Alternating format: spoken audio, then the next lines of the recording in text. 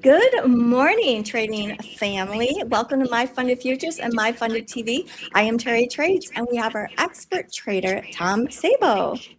Good morning, everybody. Hello. A special welcome to Abhishek and Nate and Trevor is here with us. And thank you for Magnus and everybody at the back end of MyFundedTV. And special warm welcome to Terry. How are you doing this morning?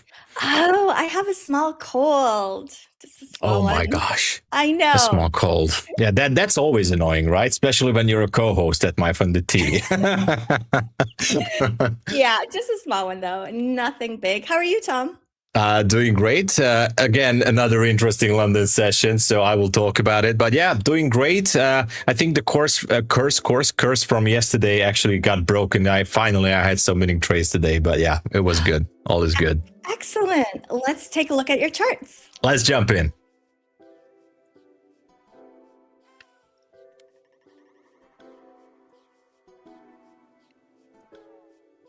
All right. So let's jump into the charts, shall we? Just a quick recap, everybody, from the London session, as usual. And this is the 5-minute chart on NQ. I know you guys see a bunch of things. Don't worry about it. I will clean up the chart eventually. There's multiple zones here. Let's just really quickly, there was a 1-minute supply zone that got tagged right at the start of London session and got taken out completely. And then we had the drop all the way down to the Asia low, which was at 375. Now, on this drop, I took a short position, so that was good. Anyway, that was it. And so, sorry, one more thing. Yeah, there was a 5-minute demand zone, so that's when I took the short from up there, from the top. Anyway, it was a nice drop, and then after that, this drop created some supply zones up here. So I didn't actually put the text in, but these rectangles up there are both 5-minute supply zones. We're going to talk about it later. Doesn't really matter now. The thing is, the market went down, swept the Asia low, went back up there beautifully, tagged the first 5-minute supply zone here, and then actually went higher. And the second supply zone, which is starting at 25,490, also got tagged. So both zones have been tagged, and the beautiful reaction. Price actually went lower, took out a brand new 5-minute demand zone, which got created at the end of the London session. And now it seems like we're going lower.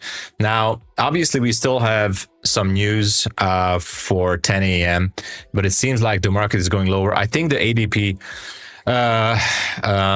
employment numbers were not so good. Actually, it was a big miss. It was definitely worse than expected. I don't know if the market is reacting to that or not. But the thing is, previous day low is at 218. We have a beautiful sell side liquidity at 180, which I'm going to talk later. As for demand zones, I don't really see anything down there. So not much is happening, to be honest. But if we're seeing another sell-off, which is quite possible, I would be looking for that 218 and 180 level.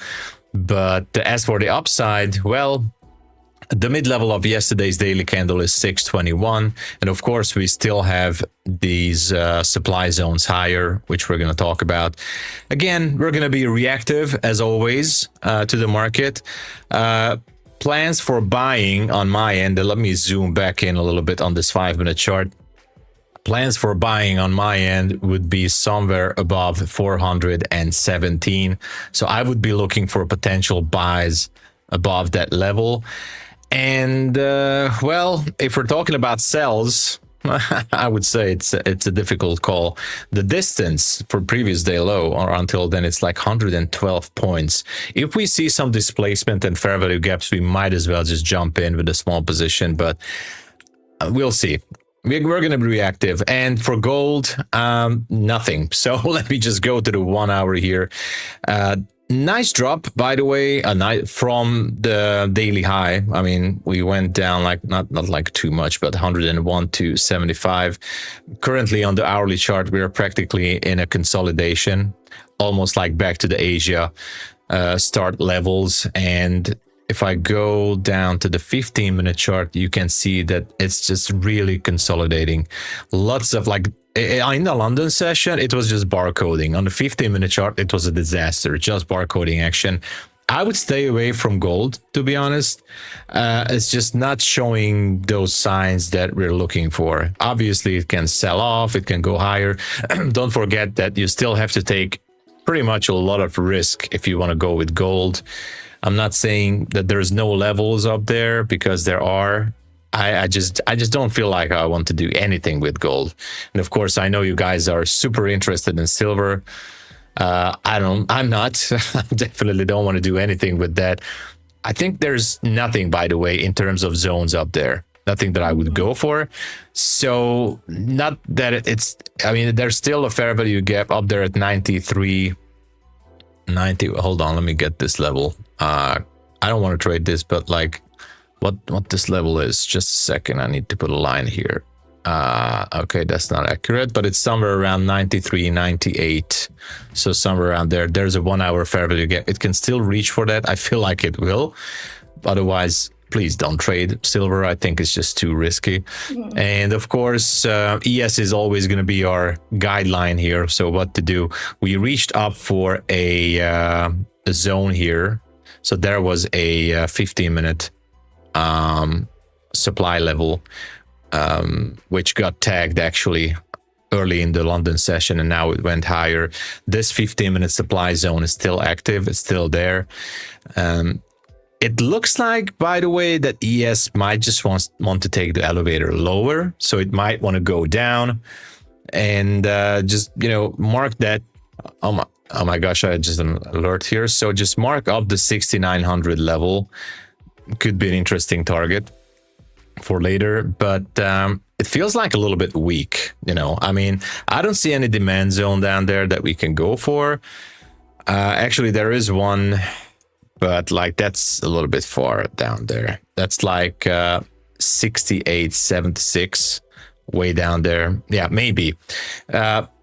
If it starts to go lower, I would say let's watch out for ES if it goes below 69.31. If that happens, then obviously that's a confirmation for NQ as well. So yeah, I'm definitely going to be focusing on NQ, and maybe we'll look into YM as well, because I know Terry, you like YM. Who knows, but we'll look into that. But yeah, this is so far all I have. So I think the price action was fairly good, by the way, in London and in the early New York session. Let's hope that it continues. Would not be surprised on a sell-off. So that's all I see. Yeah. All right. Thank you, Tom. You're welcome. Yeah, I saw some comments about how gold is dangerous, and I believe it's because of the contract size. Each point is $100. Yeah. You got to be careful.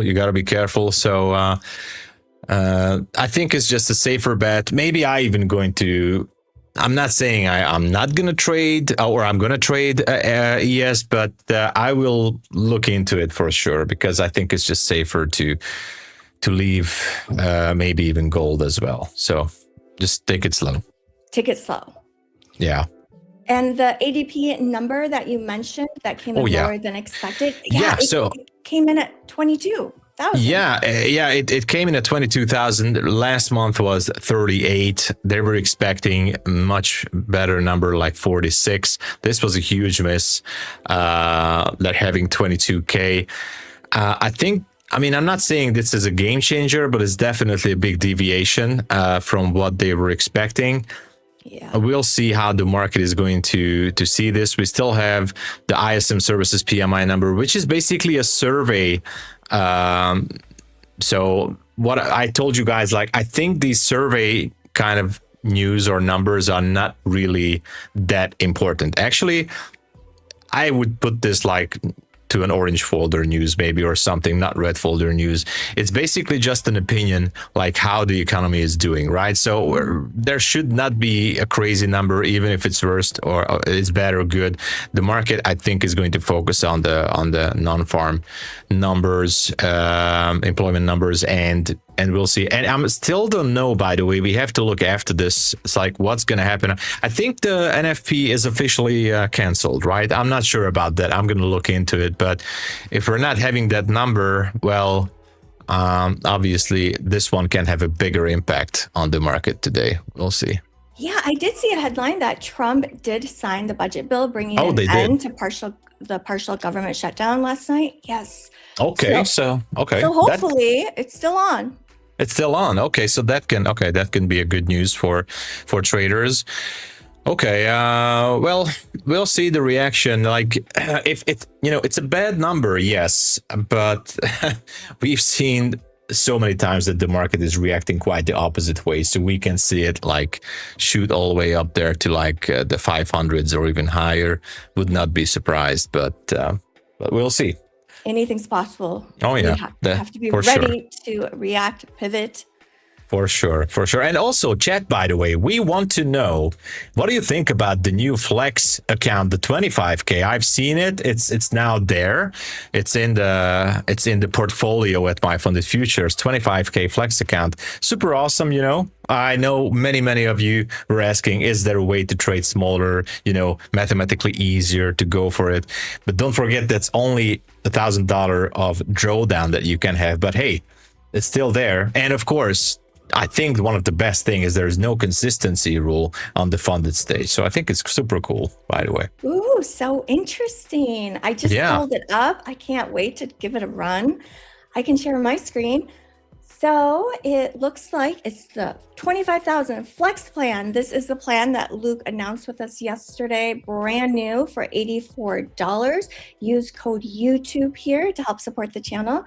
And let's review the perks and features together. So it looks like it's $3,000 payout request cap. Wow, that is actually really big for a 25K account. Yes, it is. Right? It is. Yeah.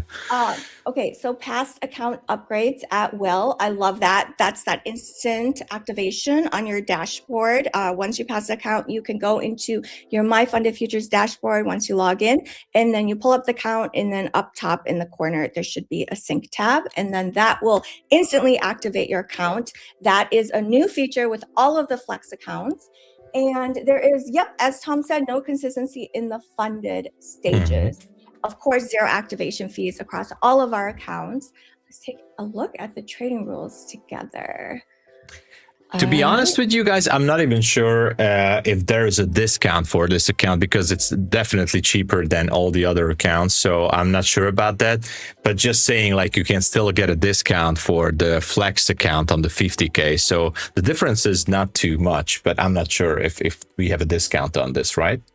I believe we do not on this one. However, still use code YouTube. Mm-hmm. Oh, yes. Sorry. I forgot to say, if you type it in, that's still going to make us happy. And it's going to especially make Terry happy. So please. Yes. And Luke, who's our boss. Happy. Oh my gosh, Luke. Yes, please. We want to make you happy. So type it in either way, because it definitely gives us some score here for MyFundedTV and helps us out. Thank you. Yes.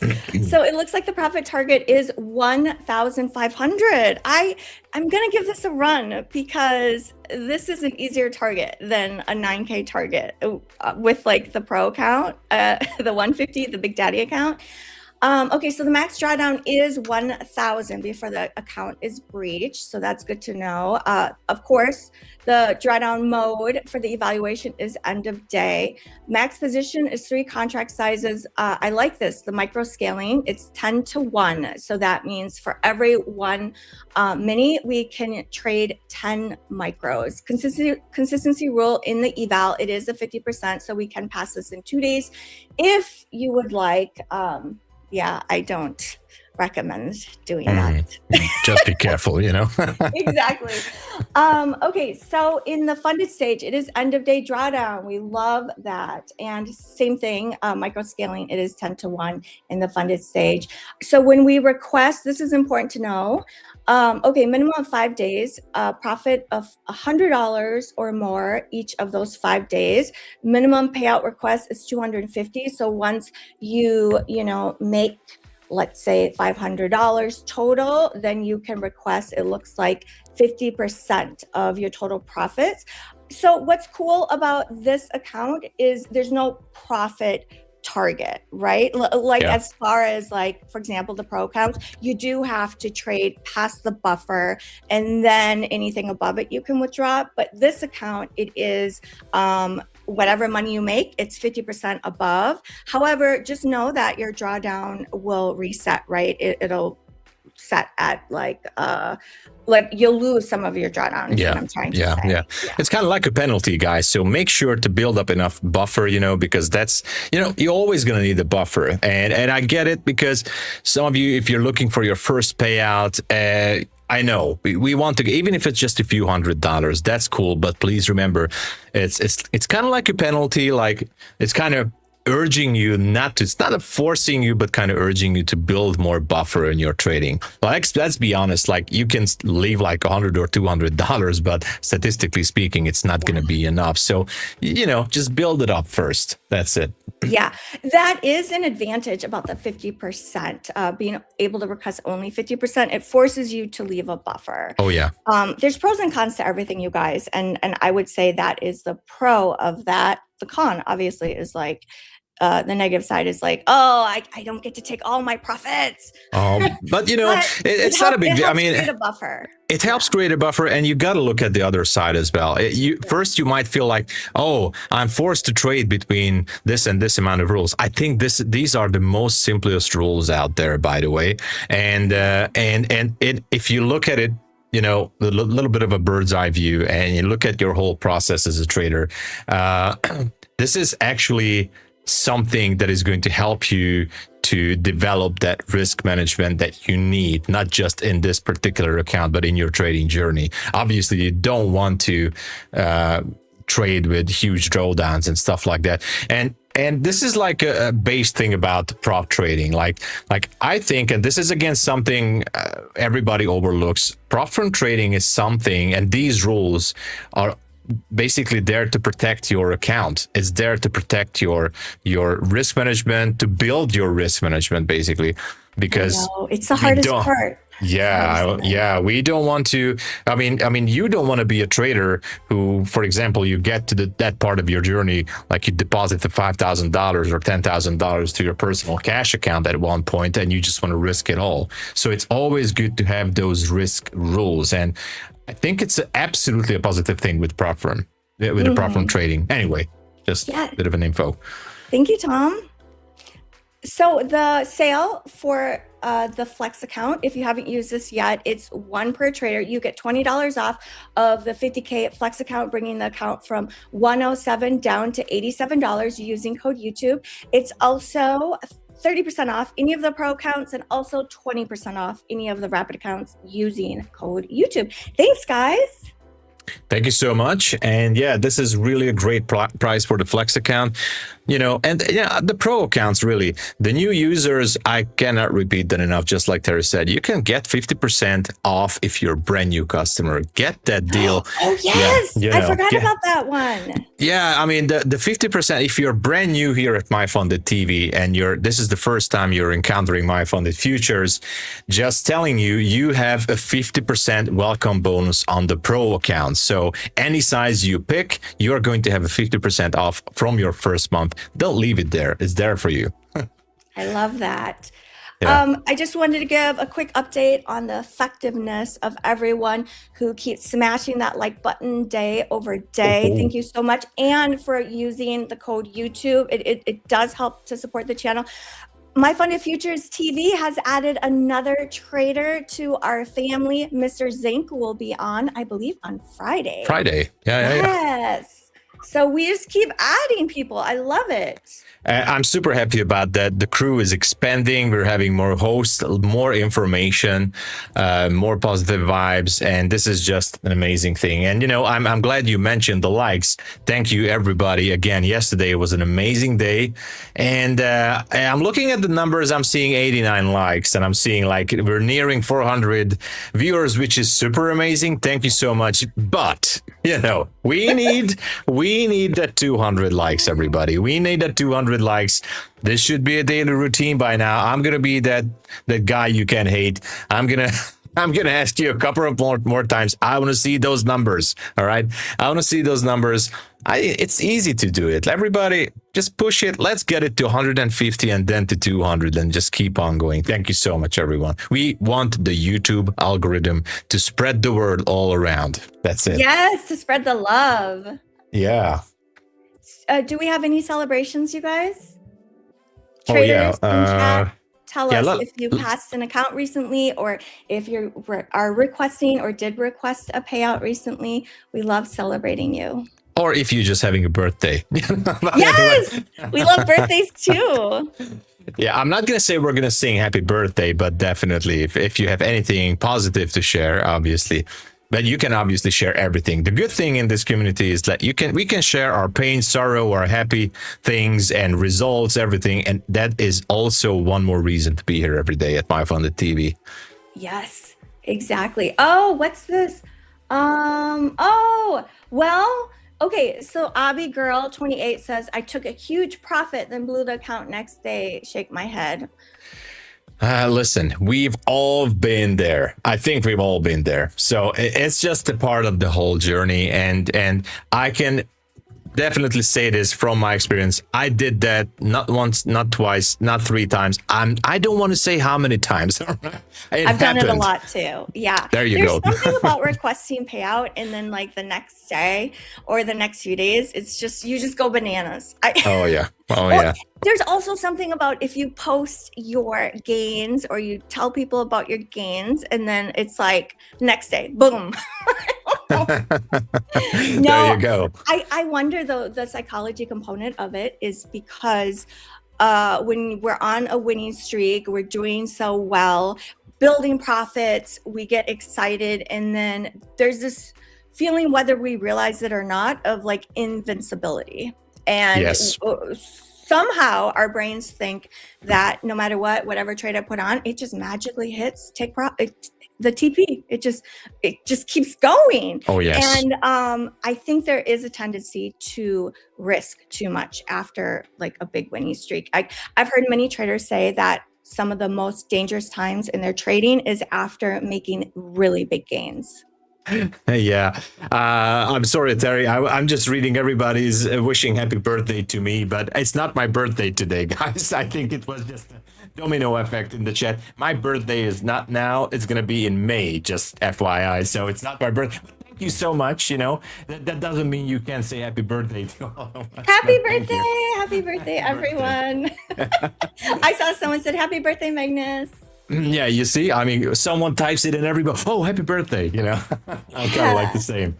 But yeah. So look at this. NQ did make a new low of day while we were just talking. Oh, yeah. Oh, so quite the range in pre-market so far. I mean, it's not huge, but what, 200 points? I do see we did go and test VWAP, yesterday's VWAP overnight during Asia session here. Very interesting. Okay. Maybe we take out yesterday's low today. I don't know. Is that the NQ chart on your screen? Yep. Yeah. So this is the MNQ, the micros. Okay. I have to not accidentally trade the mini. No, I'm just checking that volume profile again. I was curious. Yeah, I was curious, like, where is it congesting as, okay, I'm seeing that level. Right? Okay, above the VWAP somewhere. Okay. Exactly. It looks like a very balanced, which is to be expected after we had this massive trend day yesterday. Yeah. It looks good. I wasn't expecting that trend day. Oh, where'd the data go? Hello. Yeah, me neither. Me neither. That was a little bit of a surprise. I mean, I was looking for a sell, but I thought that we're going to expand higher. So, yeah, I know my chart looks a little bit crazy, but everything has a purpose here. So I will go through it maybe a little bit later as we enter to the 10 a.m. session, because I have some great examples for you guys about the supply and demand zones. But anyway, that's for later. I really want to see this market, to be honest. I want to see this expand higher than 417. So if it's not going to do that, it's fine, no problem. But yeah, my intuition kind of tells me I want to be bullish. I want to see some nice, long positions developing here after the open, but we'll see. Okay, heads up, you guys. It looks like Trade-O-Vate, there is some type of glitch on my charts. I still see the price, but I'm not seeing the candlesticks. And I see other people in chat are saying they're getting internal error messages. So yeah, so on my screen, this is NinjaTrader, but still Trade-O-Vate connection so far. And this is MyFundedFutures. This is my MyFundedFutures account. It seems like everything is fine for now. So I can try to put a limit order and it works. So everything works out. Maybe it's the Trade-O-Vate platform itself, but through NinjaTrader, everything is still fine. Yeah. Okay.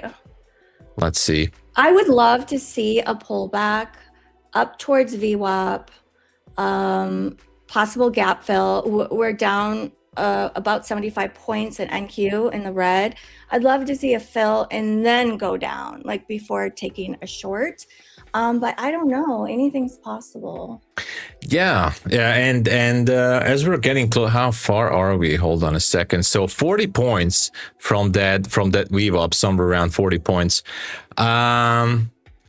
So I'm not gonna jump in again, but I'm just gonna call out that level. I think we should be tagging the weave up at the open. I think that is something that could be happening.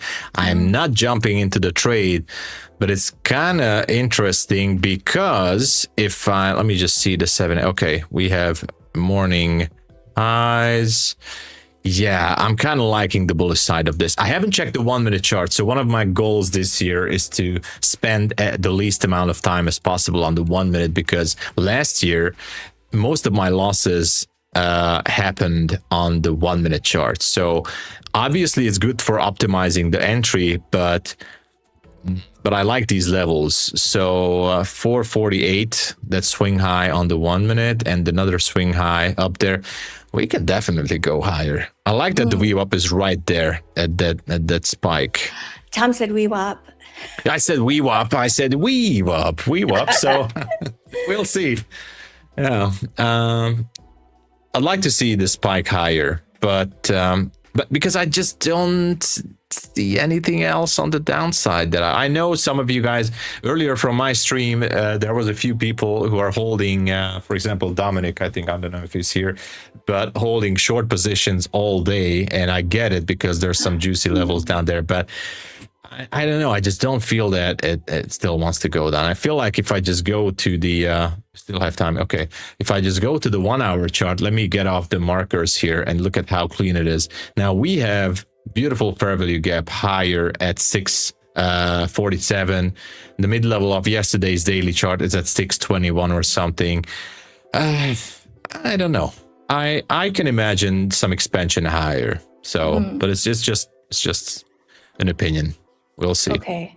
We will trade off of Tom's chart today then. No. I mean, you can, obviously. Let me know if anything positive is happening on the Trade-O-Vate charts there. Market is going to open in 10 seconds. Oh yeah. Hold your breath, everybody, and count down, because this is going to be a big ride. I can tell you. Let's go. Smash the like button for good luck. Quick. Market is open. Okay, we are down 90 points. Keeps going down 100 points. Ooh, 110, what a drop. 15. It's dropping. Is it going to be a gap and go day, or are we going to fill and then go down? What will happen? What is this? Wow. Okay, NQ is down. It's just flirting with 100 now. Wow. So jobs report is on Friday. This could be the I'm Okay. going a position expecting a negative number for Friday because of that ADP number that came in. I'm just so glad I didn't jump into a buy position here, to be honest. I'm super glad. Oh, wow. 30 points down. It keeps melting. Ooh. My gosh. Oh. How far can this one go? 100 points down to previous day low. 100 points more. Ooh. Yeah. Oh my, yeah. Look at this. Oh my gosh. It's teleporting down. It's teleporting down there. All right. 180 points down in the red. It continues to melt. It's flushing down for sure. Wow. What is going on? Ooh, it's getting kabooshed. It is. That 218 level, I'm surprised. I am surprised. Going. Let me take a look at YM. Oh, so interesting. YM is up 250 points in the green. YM is up. Let me check on YM real quick. Oh my gosh. What the? Okay, so we talked about that 50 level. Did that happen yesterday? No, it did not. So yeah, and one more interesting thing on YM again is going to be about the zones. This is the 1 hour chart on YM. Sorry, I'm going to make this transparent. So right now, this is in a 1 hour supply zone. Sorry, this is in a 1 hour supply zone. I feel like if we can break the high, which is 49.76, might be the chance to go for that 50. And that's a bearish pin bar right there. Just saying. So interesting. Take a look at ES, Tom. ES, let me check ES. Let's check ES. Oh, wow. Ooh. Right? Okay. Very interesting. Okay. ES, YM, NQ, they all look different this morning as far as the percentages. Well, if we close below the 69.31, I will be curious what's going to happen. I will definitely be curious of what's going to happen. Oh. 69.32. Yeah, let's just, I'm going to put an alert here to 69.30 on ES, and I'm going to switch back to NQ. I don't know. I have to go down to the 1 minute chart because I'm not sure I want to trust this sell off, or what should I do with this? I have to zoom in on the 1 minute here. Yes, it can go lower. It can go to 218, but like, how far? Are you looking for a long, Tom? I'm sorry, I missed the... No problem. I mean, I can't decide. I really can't. I'd like to chase it to 218, but it's kind of like, it's weird. I could imagine a V-shaped recovery all the way to the open because it was flushing down so quickly, and you know, maybe it can go back. I'm not sure. Previous day low is also tempting to take at 218, so I have no trade on. I'm flat completely. So okay. And this drop again, how much was it at the open? Wow. This was like, yeah, 150 points. It's risky. So far, it appears it is a gap and go, meaning we open, gapped down, and it just continues in that direction instead of filling, because like there is a statistical, I forgot the percentage, I'll have to look for you guys, but the number of days where it actually fills, where we do get 100% gap fill from yesterday's closing price. But yeah, so far it has been a gap and go, continuing in that same down direction on NQ. Yeah, maybe. I'm also watching this 1 minute chart because we have this the ICT made up this first fair value gap thing, which I'm not trading it. It's not part of my strategy, but I used to notice this, like the first fair value gap that happens after 9:30. So the first that is possible is at 9:31, which happened right here on this one. So it could be acting as possible resistance, or then could be turning into support. I want to see how the market is going to react to this fair value gap. I'm going to zoom in a little bit more. If I see this candle, the current candle closing higher on the 1 minute, kind of gives me the idea that, and this is mostly for scalping purposes, then we could be approaching the opening price. Look at that. Now we're closing higher. Wow. Yeah. And we're so wild at the open. And it is. And another 40 points until the zone, because this one, by the way, created a 1 minute supply zone. So to be honest, I'm a little bit tempted to jump in to a long position, maybe. Ooh. Do I want to jump into a long position? Of course. Why? It is cooking. I jumped into a long position. I don't even know if I did. Okay, here it is. Oh, only 2 micros. I wanted to go in with like 5 micros. I don't know. I left my tab on 2. I don't even have a stop loss on it, guys. There you go. Hey! But this was, this is like a typical scalping setup, I would say. It was only like, how much was it? Like $50 or something. But the thing is, by the time I explain it, the movie's gone, right? So again, I'm not saying I'm using this kind of technique, but when I'm seeing this kind of fake, you can call it fake out, or the market just, flushing down and then reversing. Look at this. Look at this. Oh my God. It went and tested that level and it just reversed. It instantly reversed. Yeah. So it's kind of weird to see it in this shape and form. All I'm going to say, and I'm saying this with respect to ICT, and I'm not trading the first presentation yet. I'm not. This is not part of my strategy. But I got to hand it to him, or whoever came up with this first, because I'm not going to take sides. It's really interesting, guys. It's really interesting. Whenever I see this first gap and the market, the reaction of the market on this first gap, it kind of gives me some idea. Like, is it going to turn into a solid resistance, or is it going to turn into a support? In this case, seeing this doji candle, the bullish pin bar, and then the way the candles were printing through this level kind of gave me the idea and to scalp this one. And also the next idea, and this is again just for scalping purposes, when I saw this, these bullish candles, actually it started at 927, 928, 929. That's actually an order block or supply zone, whatever you want to call it. So the first thing when I noticed that, okay, this candle is going to close higher, actually I was too late because I had to switch to my other tab. I had to choose out the account, and by the time I clicked the button, it was like a little bit too late. But these things are happening, especially after the market open in a couple of minutes. So you got to be really locked in on the chart, and you got to be aware of the risk that you're putting on. So yes, it was only 2 micros, but it's anyway, the idea, I hope you guys get the idea that this is what I was looking for. Mm-hmm. But right now, the next idea that I'm looking for is to close above this zone. So I want to see closure above 389. Let's just go with 390. All right. So if we can get above that 390, I'm just 90% sure that we can go for 425 and higher.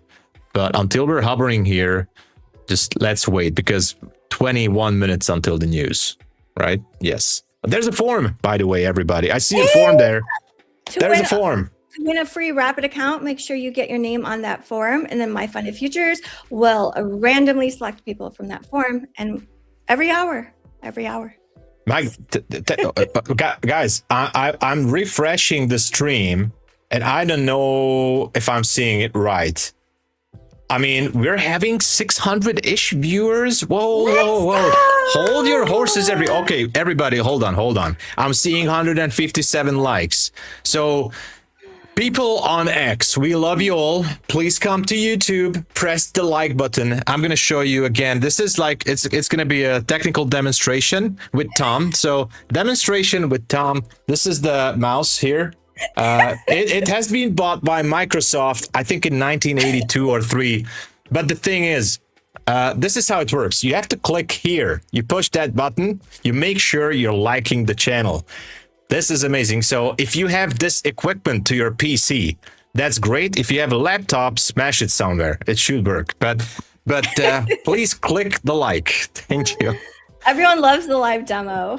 Yeah, that was the like demo. This is how you need to do it. So smash the likes. Oh, wow. I am absolutely thrilled. So I'm going to refresh the page. I want to see more likes. So let's see. We are having 187. Let's go. This means we have the power as a team, as a group, to push it to at least 250. Now we can do a record. Last week we had 221 when we finished our segment with Terry. We can go to 250. I know we can. Obviously to 300. So, and by the way, we're getting closer, actually around 59,000 subs. Can we get to 60K today, guys? I mean, it's super easy. It's very easy. Come on. Let's do it together. All right. Let's do it. I see Pine Tree Trader and Corey the Phone Trader are in the house. Hey guys, what's up? Pine Tree and Corey, what's up? Hey. Oh my gosh. I was super excited for seeing all these views. Now, again, about the charts, I'm a little bit... so I'm going to wait for that 390 level. So let's wait for that 390. Yeah, 390. Let's wait for it. Okay. Yeah.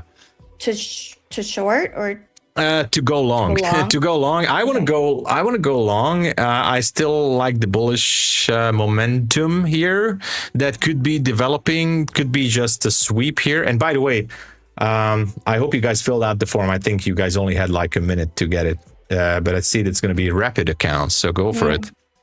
Let's go. Yeah, people are very frustrated that Tradeovate is down. It's really that. It's only the platform because let me check it again. This is yeah. So through I have Tradeovate connection as well, but I'm using NinjaTrader, and on my end everything checks out perfectly. So everything, I have data, the charts are up on my left here as well. I have NinjaTrader tabs opened up. Everything looks cool. So it could be just a temporary platform issue there. Hopefully it will be solved real soon. Yes. So it's a holiday. I saw someone say, this is a trading holiday. So for anyone who is affected by the Tradeovate data issue right now, the positive side is that it is a trading holiday for us. I know. And the positive side, you just sit back, relax, and watch the show, and we're just going to comment on the market. That's it. And you can ask questions. By the way, if you guys have questions for me or Terry about risk management, trading, strategy, levels, just let us know. Happy to answer. Yeah, I love that. Yes, we'll just try and stay positive together because it's out of our control. And the only thing we can do is wait, right? And what we can do is we'll trade through you, Tom. We'll vicariously trade through you. Right. And by the way, we'll live out our desire to trade today through you. Yeah, let's just keep the definitely. You guys can focus on I know it's like my charts look like what are all these lines and levels, but don't worry, I'm gonna clean everything up. But yeah. If I see something, I'm definitely going to let you guys know. I'm going to put an alert I'm going to put it to like 391 just in case I miss it, because I think we forgot to talk about our debate today. What do you think, Terry? I know. I was just thinking that. We have our debate in 1 minute. Okay. So, okay, this is what I'm thinking. Okay. I won 3 debates before yesterday, and at the third one I won just by a sliver. And then yesterday, Tom kicked my ass, and you won. Yes, you did. You won with 64% of the votes. And so I'm like, why does this matter? You might be asking, because Tom and I have a bet going that at the end of the month, whoever loses overall has to buy the winner in eval with MyFundedFutures. And I don't want to lose. Of course. Like this is the real deal here. Yes. So Terry doesn't want. I don't want to lose as well. You're a good debater. You're a very good debater. I'm trying to I don't know, I'm trying to get reasonable sometimes, but it's super hard because because sometimes I'm just joking too much about it. But actually, I'm not joking because I'm really trying to pull those sides. Like I'm trying to pull absolutely valid points all the time. So even, by the way, even when I'm not agreeing with my side, I'm really trying to pull up all the positive things that I can and valid points. But the thing is, I think we have really hard topics nowadays. I mean, hot topics or kind of controversial topics, because I think everybody has some different opinion. But let me know if you have a good topic idea, because we have some good ones. What about the best market for traders? The ES best market. or NQ? Oh, I love that. Yeah. Take any side you want. Okay, I'm going. I know, right? I don't know. Like, what side is the side that's like easier to win? I don't know. This is a coin flip. Okay, I am going to go with NQ. I will argue the side of NQ is better for new traders. Terry chose the dark side. I'm gonna go with the Jedi's at ES. So yeah, the good side is the ES guys. All right. Okay, you go first, Tom. I go first. So we should start now, right? Yeah, let's go. Oh my God, I'm a little bit excited, but I mean, I'm anxious, to be honest. But let's do it. All right.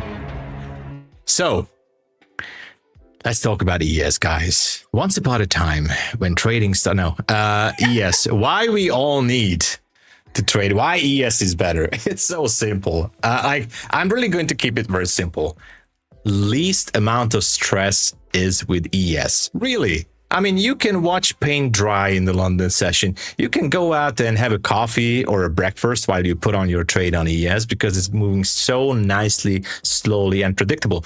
Okay, jokes aside, ES, I think, in my opinion, although I'm not trading ES, but I do know a lot of people who are trading ES, and I keep hearing the same things from them. Like, ES is respecting those levels better than NQ. Obviously, NQ is a little bit of a beast. It can just, sweep up and down like crazy. It can do some dirty tricks on you, but ES is respecting those significant levels. ES, in this case, especially if you're using a tighter stop, is more predictable. Like, it's going to cause you less headaches for sure, even in the New York session. And by the way, in New York session, ES is usually moving like, it's really smooth like silk. It's really, really simple to follow. With NQ, you're seeing all these wicks around, even on the higher time frames. Like, my point is basically more reliability, easier to predict the ES levels. You can keep up. It's easier to keep up with ES, especially if you are a new trader or you're brand new in prop firms. Makes it easier, by the way, to pass your evaluation accounts because of that. Even on your funded account, if you're new in trading, I would focus more on ES. So NQ is like for a little bit more experienced traders, but again, ES, less headaches, less stress, more predictable, respecting the levels better. And I know, I get it. We all want to get that quick money, quick in and out, because NQ can do that for you. But like, it's going to cause you so much more stress.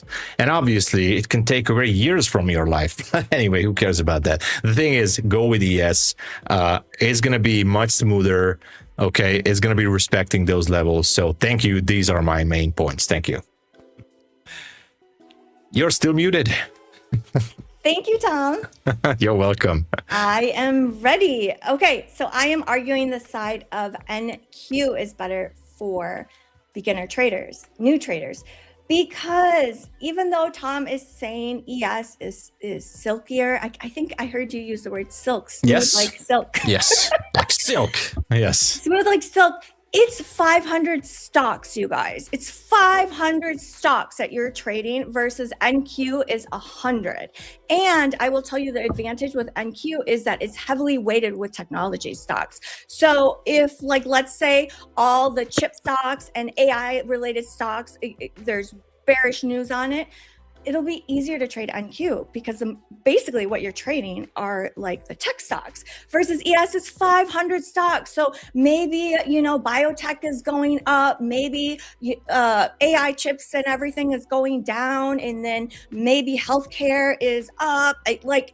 the amount of divergences within S&P 500 can result in just nothing but chop, chop, chop, chop, chop. And if you're a new trader, that can be super confusing, right? And I would say also, as a new trader, you're likely it's going to be difficult for you to stay in a trade for a long time. So what I love about NQ for beginner traders is that it moves so quickly. So you can just do like, excuse me, you can do a $200 bracket super quick at the open. Either you're going to be right or you're going to be wrong. It is so hard for new traders to sit in trades for a long time. Another reason why I would argue that NQ is better for beginner traders is because of the size. NQ, yes, like it's like this huge contract, right? However, if you actually look at per point, NQ is $20 a point, ES $50. So don't let the smooth, silky fool you into thinking that it's easier to trade, because not necessarily. And with that, I will end. Thank you very much. It was great. Thank you so much. I liked it. I liked it. Just a bit of an add-on, like, you know, guys, when I trade ES or when you trade ES, it doesn't matter which tech stocks are there or which companies are there, right? Who cares? We're just watching one chart, and that's all that matters. If it makes money for us, that's all. But hey, right, good points with Terry there. Wait. Yeah. Now I have to say something, because you just okay, I want it. Okay, most of our prop traders were trading NQ, so you can learn a lot from other people. I think it's the minority of people are trading ES as far as prop traders go. So it might be easier to learn from other experienced traders who trade NQ. Let's get a poll up. Let's see who won the debate, Tom and or that Terry. Was the mic drop line for Terry. Like, boom, you can learn more from NQ. Yeah. Good points there. Good points. And the silky part, I especially like it. Like, I would say, like, you know, trading ES and the silk thing, like, it's like wiping your rear end with silk. It's so smooth and everything is great. So the thing is, ES is better. Oh my God. That's so funny. I didn't say any bad language word there, so kids can watch the stream. The thing is, that's how I like it. Yeah, for sure. Okay, the poll is, MyFundedFutures did drop the poll. Who won the debate, Tom or Terry? Let's go. And it seems like NQ is pretty much just stalling here, not really doing anything. It seems like the 390 level is not playing out as well as we wanted it to. So good for those who are holding a short. The 1 minute chart looks awful, by the way. And I know we have PMI number, which I don't really care too much. I don't think it's going to be a big surprise. But is that what the market is waiting for? Whatever. I'm not going to engage into a short position there. Wow. Look at this. Okay, so NQ is down 70.79%. ES is down only 0.06%. We have YM green in 0.36%. So we have differences across all three indexes right now. Let's see what it does. Tricky. It's not all the same. Oh, Abhishek did say that a riddle is coming to win a free account. Oh, yeah. Abhishek had such a great riddle last time. I mean, it was a hard question, I think. So, you know, Abhishek, make sure that everybody's going to sweat in the chat. It has to be something super hard. You got to work for it. You got to work for it, guys.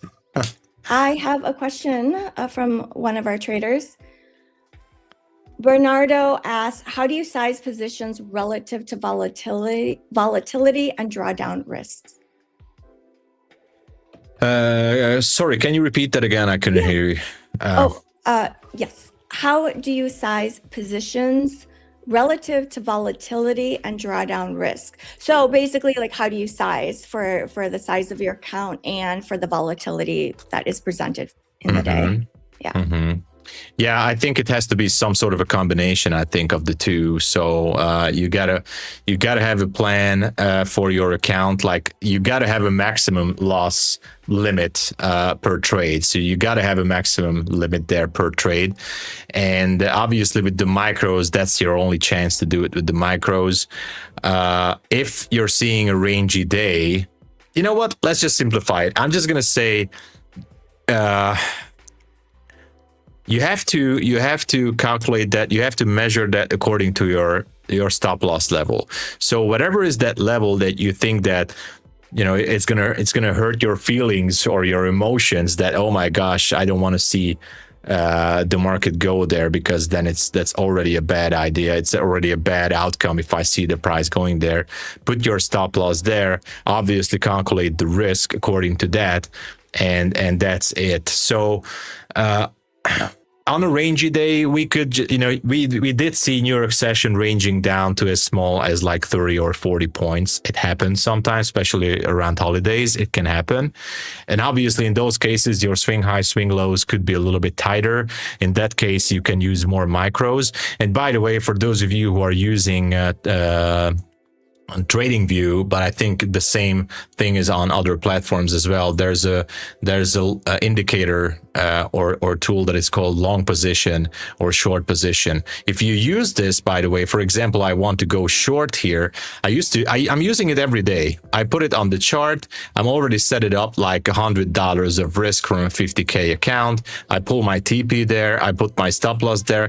It's going to tell me that if I want to risk $100, I have to go with 0.7 micro almost. Now, obviously, you can't go with 0.7 micro, but you can use it as, some sort of bird's eye view, like how much do you want to adjust your stop there. So you need to calculate it and always look for your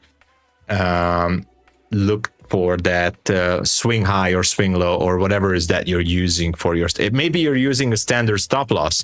And by the way, I forgot to mention this. If you're using a standard stop loss, like you always go in with 20 points, or you're always going with 10 points or whatever, 25, I don't want to argue with anyone, and I'm respecting for those of you who are using a standard stop loss, but I don't think that's a good idea. I think you need to adjust your stop loss to the current price movements, which are going to be recent swing highs and swing lows, depending on which time frame are you trading on. So, especially if you're trading NQ, using a standard stop loss for like 20 points is a bad idea. Like NQ can do 20 points in a split second. So always adjust it and calculate that stop loss. But it was a good question. There's so many ways to explain this and to go into this, because it depends on a lot of factors, I think. Yeah. And I heard you say adjust, Tom, adjusting how many contracts, how many micro contracts you're in. Now, obviously, with the mini, even on a slow day, it would be rather difficult. And I get it. Let's just use one mini. There you go. We just took out previous day low. Woo! So 180 could be next if this one continues. But we still have news. So the thing is, ES just went below that level. I got the alert. So ES just went below 69.31. And it seems like it's turning bearish now. 6,900 would be the next level I would be looking for on ES, but I'm not trading it now. I'm still focusing on NQ more. So where I was, adjusting, it's only possible with micros. I don't believe that it's much possible to do it with the minis. Yes, you can go with 2 minis and then you can take partials, whatever you can add to the position, but that's just too much risk. I think even with the granddaddy account, if you want to keep it tight and steady, like even 2 minis is a little bit like scary on a big account. So so you got to be careful. Yeah. When we size too large, what we're doing is we're giving ourselves only one chance, one shot, and that's it. Versus many times, right? So if we're in a micro, let's say I'm risking $200 and the drawdown is 2,000, I'm giving myself like 10 shots at it.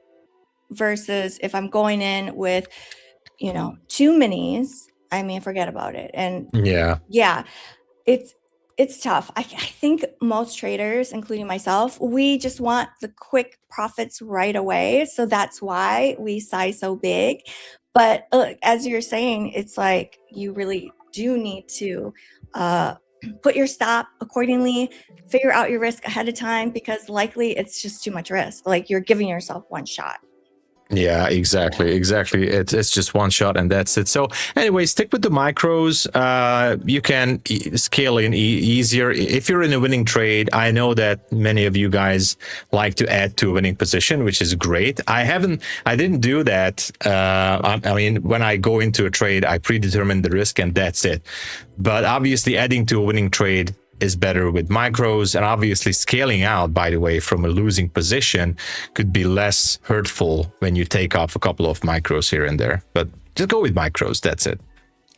Tom, I won the debate today. Yes. You won the debate. Congratulations. Thank you.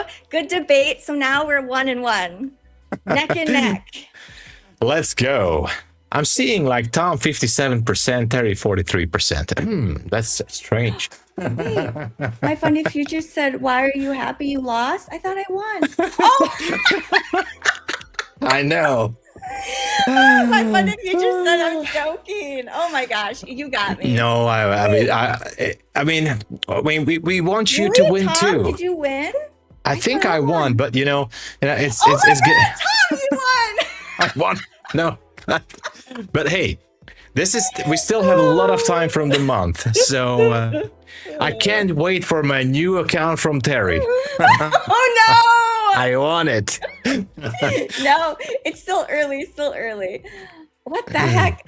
I feel like I'm going to have to take some like debate classes. Yeah, we're after MyFundedTV, after Matt Kovar's segment, we're gonna come back and do a debate mentorship for everybody. You know. Oh my gosh. So let's see. Let's look at the news calendar. ISM services news just came in. It came in at 53.8. The forecast was 53.5. So as expected, about. Yeah, something as expected. A little bit higher. Yeah, it's not that bad actually. I mean, it's good. Overall, I think the market is still focusing on the other number. I'm not sure if we're going to see another sell-off. I have to look to the left here and look for the next possible swing low, which is going to be, hold on, the next swing low is going to be at, 25,026. You know what? Yesterday we were eyeballing this level. I have to put the 25K level here as well. So 25K, I'm going to put it here. Oh my gosh, are we going to go down there? Is it really possible that we're going to melt down to 25K? I think it could be. Like, it's so close. For NQ, it's nothing. It can do it. Yeah. Oh my goodness. NQ is already down over 300 points in the red. Whew. Oh yeah. It is tough. Yeah, it is tough. It is tough. Yeah, I think a lot of people are feeling disappointed that Trade of 8 is down, and feeling disappointed that they missed trades. Guys, I would like to congratulate. It's back? Something happened. It's not back, so don't take a trade yet. My candles just appeared, and now it looks like this first candle, it is working. I think it's back now. Let's go. That is good news. That is good news. And I just want to congratulate everybody because we have 224 likes. Yes. So we made a new record in the segment, and I'm still seeing around 600 viewers, which is amazing. By the way, thank you so much for hanging around here. And 224 likes. Okay. So the goal is 225 now. We have 600 viewers. I think we can do the 50% ratio, guys. So how about aiming for that 300 likes? I think it's possible. We still have about 26 minutes. And from our segment, we want to break records on this one. And so let's get close as possible to 300, all right? I know some of you guys might be just lurking in the back, listening to the stream, or you guys on Twitter or X, sorry. Come over to YouTube, smash the likes, because that helps the channel a lot. Thank you. Thank you. All right. Thank you, everybody. And it seems like NQ is melting down still. I mean, it's kind of holding the position, but, you know, at this point, I would be rather focusing on that 25K level down there. So, but again, watch out for the bounce because, like, let's see, We can bounce. Oh my gosh, we can easily bounce 50 points to 100. Very easy. Yeah. Okay. Oh, I am checking the MyFundedFutures Discord under Okay. widespread issues. And Ben, the Discord manager, is saying, we are aware and investigating the trade evade issue. This is not limited to MyFundedFutures. Seems to be a global issue. Please do not reach out to customer support for this issue until further notice. All right, so this is a global issue. Hopefully they are working on it. I mean, obviously they're working on it, and it will be restored as soon as possible. Until then, yeah, just, you know, stay calm. Don't worry. We haven't missed anything for now. I mean, at this point, it's definitely a waiting game, because we have to wait for some sort of a structure here. Even if it, you know, if it would reverse higher, this is just not enough for us on the 1 minute. So I guess for the next at least 20 minutes, we need some structure to be built up here, even if we're just going to go lower. So it's better to wait for the next trade. And by the way, for those of you who are trading YM, I'm just curious. Okay, oh my God, we just melted down. YM just also took the elevator down.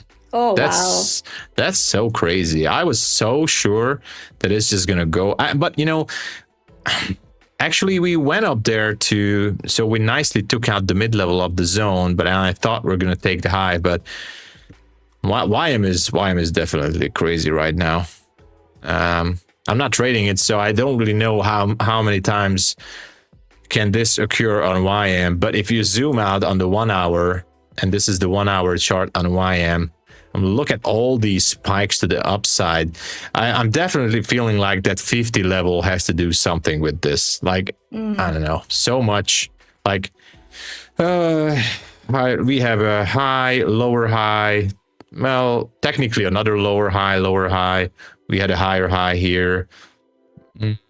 Yeah, it's crazy how it looks like. But yeah, important level at YM. And as for gold, gold is not really doing anything. Gold took the chill pill, and it actually went down a little bit. Nothing fancy. It feels like, I mean, I'm looking at this candle at 6 p.m. yesterday.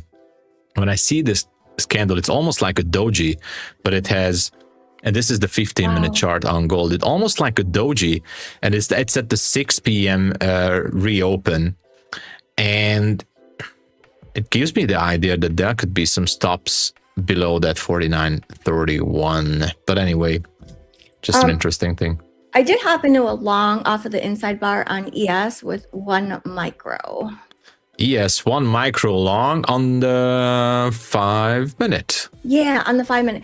I'm not used to trading ES, so that's why I'm just going in with 1 micro. I'm like, I don't know. So you know, it's good. It's good actually, because I mean, it looks good. On the 5 minute, this actually created a supply zone, so which is good for the longs to retest that level. So that's at 69.4175. So I think it's a safe way for longs until 69.4175. Obviously, with controlled risk. Once it hits that level, I mean, if I would be trading this, I would be taking some partials or move my stop or whatever. But 69.41 looks good. 69.41. I like it. My TP is at 69.36. So hopefully, that's there. That is good. Yeah, that's before the range, early profit taking. Yeah, it looks good. And we obviously still have that other level up there. So ES is if it's going to recover. And if we go, let's go. It's moving nicely. Let's go. 69 for I forgot your TP was at 36. 36.75.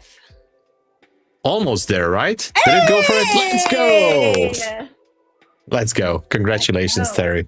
Thank you, Tom. Amazing. Micros.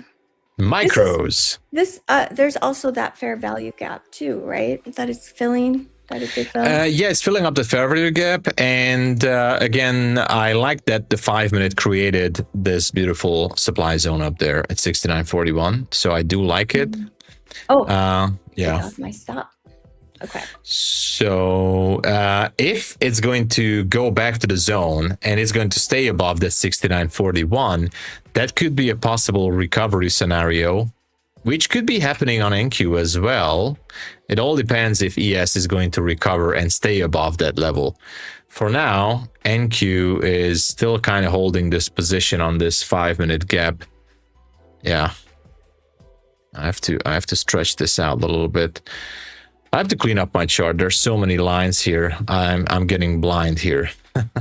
Okay, let's get this off by side. Doesn't matter. That doesn't matter. That doesn't matter. Let's get some levels off. Okay, we had that. It's fine. Previous day low, sell side liquidity has been taken. Doesn't matter. Okay, so let's see what ES is going to react. We are in a 5-minute fair value gap. If we close above, that could be a potential recovery. And I still like that 390 level that we talked about. And obviously that's way higher, I know, but yeah, who knows how far we'll go.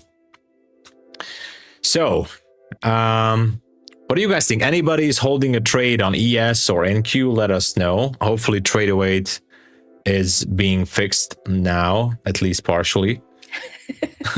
So. I'm laughing because Pappy King Trading says, it doesn't matter. It doesn't matter. That's SK's expression. Have you seen him do it? I didn't. Is that's the thing that he does? It doesn't matter. Yes. Oh my God. It is so funny. SK streams in the evening at 8 p.m. Eastern Standard Time for MyFundedFutures. It's so funny. Make sure to join. Lots of energy there from SK. Sudip is saying long on NQ. Thank you for sharing. It doesn't matter. Zizo trades, but he says it like, it doesn't matter. It doesn't matter. I think it's from a movie or something. Make sure to clip this when Terry in person. You gotta clip this. This is amazing. Oh my gosh. No, please don't. So it looks like ES is testing VWAP right now. Okay. Just a quick look again on ES. Oh, I like it. Okay. If we close above 69.41, that's a good sign for bulls on NQ.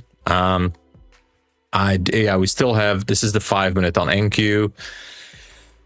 So far, we have a good chance to close above this fair value gap. That could be an inversion completed and moving higher. That would be interesting to see all those shorts being squeezed up to the 350s or 400s, but we'll see. Yeah. I can't take a trade on this, guys. I wish I could. I mean, on my left, I do see the 1-minute chart. Now I switch to the 1-minute as well. Look at this confusion here. This is barcoding, all these wicks up and down. I can't really take a direction here. So obviously, one way to do this, if you want to scalp this one, is if we break 108, then obviously we have that 25,026 down there. If we would do that, you know what? If we break that 108 on the downside, I might gonna jump into a sell. It would be most likely a scalp trade with a micro or something, but I would be interested in a sell to target that 25.26. Okay, until we're not seeing that. I don't know, maybe for a scalp, but this is now at this point I'm just trying to force myself to trade, which is not good. This is the sign that I have to stop, because one other possible opportunity would be to wait for up close candles above 315. So 315 up close candles could be good for possible buys. The VWAP is getting closer there, and maybe we can sweep that 390. But the 1-minute looks very bad right now, so don't do anything. Okay. Tom, I thought you were looking for higher today. I'm still looking for highs today. Yes, I'm just saying, like I always do, I will gonna be reactive. Obviously, if I see down close candles below here, like below the 100, then I'm gonna take my shot at that 25,026 because why not? With a micro or two, I can do it, no problem. But on the bigger picture, yes, I want to see bullish moves here. I want to see the shorts being squeezed, and let's go to the 400s. That's what I'd like to see. It might not happen today. We still have lots of time from the week. Mm-hmm. Yeah. I like how you react to the market. Like you have your ideas ahead of time and you look at different levels, and then depending on what the market gives us, you're like, okay, this is what's actually happening. This is the information that the market is giving me. Exactly. I mean, this is why it's important for everyone to have a plan. Like it doesn't have to be. You don't have to come out with a plan for buys and sells all the time. Obviously, try to have a bigger picture context. What is that you would like to see? What is that you can actually anticipate and imagine that the market will do? Once you have that, and that's when that extra intuition, that gut feeling is going to develop. Like, okay, I'm going to have a better feeling seeing this market going up there than seeing it drop all the way down there. So, okay, then try to come up with a scenario for that possible long position. Now, it's not mandatory to come out with the buy plan and the sell plan, but Actually, it's always easier to come up with a one-sided bias. I'm just saying, what I want to say is that if you're getting more experienced, then yes, you can come out with a plan for both sides. In this case, you can adjust your plan throughout your session.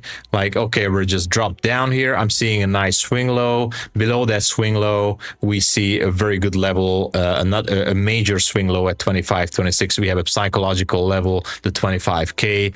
It kind of looks good. So you can plan your trades throughout the session. It's perfectly fine. I'm just trying to say, don't make decisions based on only, like, I know many of you guys, including you, Terry, I know you're very good in your intuitions and you're making some good trades. And that's good. But like the majority of traders, especially for those who are new, should not make a trading decision based on like, okay, I think it's going to go down. No, that's not the way to look at it. At least come up with a narrative. It does not have to be the same as what I'm saying. You can come up with your own. Like, you're not going to take this short because you think that there's going to be an inversion after that, whatever. Cool. That is going to be your plan, and go with that. Stick with your plan. Plan your trade your plan. We always say that.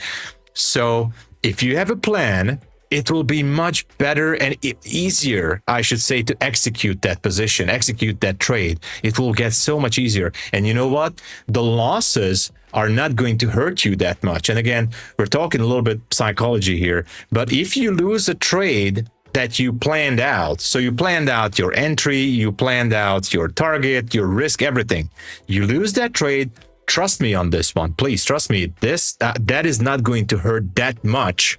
While you instead of just entering a trade because you feel like it could just go that way, and then you're going to lose. That's going to hurt much more. Instead of just going with the plan. Again, there are a handful of traders, of course, those who are having this extra skill, because that's a skill, who are getting more better trades based on intuition. That's cool. That's awesome. And don't worry. The good news is that intuition is going to develop over time. But have a plan. That's it. Have a plan. It will make your life easier. Sorry. Yeah. Yeah. I did hop into a short here, looking for a fill on this previous 5-minute candle. Not sure. On NQ. On NQ. Yep. On NQ. Okay, you are looking for... It's a scalp. It's a scalp with 1 micro though. Okay, so when you're saying you're looking for a fill on the 5-minute candle... Yeah, so I'm sorry, in this candle. So not the candle before on the 5-minute chart, but the one before. The 10:05 candle. Yes, yeah, the 10:05 candle. I'm so glad you said that, because this is another thing, and...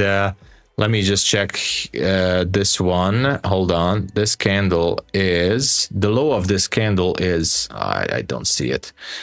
The low of this candle is 149 and the opening is 149. So what makes this candle special, and I do like your idea, Terry, what makes it special, it doesn't have a wick. And that's why I like it. Ooh. When any candle, when it doesn't have a wick, and the market is just ranging, there is a relatively higher possibility that the market is going to at least wick down and just sweep the liquidity below or above that candle. So this candle at 10.05 does not have a wick, and I like that. It's good for, I would use these kind of levels as targets for scalping. It could be good for scalping. So I can put a line here. Hold on. And you guys can do the back testing. You will see how much this thing is as real as it gets. I mean, obviously not all the time, but if you have a proper price action and movements, there is usually a higher possibility to sweep that level. In this case, 149. I know it's now back into the range because the 1 minute looks awful, but yeah, I like that 149 if you want to scalp this area. And yeah, we're still basically inside that that candle's range. So yeah, I like that. So anytime when you see a candle with no wick having the opening of the body at the same spot, that's the market likes it. That's what I'm trying to say. The market likes to go back and check those prices. Something like that. Yeah. So at least with the wick, you know. So interesting. Yeah. Yeah, I do like the candle formation and looking at the candles. Like, I do like that because I am a visual person, and to be able to see like, oh, okay, like a reversal candle, a hammer candle, or like a candle with no wicks. I think that's very interesting. Yes, exactly. And by the way, until we're waiting for the market to show its direction here, I'm just kind of seeing we have 245 likes, which is awesome, guys. That is super amazing. Can we get to close like around 300, guys? We can get to 300. I know we can get to 300. We need like 55 more. So it's easy to do. Smash it. Smash it. What was our goal earlier this week? The goal was to make new records here. So last week, we ended our segment. I checked the number with 221 likes. Now we're already having 245. So the goal would be 300. But if we can have more likes every single day, then it's going to be awesome because YouTube is going to reward us with more viewers, more subscribers, and more viewers, more subscribers. MyFundedFutures, upper management, the roundtable, everybody's going to be happy, and if they are happy, they're going to give you guys some free stuff. So, more free stuff. More free stuff. So it's a teamwork, everybody.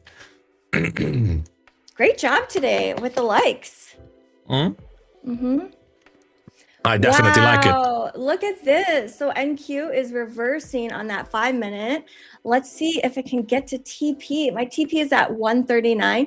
It's so interesting. Like, to me, how many times have you been in a mini and NQ is doing this, right? And then you get stopped out, and then you get stopped out again. You just keep taking haircuts.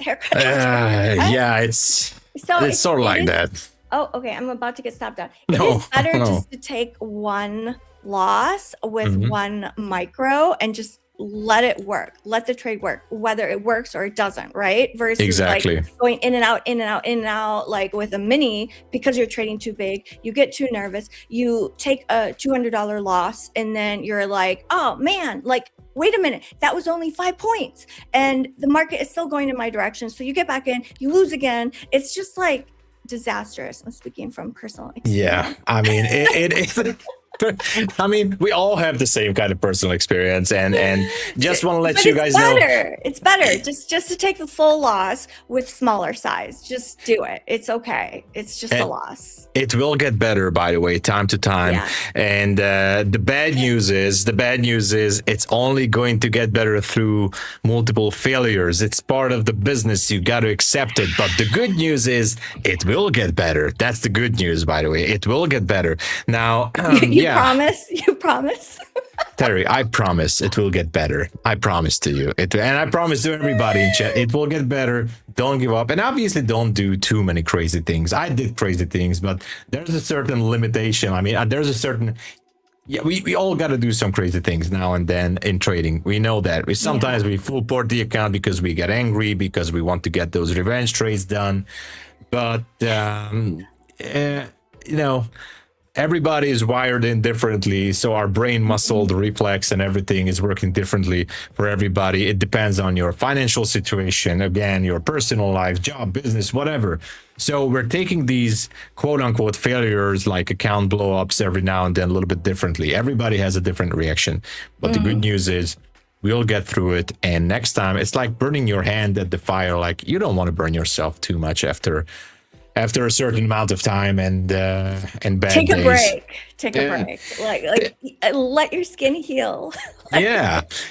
And by the way, taking a break, yes, this just reminds me, like, it's never wrong to take a break from trading. And I'm not referring to like leave the charts for a month or two. It's okay to step away for a day or two, I get it. But when you take a break, if I want to take a break from trading, I'm still kind of watching the charts. I'm still doing the analysis. I'm still checking what's happening in the markets. I'm still trying to keep myself up to date. For me, taking a break is like not trading that much or even at all. Not even maybe on an evaluation account. I'm just sitting back, reading the narrative, trying to do some back testing. So what I'm trying to say is that learning a little bit more. So use that time to learn. I'm not saying to do strategy hopping. Okay. So that should be the last thing you do, right? So if you feel like you like that particular strategy, especially if you're having some results before, then stick to it. The worst thing you can do is you try out new strategies every week. All right. Just, try to get more data, more information. Read a book about trading, by the way, or psychology. It's going to help. So this is what I think is a break from trading. So don't focus on the funded accounts. Don't focus on getting yourself 10 new evaluation accounts. Just try to learn a little bit. All right. And that's going to help you to recover. I like that. It's like a cool off period, a timeout. You're still working on trading, yes, but you're not actively putting trades on, but you're still working on trading. Exactly. You're still working, by the way. Basically, you're still trading if you look at it that way. Because you're collecting data, you're refining the information from the market. Obviously, stick around all the time at MyFundedTV because you need to. There's so many great hosts and so many great information. So collect the information, learn, read the narrative, and just like don't do that. Like don't go away for a month or two or more. I don't think that is the solution. If you really feel passionate about this business, because it is a business, then you have to keep yourself in the loop, basically. So you have to keep updating yourself, learn, get more information.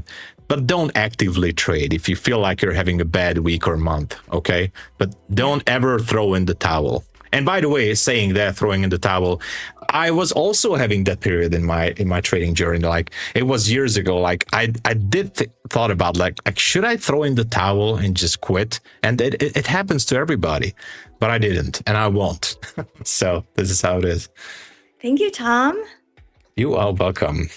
Yeah, Tanya Trades was on our show, and she said that she does not think taking a break is helpful because if you take a break from trading and then you come back, like the same problems that you had before still exist. So along what you're saying, like you're like, okay, like don't give up, like still work on trading, work on the learning, all the things that you need to improve in order to be a better trader. Yeah. Exactly. Improve yourself. That's part of the business. So yeah. We have Ash Trades on deck. Oh my gosh. Yeah, Ash is almost yeah, he's here, and here's our last minute, by the way. So as a last minute thought, I just want to tell you guys, like, this was an awesome session. We again had some great conversations, and my final thought on NQ is that if you guys want to go along, wait for that 314. That's what I would do, and also watch out for that 108 level in between these two levels. I wouldn't do anything for now, but be careful. Who knows what's going to happen throughout the day. Thank you, Tom. Thank you.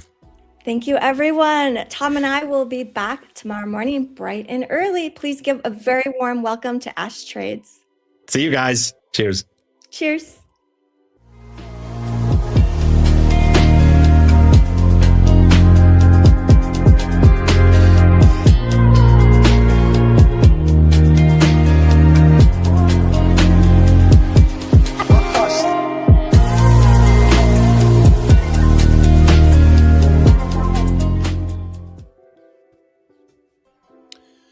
Good morning, everyone.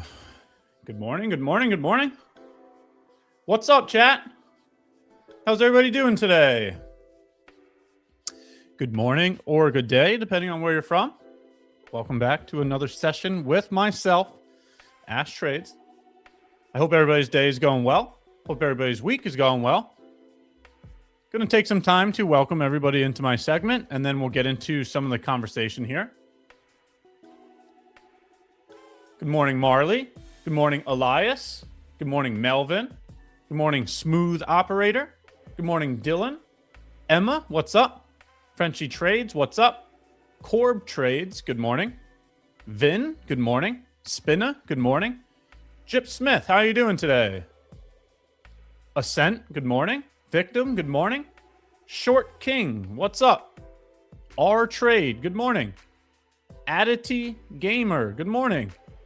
Augustin, good morning. Diego, what's up? How's everybody doing today? El Barredo, good morning. Marcio, good morning. Michael, good morning. Bear Trader, what's up? Nicolas, good to see you again. Green, good morning. Mala, good morning.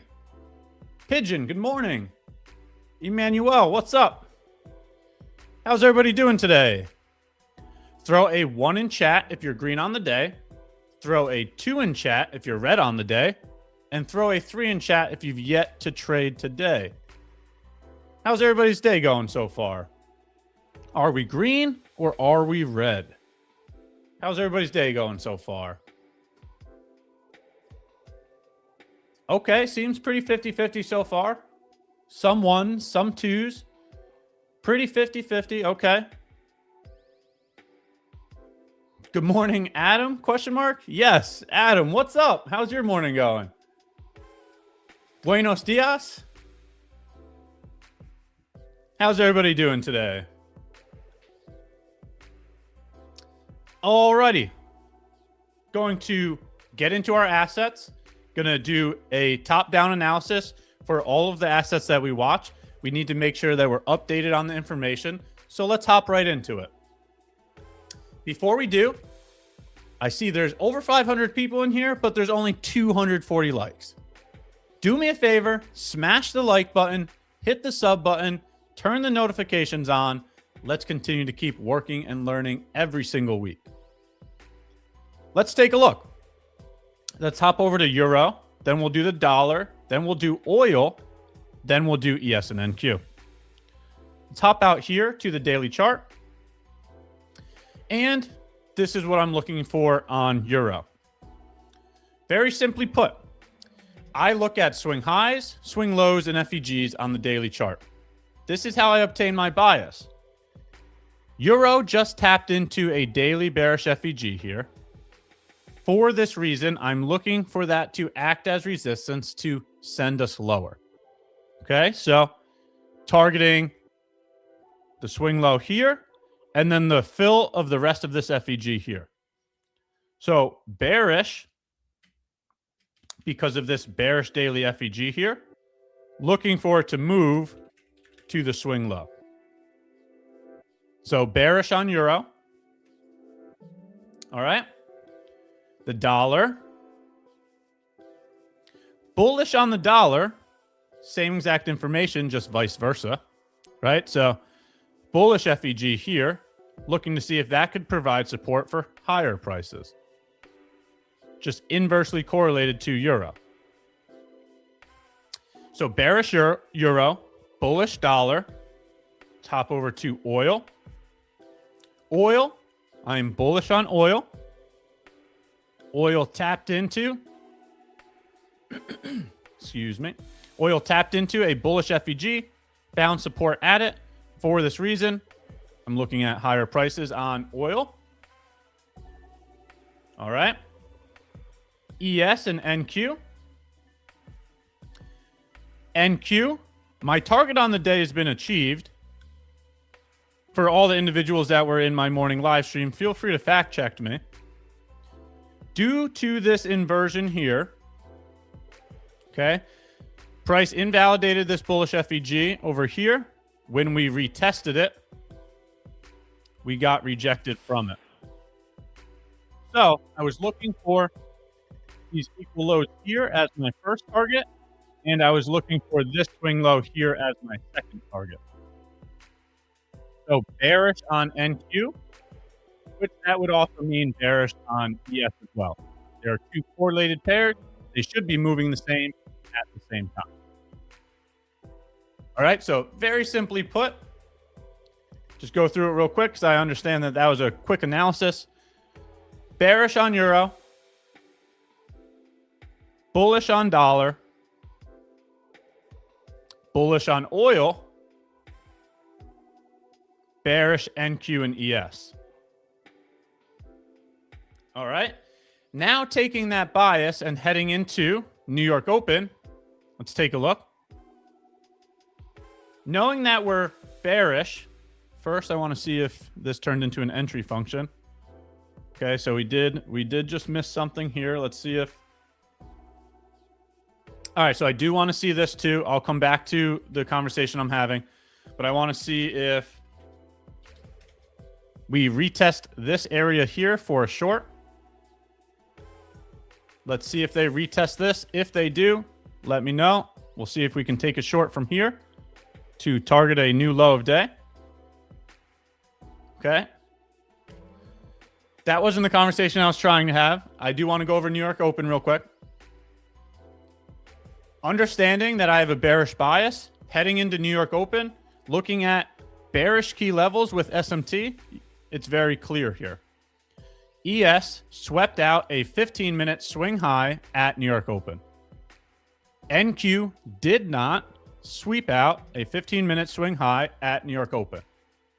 Bearish bias, bearish key level, bearish SMT. Since all of those are confirmed, then we can go into a lower time frame looking for an entry function. As you can see here, here's that 15-minute swing high. Here's the 15-minute swing high that has the SMT.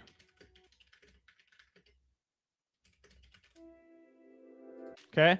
What occurred here at the 15-minute swing high was a bearish breaker. Swing high, swing low, new high, new low. There's an FEG aligned with it. So this is what I was looking at New York Open. At New York Open, after this was created, you got an entry here for the short. After the entry occurred, it did a very good job moving to plus 2R. So, just wanted to make sure we analyze that to understand what happened here at New York Open. Now, moving forward for the day, I still want to see if we get another bearish setup. Okay, so that's why you saw me point to this over here. Let's take a look.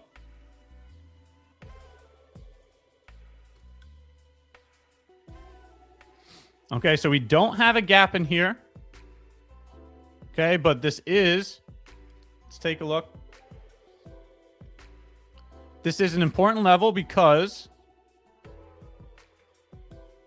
give me a second here. I got to draw it out so everybody can see it.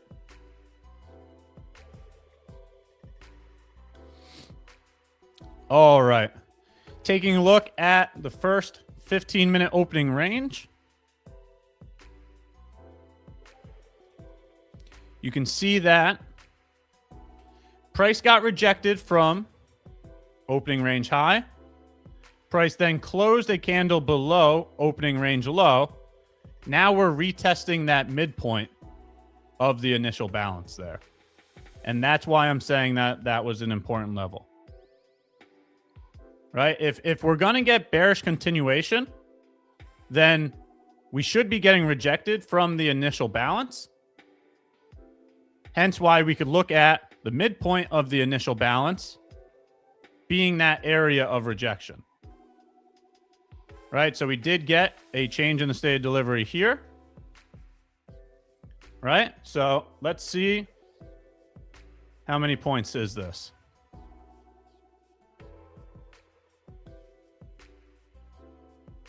Give me a second here. I'm measuring.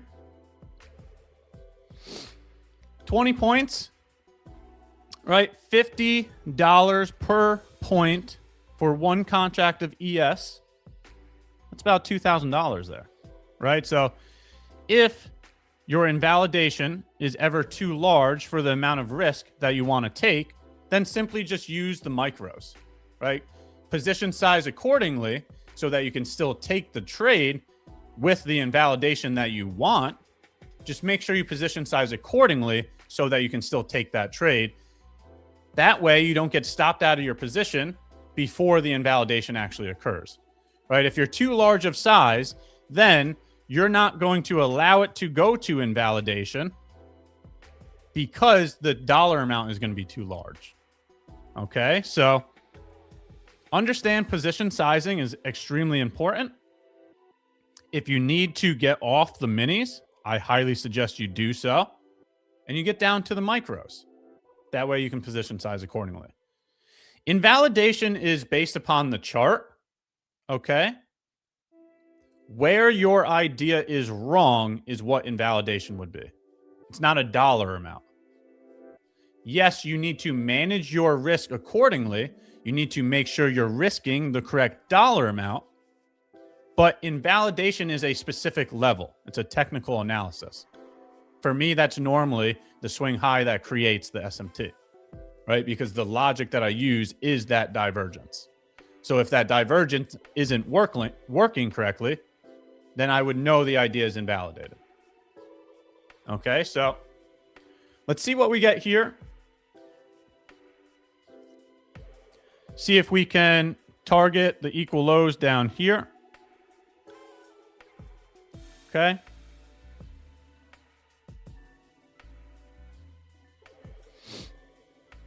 Didn't see any SMT there. That's what I was looking for. Both of them swept. Both of them swept.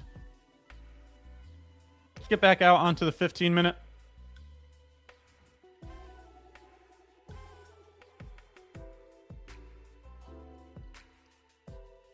Does look like it's trying to create a swing point. Right? I'd be curious to know if we close below this closing price of the prior 15-minute candle. Makes it look like a swing point.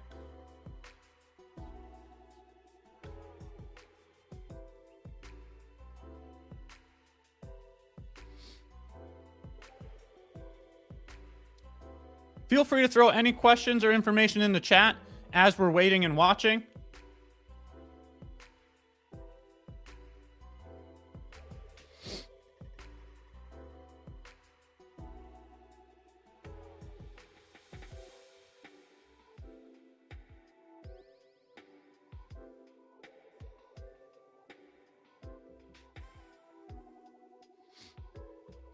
Your highest payout, Ash. I had a $30,000 payout. I also had a $100,000 payout. So I did have multiple 5-figure payouts and one 6-figure.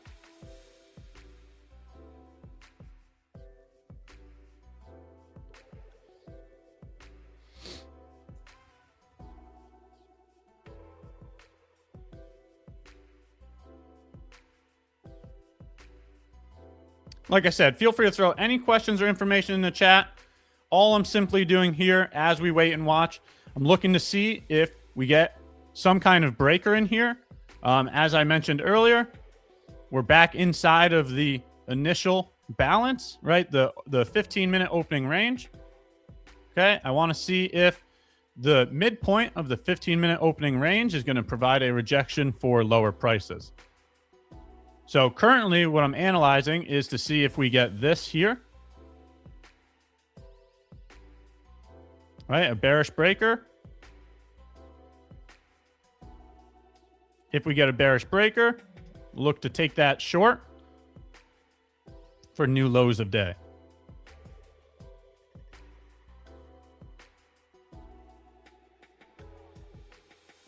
How do you determine that range? It's just the first 15 minutes of the market open.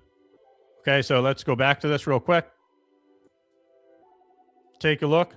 I'm using the 15-minute candle to easily see the low of the first 15 minute and the high of the first 15 minutes.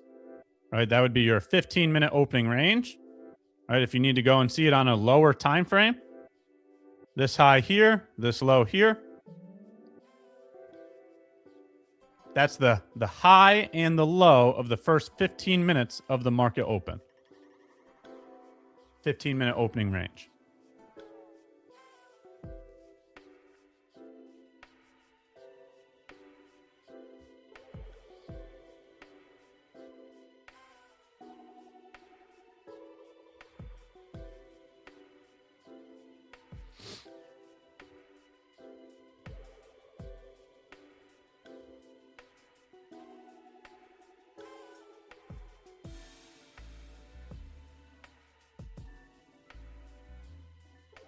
NQ still heading lower here.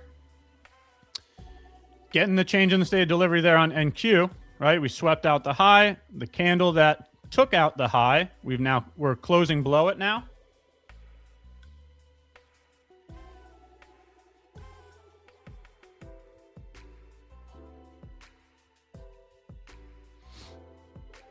See how many points this is here.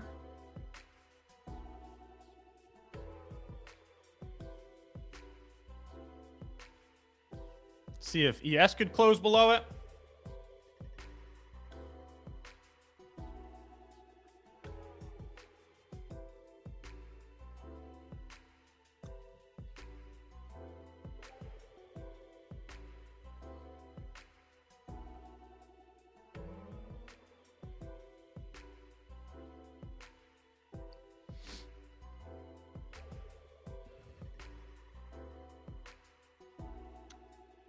ES still getting bought up. So I'm going to wait for a change in the state of delivery before trying to target the equal lows. Looking for price to head here during my segment. Just waiting for the trend to change, right? In terms of a trend, right? We're making higher highs and higher lows in here. Here's a low. Here's a high. Higher low. Higher high. Higher low. Is this a lower high? Is this the beginning of the change in trend? That's what we're looking at. We're looking for a change in trend to target the lows. Right? NQ is capable of closing below the change in the state of delivery. May have missed that short there.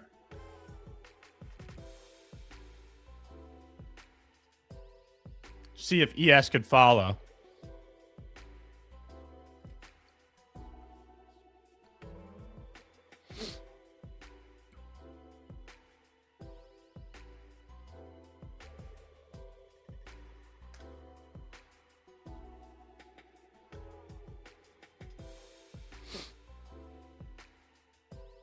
See if ES could follow. NQ has definitely been the weaker pair today. You could see it over here in the percentage change as well. NQ down 1%, whereas ES is dancing around break even on the day.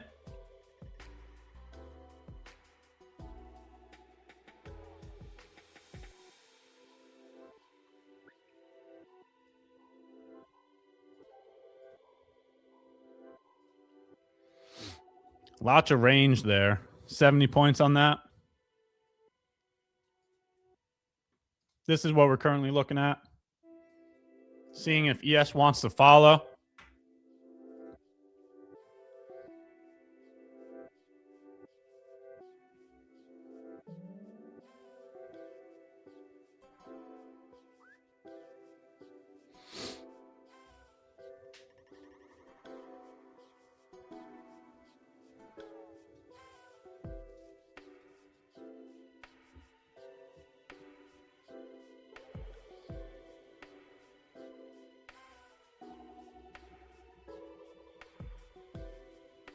As we're waiting and watching, feel free to throw any questions in chat. I'll hop over there as well.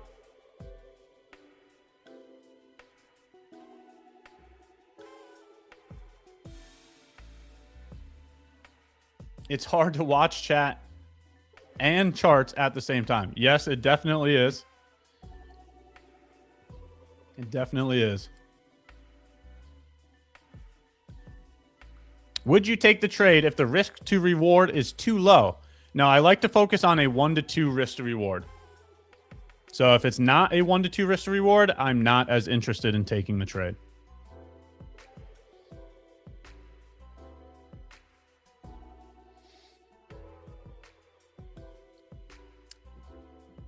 You were drawing your risk level and it looked too big. It being too big is incorrect. The market determines the stop. The amount of volatility within the market is going to change the amount of points for the stop loss. You just need to position size correctly.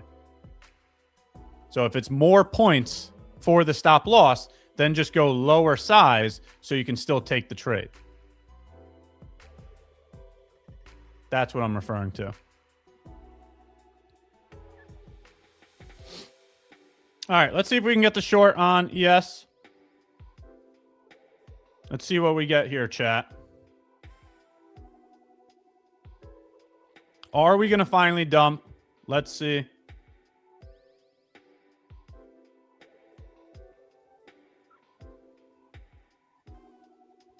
All right, let's see if we can get into a short here. See what happens with this. Try to make, we'll risk 500, maybe look to make 500, maybe even 1,000. See if we can head down to this low here.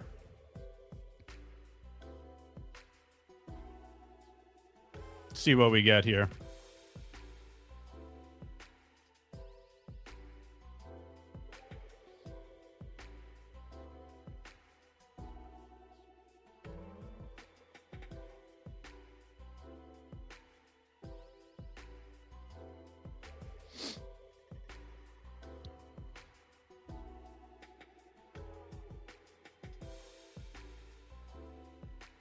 What do you guys think? What do you guys think? Can we dump? Throw a 1 in chat if you think we can dump for new low of day. Throw a 2 in chat if we're going to go higher. What do you guys think?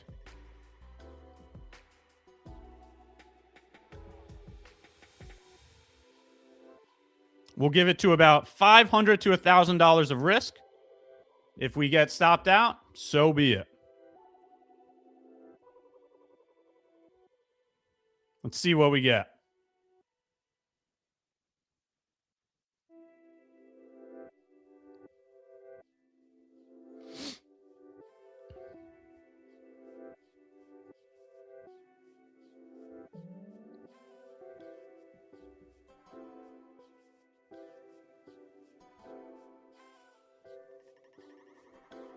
Looking like we're getting a pump in here, chat. Let's see.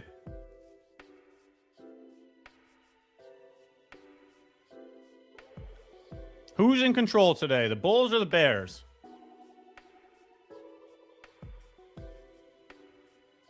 Will we head lower from here or higher? What do you all think?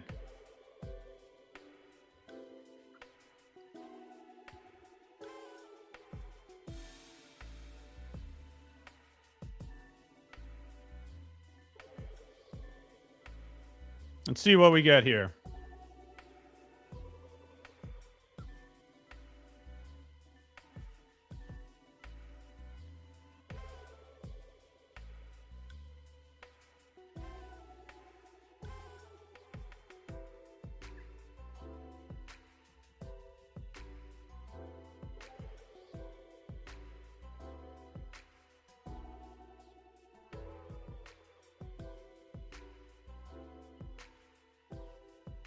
Are we heading higher during my session or are we heading lower? Who's in control? Bulls or the Bears?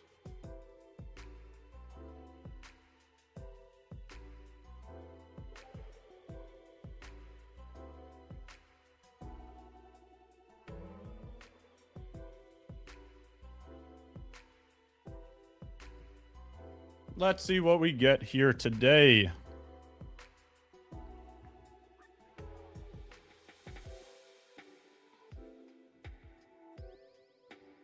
Should have taken here. Maybe let me take that on NQ. Should be taking it on the weaker pair. So give me a second here. Let's maybe try this again on NQ. We should have executed on the weaker pair.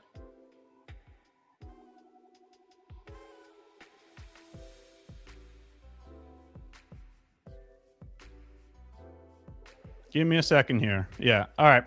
Let's take this on the weaker pair. Let's hop over here. Let's still give it about $500, but we should have taken this on the weaker pair.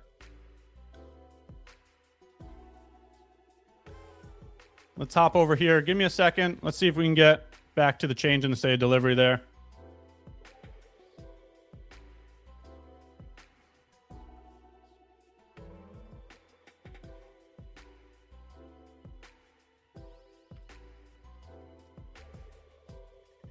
See if we can get it from here.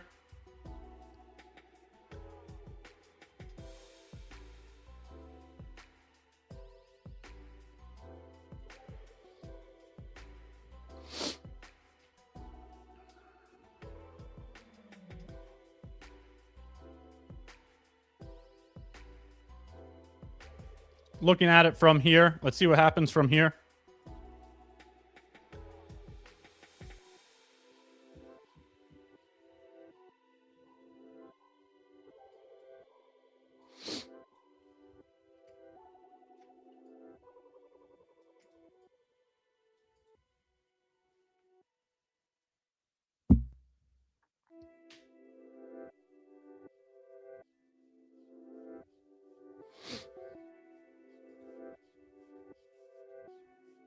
Let's see what we get here, chat. Should have stayed there. Looks like they may still dump. So be it.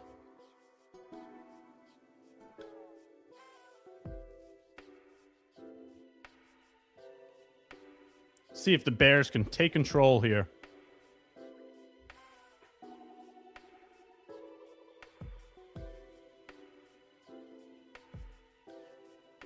They are chopping it up so far.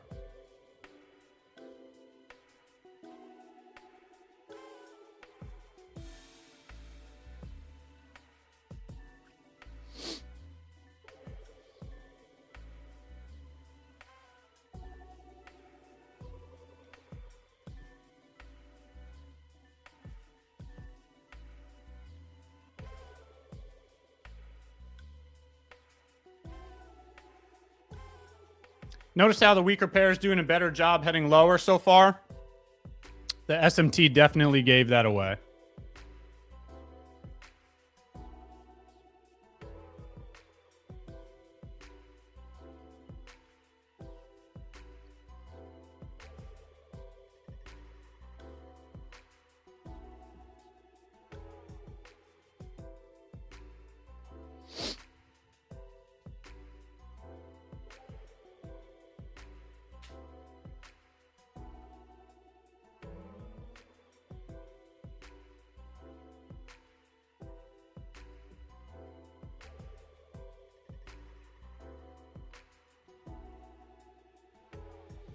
See if we can get something from here.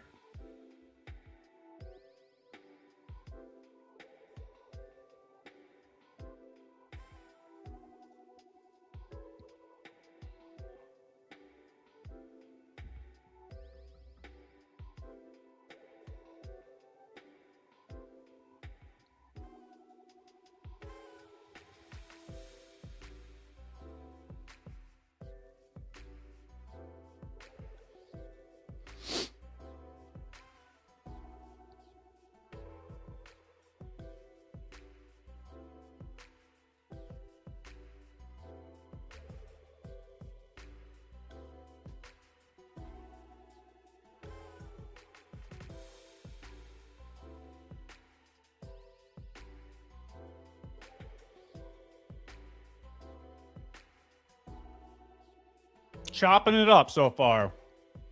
Not much movement for the session. Still just looking for the lows. took one stab. We'll see if we can get another.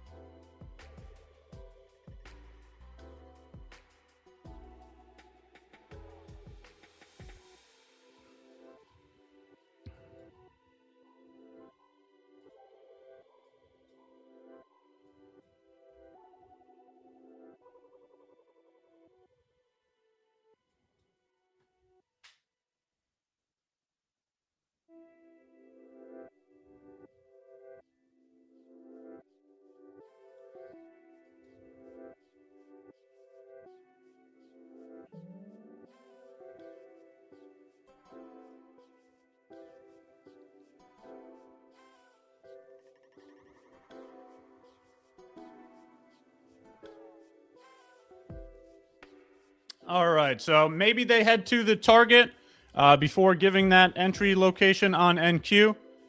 Maybe the closure was premature, but here we are. Still looking for the lows.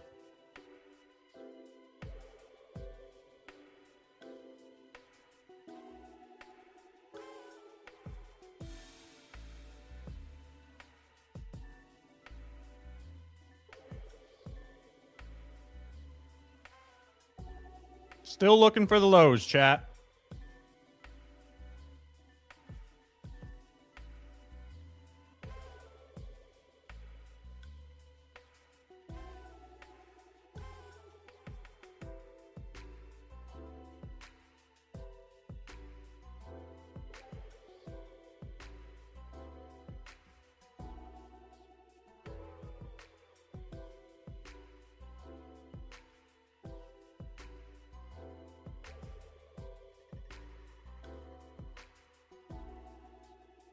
All right.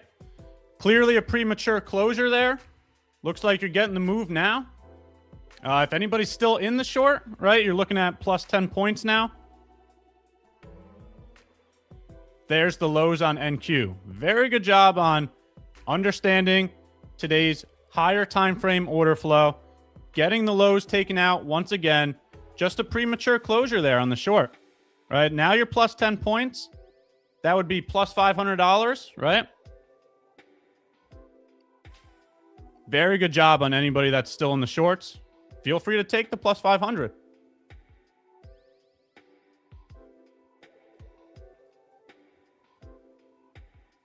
Very good job.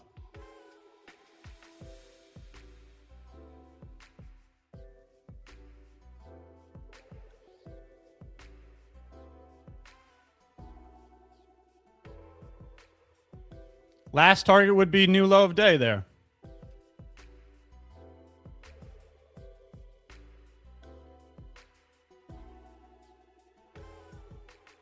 So type a W in chat if you're able to capture the shorts there. Very good move. Got 10 points there on ES. Premature closure on my end. Very good job for anybody that captured the shorts there. Beautiful move. Now another new low of day there.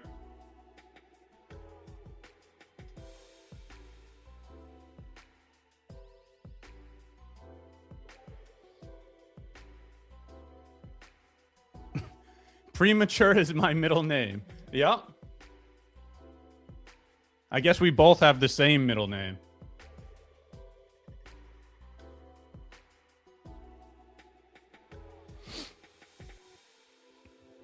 Let's see if they want to finish the move off to new low of day for ES as well, or if that's going to be SMT there.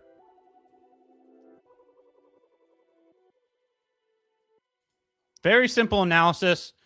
This was just looking at the opening range and seeing that we were getting rejected by the initial balance there, right? So just going back to the information, this is what we were looking at. Okay. We were looking at, here is the 15-minute opening range. And then we analyzed that price was getting rejected by the 50% point of the opening range. Right? This is where I entered. Excuse me. This is where I begun the analysis, seeing that we were getting rejected by the opening range, and I was looking for a change in the state of delivery from there. We got it, but the closure was premature on my end. Right, so very good job analyzing the information. The short ended up playing out nicely, and we'll see if it could make new low a day there on ES.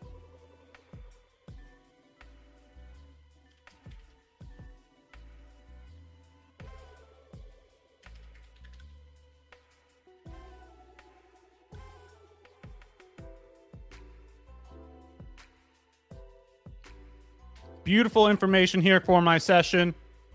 Premature closure, but if you're in the short, it's time to be taking profits now.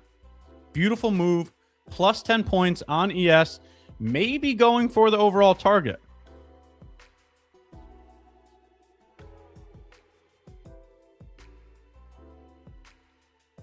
Ash, would you please reflect on your decision? That's exactly what's going on here. I'm talking about the analysis and why I pointed to what I pointed to, and I'm telling you that my closure was premature. So what am I missing here? All right, so once again, I'll just do it one more time. The information came from the bearish bias on the daily chart, okay? That's the first thing. Then, to execute the idea, we looked at the opening range. We saw that we closed below the opening range. After closing below the opening range, we then looked for the midpoint of the opening range to act as resistance. All right. Price tapped the midpoint of the opening range multiple times, got rejected from it. For that reason, we looked for a change in the state of delivery. Right? So then we pointed to this bearish change in the state of delivery, and that's where we took the short from. We were aiming at new low of day. And I'm telling you that my closure was premature.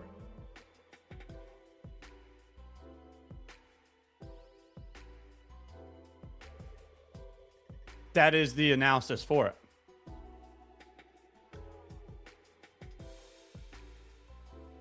So the analysis was correct. The emotions were not correct. Right? So it's a great example to show you all that I'm human too. Right? I deal with the same emotions. And you just saw it there in the execution.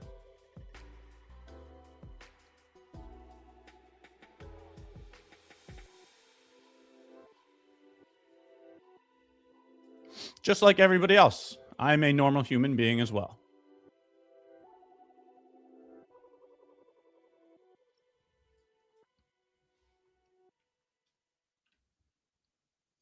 Premature, closing it earlier than your analysis called for, right? I specifically stated I was going to risk $500 to $1,000 to see if we were going to go to new low of day.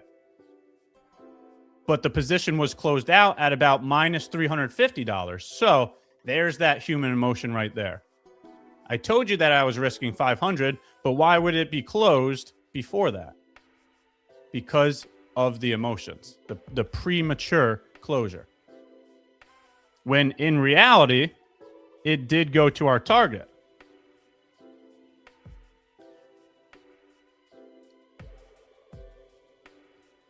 But very good job for the individuals that captured the short. You can easily be taking profits now, and I would make this the last target here.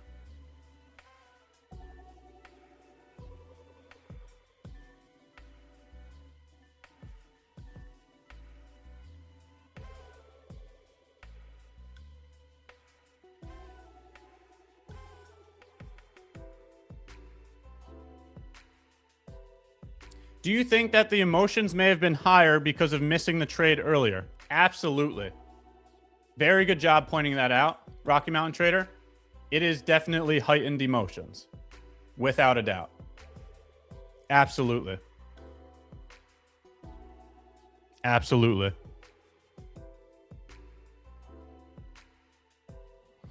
All right, and now we're close enough to the target to be done with this. Right? You don't need it to specifically go below the low to call this a winner.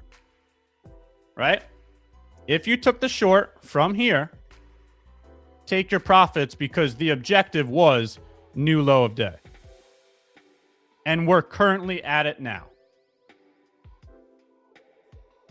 So be done with it.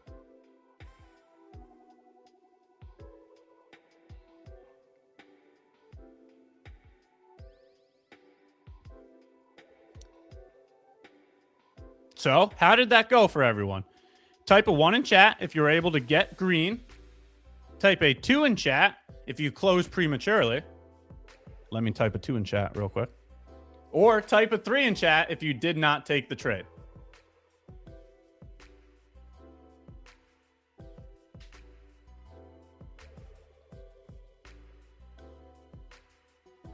Congratulations for those people that took the W.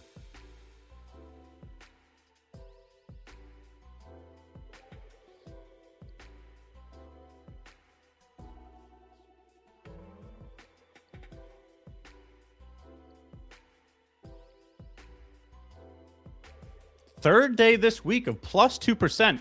Wow. Very good job. Let's throw a W in chat for Reynolds. That's massive. Let's go. Congratulations. Love to see that.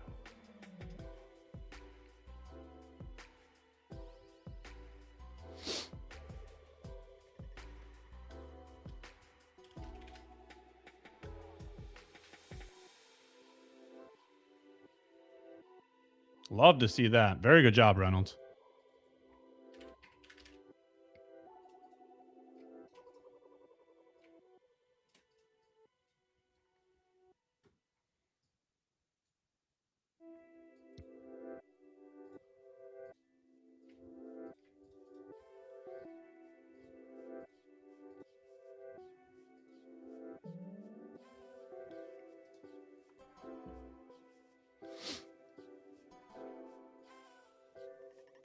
As I had mentioned, right?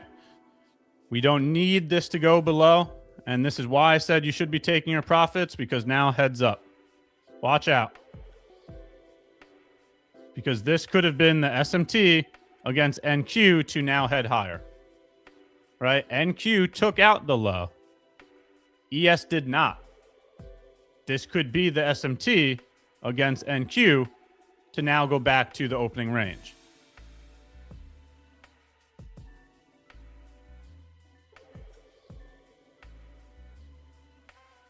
Do you understand why I'm saying that?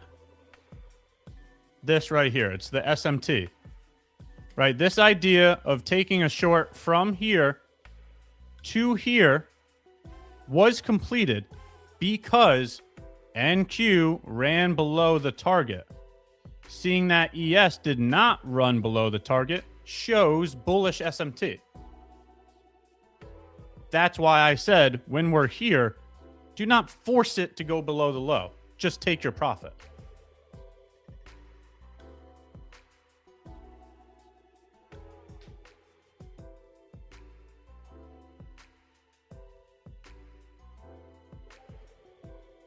Because now this could definitely be, right? This could definitely be a breaker plus FEG that also has SMT.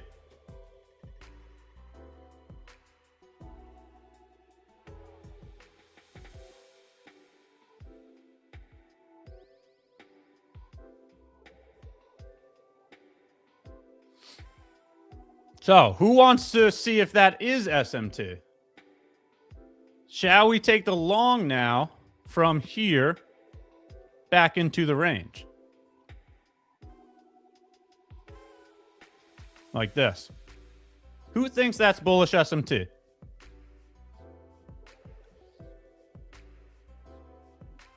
Who thinks that's bullish SMT there?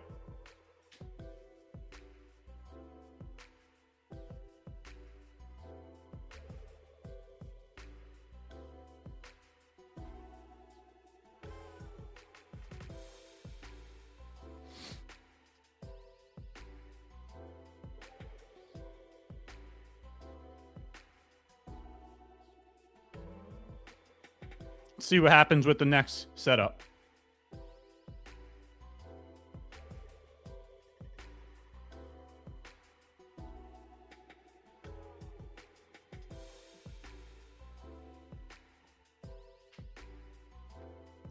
See how many points this is as well.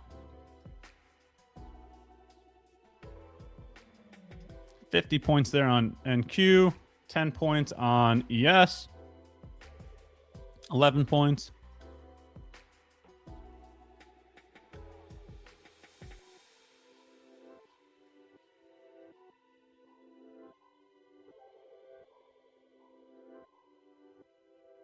See what happens with the longs now.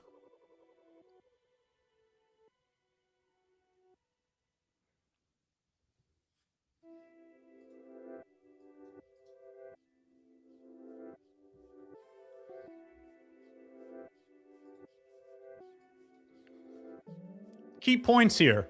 All we're doing is analyzing key levels and looking for divergences. Same thing that we've talked about for quite some time now. Let's see if the key level of that being the new low of day, right? Also a 15-minute swing low. 15-minute swing low showing bullish SMT. Let's see if that sends us back into the range.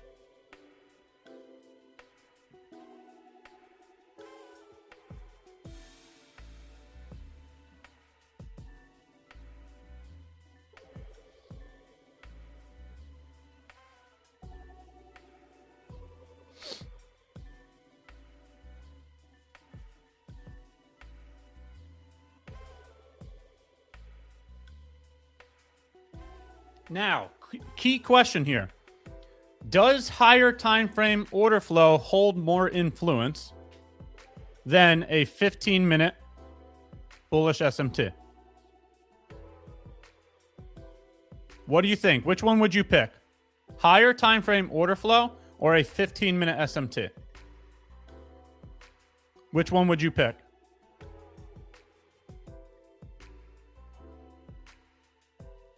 Type higher time frame for the higher time frame order flow or type SMT for SMT.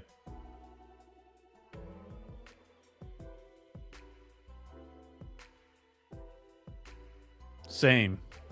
Very good job for the people that did respond. Higher time frame order flow.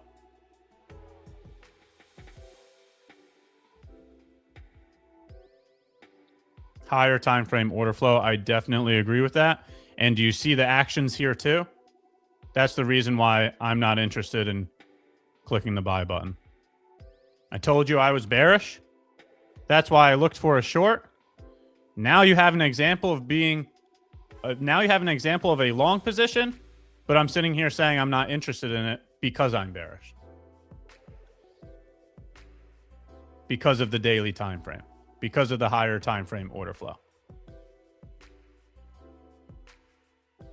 So this is one of those examples of pattern trading, right? Are you just trading a pattern on the screen, or are you providing logic to your decision making?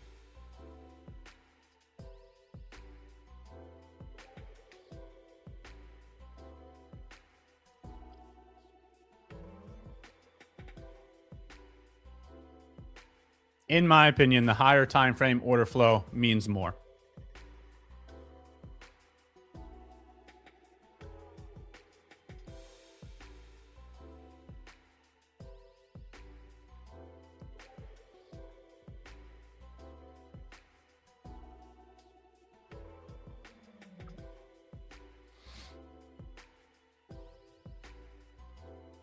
Right, and it would make complete sense that the weaker pair goes to invalidation first. We've seen that NQ is the weaker pair. You can just see it in the percentage change. You can see it in the SMT here. It makes complete sense that NQ is already at invalidation, and now ES is going to follow.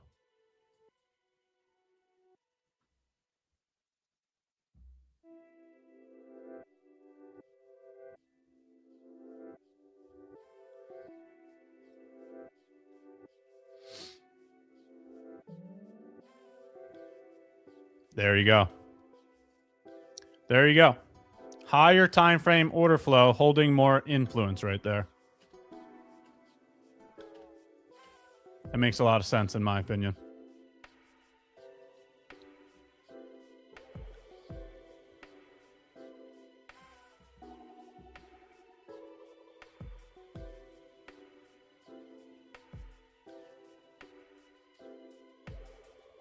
Very good session today, chat. Just want to take a moment to say thank you for everybody that is participating. One thing I do want to make sure is clear here. Notice how I'm not sitting here tilting, right? Be objective to your results. Focus on the process. Right? I'm very happy that the analysis played out. We got the bearish setup. It went to new low. Great. The outcome of my fear here does not change the fact that the analysis was correct, right? But that will be documented as it was shown on the live stream. So I can go back to the live stream and watch that happen again. I could look at my text documentation and say, this is what fear does, right? If you're going to execute emotionally, you're going to be too fearful to hold the position. If you're going to execute being process driven, then you've obtained your take profit, right? There's a very clear difference there, and you got to see it in real time. So that will be documented. Very good session today, chat. The trade is cooked? No, that was never a trade. If you were listening to any of my analysis, I was telling you why that long doesn't make sense. Hence why there was no entry there. Higher time frame is more important than SMT.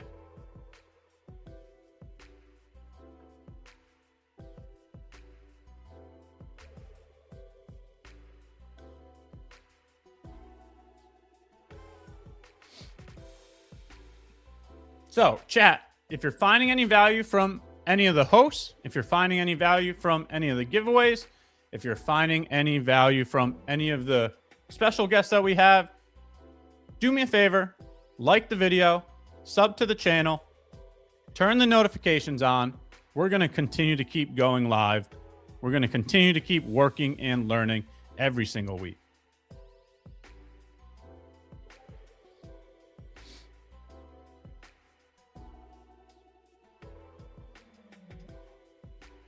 Still agree with less is more? Yes. Seems like you were trying new things? Yes. If you were here during my 2026 goal setting, I specifically advised that I would like to look at change in the state of delivery this year.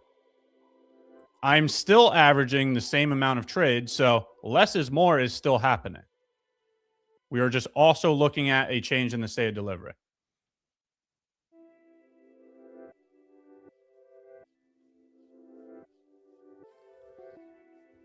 So yes, less is more.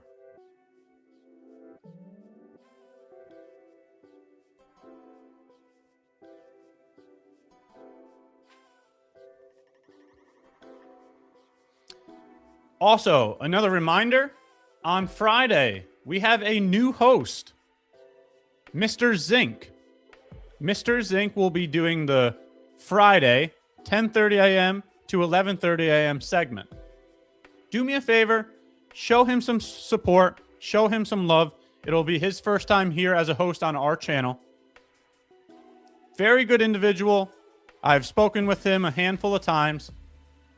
I'm very excited for his segment, and I can't wait to see what he brings to the team.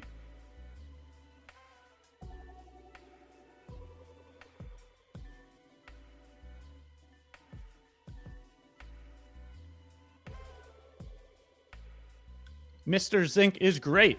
That is awesome to hear. Have you got to watch his live streams before this already? Does he have socials? Yes, he does have socials.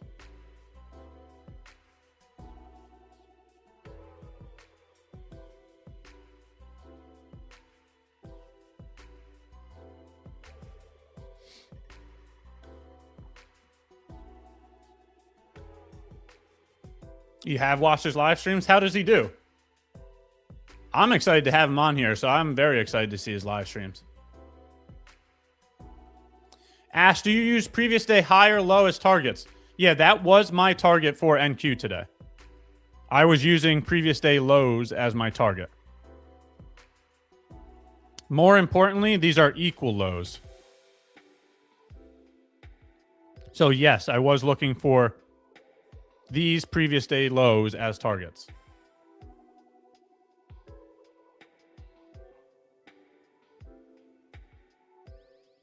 Yes, you can definitely use previous day high or previous day low as targets.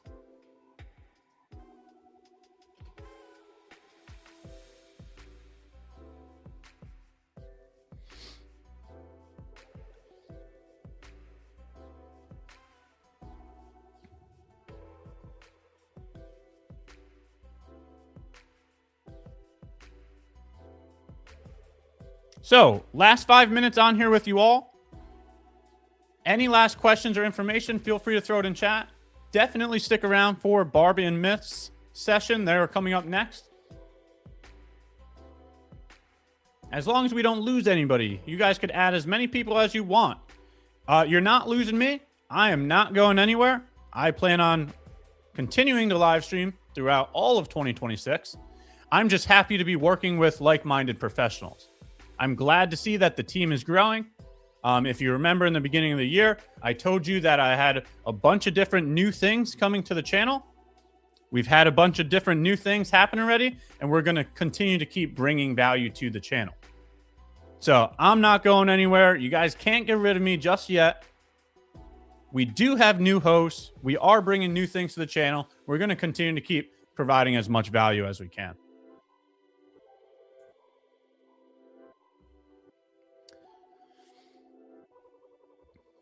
Ash, any payouts this week? No, I didn't get a payout yet this week, and that was the first trade of the week right there, which was an L. So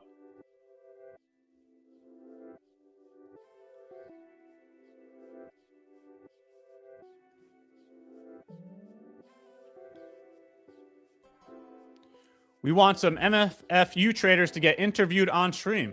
Ooh, that's a good idea. Throw some names in chat. Who would you like to see?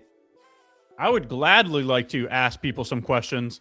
In 2025, we had a handful of traders join the show, and I got to interview a lot of different people. Throw some names in there. Who else would you like to see on the channel? I'll definitely ask people some questions. I would love to hear from other traders.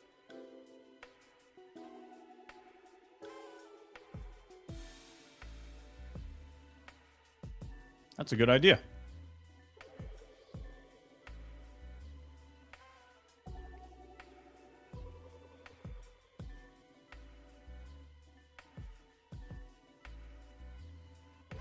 We want to see Rocky Mountain Trader get interviewed? Yes, we do. Rocky Mountain Trader's been here way too long to not have gotten interviewed yet. Let us know, Rocky Mountain Trader. When is it time?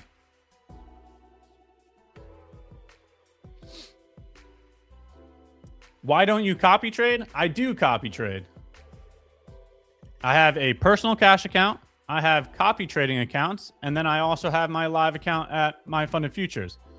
I also have long-term positions. I also have real estate. I also have crypto. I've spoke a good amount about diversification. You need to be working on a live account. You need to be working on copy trading. You need to be working on a cash account. You need to also be working on, real estate, crypto, stocks. You need to diversify, without a doubt.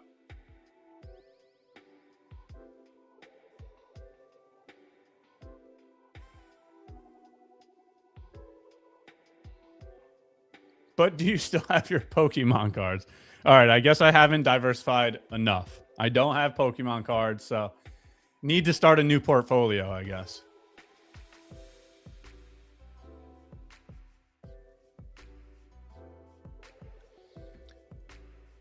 Alrighty, chat. Alrighty, chat. My time has come to an end here. I'm very thankful for everybody that continues to keep showing up.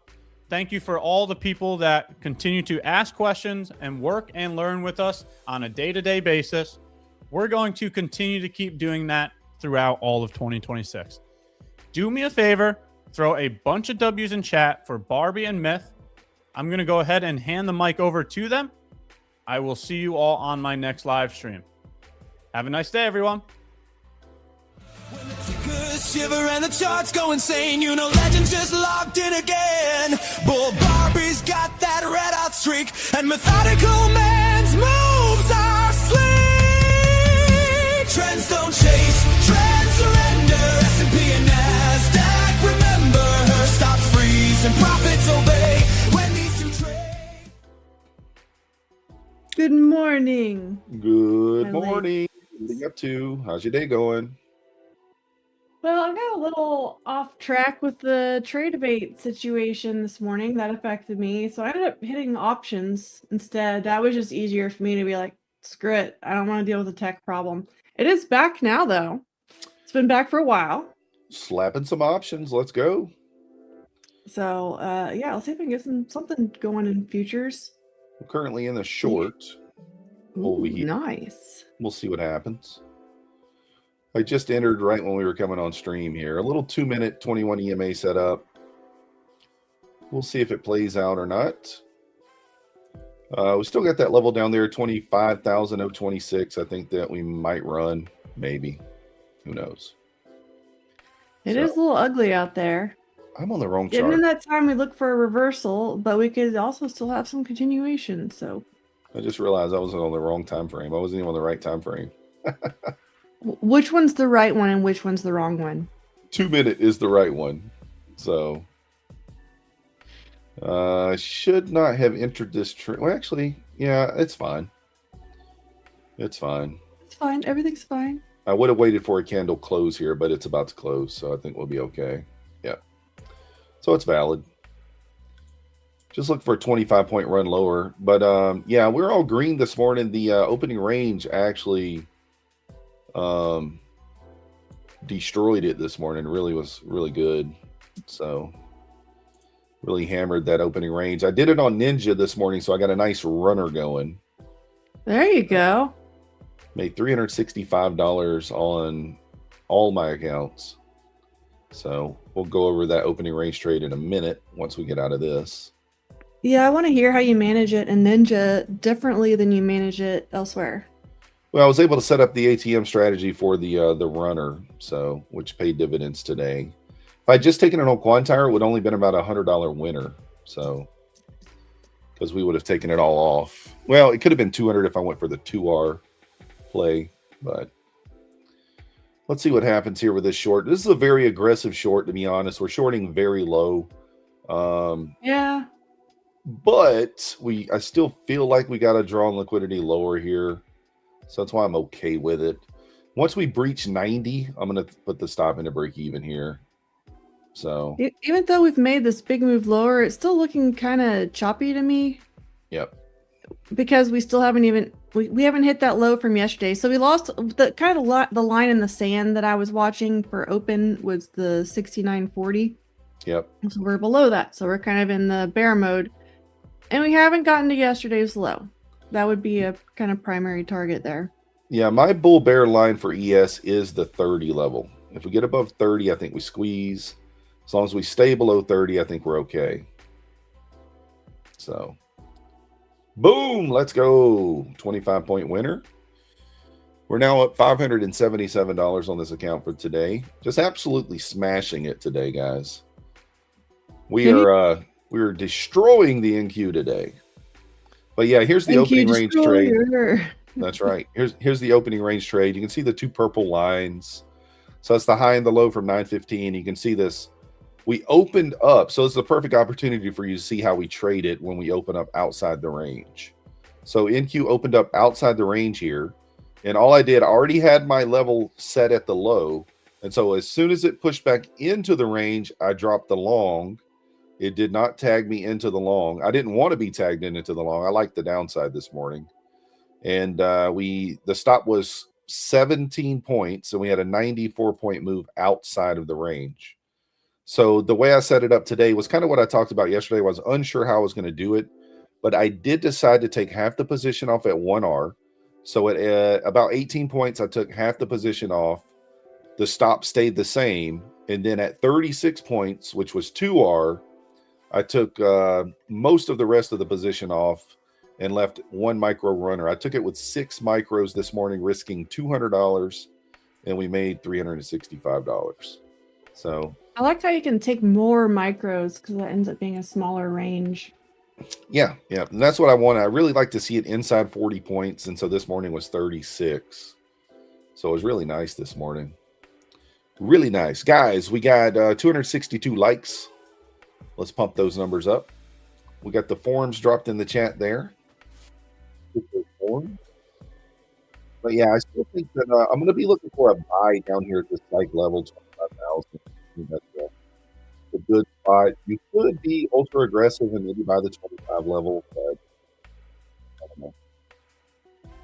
So one of the things that I kind of changed this morning with how I'm doing the level to level trading, like even though I do like the premium discount idea, but if we got a clear drawn liquidity, like this morning, I waited until like I kind of got an idea as to where we were going, right? And then we started just looking for shorts. Just started selling the pops. So worked out quite nicely. The 15-minute range, I don't know if you had your bot going or not. What did it pay? Nicely. I did. No, because 122. the ES, and then it had a break even stop. So I can show you it. It was some BS this morning. I'll tell you what. The NASDAQ one had a break even stop. So we got the short right out of the gate. This is my trigger to move to break even, and there was an instant break even stop. On the ES though, it did me real dirty. I'll just put it on this other side here. I've already got the lines there. It went long. Yeah, it went long. And then I pulled my settings back on this one, so I'm only taking one trade a day. So that was it. So we're break even on one and down on the other. So why did ES go long though? It doesn't even look like it triggered a long on my side. Yeah, sure did. Because the opening range was up there at 69.58.50. Am I on? Okay, you're on micros, right? So on regular ES, No, I'm on ES. Are you? Because it's not showing it triggered on mine. I have the opening range at 60.75. Oh wait, I'm on the 5-minute chart. Let me go down. That might be why. I'll go pull up my bot one here too. So this is the one that my bot was actually trading on this morning. And that's where it ticked out. Yeah, mine doesn't show that it would have. No, wait. You're right. Now I went down a time frame. I see it now. Yep, I see it. You're right. Okay, on the 5-minute chart, it looks different, because the I guess the high was made right there, right after. So yeah, just barely. Yeah, it did me dirty. Yeah, that sucks. NASDAQ didn't. So we had an SMT at the highs there. I didn't even notice that. I was on the 5-minute all morning on ES. I didn't even realize. I just realized I'm on the 5-minute. So that's a good time frame. Well, I'm really just watching the levels on the ES anyway. As far as that goes. But there was a bearish SMT as well. I didn't even notice that. Well, I got frustrated with tech, and I get really frustrated with tech. And so whenever I have a tech problem, I just avoid. So when I was having the tech problem on futures, I ended up on options. I had a nice long on Apple, so that was just kind of it. So I wasn't even watching for the SMTs or anything like that this morning. Yeah. I mean, that makes sense. We might finally get, I don't know. We're about to take out the 25,026 level over here on NQ potentially. And then I think that could be a little bottoming action area. We'll see. So there's not really another level on the higher time frame for quite a ways down. Let's take a look.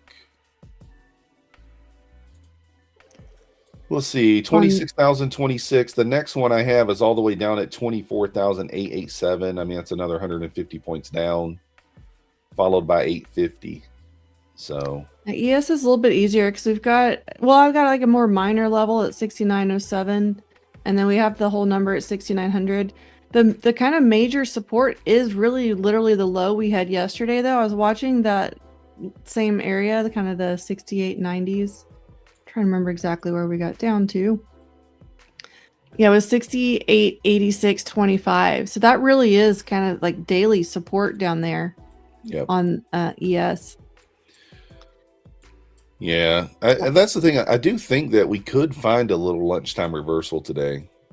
Like, obviously, I'm not going to try to guess it, but it does feel like today's one of those days where we might be able to get that. So we shall see. So there's the 26 level. Let's see what kind of reaction we get here. Do we kind of just bounce? I'm a little nervous to buy that 25,000 level because, like, you know, like you said, ES does have another good 20 points down. It could go potentially here. That could be another 100 points here on NASDAQ at least.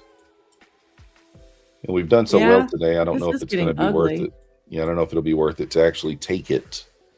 VIX is still creeping up too. I mean, the market's a little upset this morning. Marcine says, do it for the stream. Rocky Mountain got his target there. Yeah, if you held for that target. We might need to bring this Rocky Mountain dude on stream. What do you think? Yeah, we can. Let's go for it. Rocky Mountain, I heard you have a face for radio. I'm not quite sure. That's what I heard. You can confirm or deny. So do I. It's okay. Confirm or deny. I don't know. I mean, I expect some sort of reaction off the 5,000 level. I don't know if I want to buy it. I didn't quite hit it yet. All right, I'm going to give this 2 levels. So I'm going to give it to 50. And that's I don't want to buy. You're brave. That's as far as I'm going to give it. 2 levels. We're not looking for big points here. We're just looking for 25. It didn't tag the 25,000 level yet. The low on this candle is 1 tick away. No, actually 3 ticks away.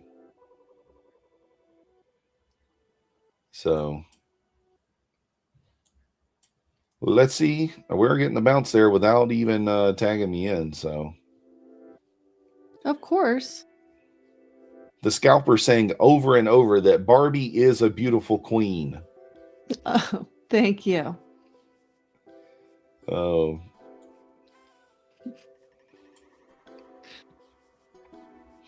"100% a face for radio. You would scare the viewers." Maybe we can label your segment Beauty and the Beast. Maybe that's what our segment should be labeled. I don't know. That's quite possible. That's what they're saying. So,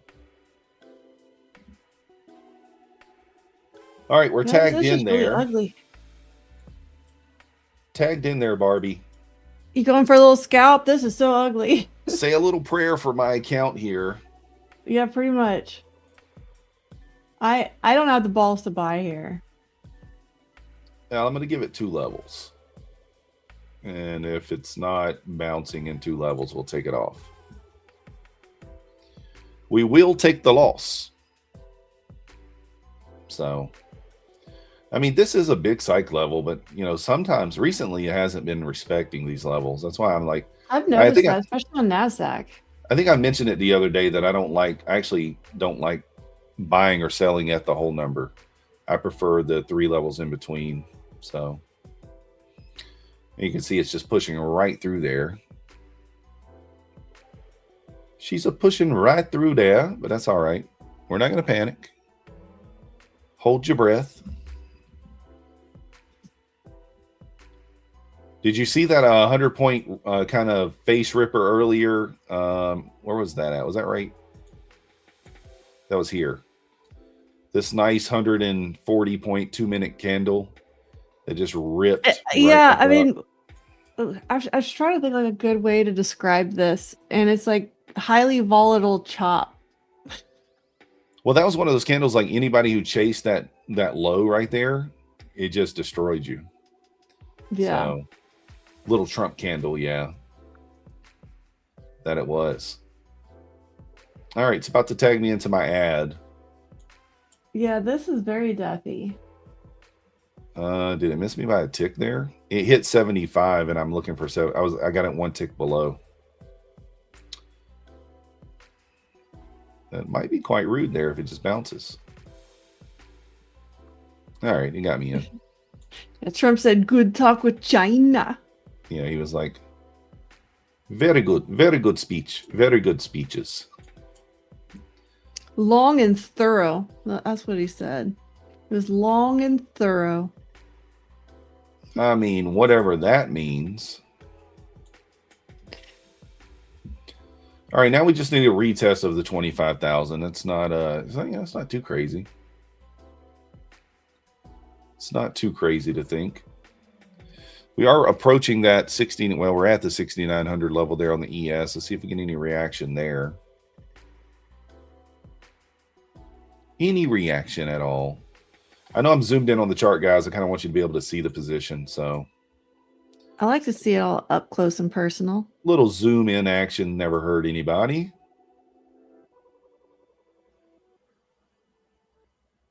Well, we might be going down to the 50.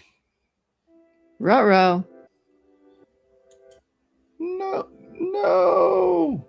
The ATR on the 2-minute is still 34. At one point this morning, the ATR on the 15-second was like 30 points or something. Somebody said some insane number. Of course, I didn't personally have the 15-second chart up, but you know, somebody did. Somebody did. So it is kind of slowing down a little bit, which is kind of to be expected here, I guess. We just got a new 15-minute candle. I guess that's why we're getting a little twitchiness here. Should get a little pushback up. Bushido trades. I don't know if that message is going to make it through Bushido. You went a little too far with that one. Let's go, Anta Pepin. Just passed his pro account. That's a very important job he's talking about, though. Yeah? That's a multi-billion-dollar business. Oh. Maybe I I'll need to defend get that one. I need to get into that business then. Need to get a few shekels from there. So I think if we can get back above my entry here, we got a good shot at hitting the TP. That's great We analysis. got a pro right? account passed in chat here. I love to see that. Yeah, great job.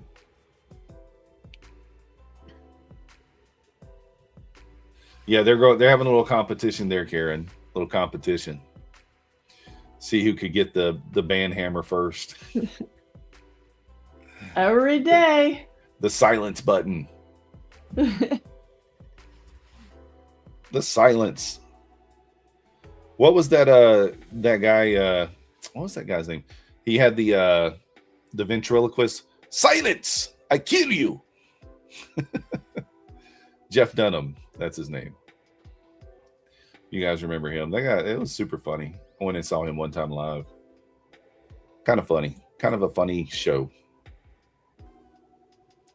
Very talented. I wonder how you figure out that you come up with that kind of talent. Hey, I can talk without moving my mouth. I think it's developed over a lot of practice. So a lot of practice sitting there talking to yourself with your hand.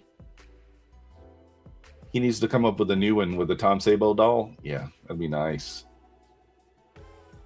Tom Sabo has a sloth one. Indeed. All right, we're down to our third level here. Not looking the greatest, but It's looking a little danger. Coming down to lows. danger. Very danger. We're approaching that 86 level. We are. So And I'm worried about that a little bit on a more broad level too. That is macro support right now. Market don't want to see that lost. let's see if we can get a little bounce here. Maybe a retest of the 97, 98 level there on the ES would be nice. Yeah. That might give us what we need to get out of this. I mean, I think you're hoping they can bring ES back up to around 6,900. Let me go take a look Yeah. at order flow, see how we're doing on that chart. Let's see if I we mean, get there a are little, buy orders sitting down here at around the 90 level. can we get a little poppity pop pop? There are definitely some there in the 80s too. So There's if the it makes another 97. leg down, I think it's going to try to bounce it again. There's the 97 retest. I need to pop above it just a little bit here. Yeah, we got to get that 6,900 on ES is be the same kind of spot. Yeah. And I think if it retests 6,700, I think that I would hit my first TP, but I think it would sweep 6,900. I don't know if they're it's going to going block to. it at 6,905. Yeah, we need another run higher there, but if not, you know, That's what I'd be looking for on that run higher. A little bit into 6,900, which would help you. But here was the wrong candle. Wrong way. very rude, very rude. Well, that's the thing about this strategy. Yeah, there's not a, you know, you kind of just have your pain tolerance on it, right? So it's just kind of one of those things where, like, what is your tolerance? So since we kind of have a good bit of profit to work with here, And you're basically front running a reversal. Yeah, give it a little more room and we'll see what happens. A little more room. But that's why I was selling all the pops most of the day, right? Until we kind of hit that level that I thought we might. That was a good plan. That one I approve of. Yeah. But it's fine. We're taking a little heat. It's okay. Nothing to, you know, it's a little chilly outside. Maybe use a little heat. So the bears ain't listening. The bulls need to step in and say, let's bull this up a little bit. So the key is not to panic. I mean, like I said, if it hits probably $400 down, I think I'll probably take it off. But retest of the 9 EMA here would be nice. Get us out. Back to my break even here. My entry. ES is back to the 97.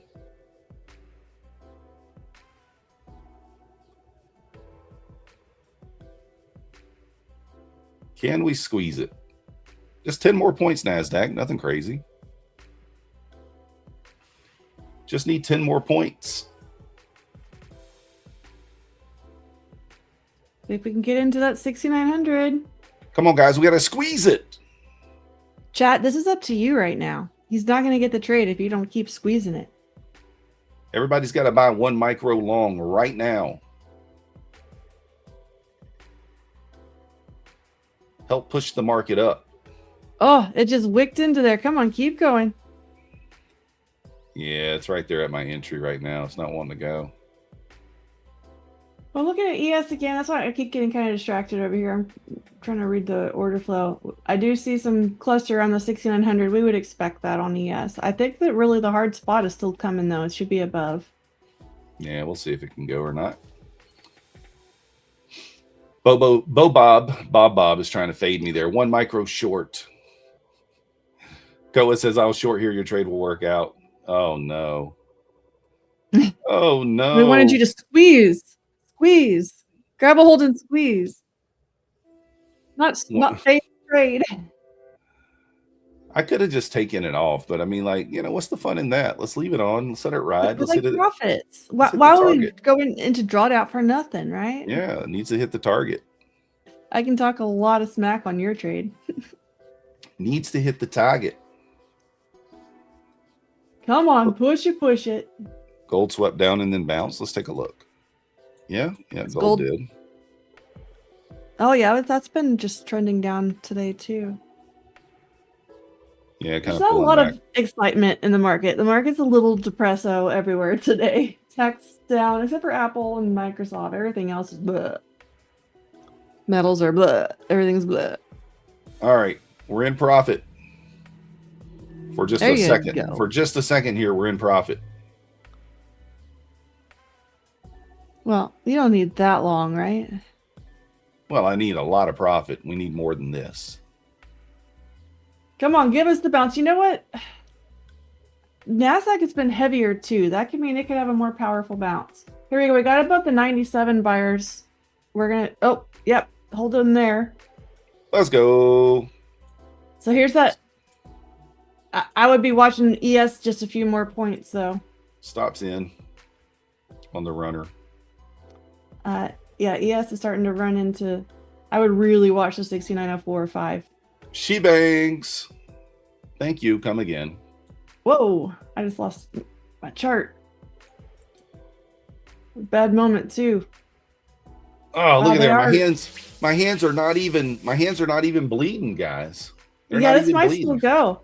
They're working their way through those. They absorbed a lot of orders there. Some of them might have gotten pulled. This is what I was trying to watch. This is Quantira Med. Yeah, ES retest probably 69.11 potentially. That was the support area from earlier. We had 4 or 5 bounces off that level. Yeah, Rocky, unclenched now. You were clenched for him, right? That was like a balls of steel trade there. Oh. Unclench. Unclench. What are we unclenching? I don't even know what you guys are talking about. I know because my house watches Liverpool. We're now up $661 on that account. So made a few shekels. Thank you, Abhishek. So a few dollars. Release. Yeah. Whew, I like that. Well, if we look at what the market's done today, right? It's really, I mean, even though we've had a move down, it's kind of hard to get in trouble when you have these kind of bounces. I mean, like these bounces. That's what it's volatile chop. Yeah. They're not nothing. I mean, these bounces are huge. I mean, that's a 196 point bounce. This is 150 points. You know, that one's 97 points. This bounce, 95 points. I mean, you're having really big bounces. So even if you're in the right direction on the trade, it's still hard to hold, right? Because you're having these, you got to be taking profit level to level here. Because if you're not going to, I mean, unless you just, you know, are averaging in and you're like, all right, it's going to 887 and I'm going to hold it until it hits it, then it's kind of a difficult hold. So follow us on YouTube, guys. Got the links right there in the chat. If you're not yet following us, I am at 8767 subscribers. So we need another 33 to get to 8,800. So yeah. And Barbie is at 4 million subscribers. I was looking, it's taking a minute. I'm at 16.7 and change, so we got to get up to 16.8. And then MyFundedFutures is at 58.9. Let's get it to 59K. Come on. Yeah, I mean, we can get to 59. I think we should be able to get that one to 60K next week. Group effort, y'all with us? Let's go. That's 3 likes for the balls of steel trade here. Exactly. We still got the gap up there that we did not feel at 25,390.25 this morning. It came in within like 4 points of it. Never filled it. So, you know, it wouldn't be so shocking. I mean, does it sound crazy for us to end back up at the gap up there at 390? I don't think that's outside the realm of possibility. We are kind of generating a little, I mean, this is a pretty big trend line, but like on the way down here, you know, little trend line. It's a major trend line. It's pretty clear everywhere at this point. We've got it on NASDAQ. We've got it on ES. We even had it on the Russell. Definitely have it on VIX. The Dow's the one that's been kind of the outlier today. Yeah. YM went straight up at open and then lost it all while the other two were going down. And now it's kind of hanging back out at the highs there.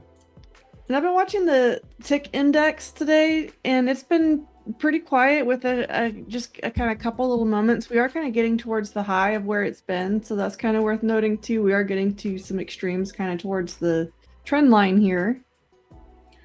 So ES is working its way back above 69.11 here. I mean, ultimately, the ultimate test is going to be 69.30. It did not quite. It left that previous day low down there too. So there still is an SMT intact here. I'm not getting excited about long still. I'll put it that way. Well, it's what But I'm we might kinda get some getting better at. pops. Yeah, we might get some better pops to short here. That 110 area up there, kind of the initial balance low, and there's a pivot point there as well. Could be a decent spot to look for a bearish reaction. We'll see. So I think I'm probably going to be sitting on my hands for a minute here. Just Sit on them. Yeah, we need to lock down the trading a little bit for a minute. I have to be really picky because not having a futures trade on, other than my orb, which is down today. So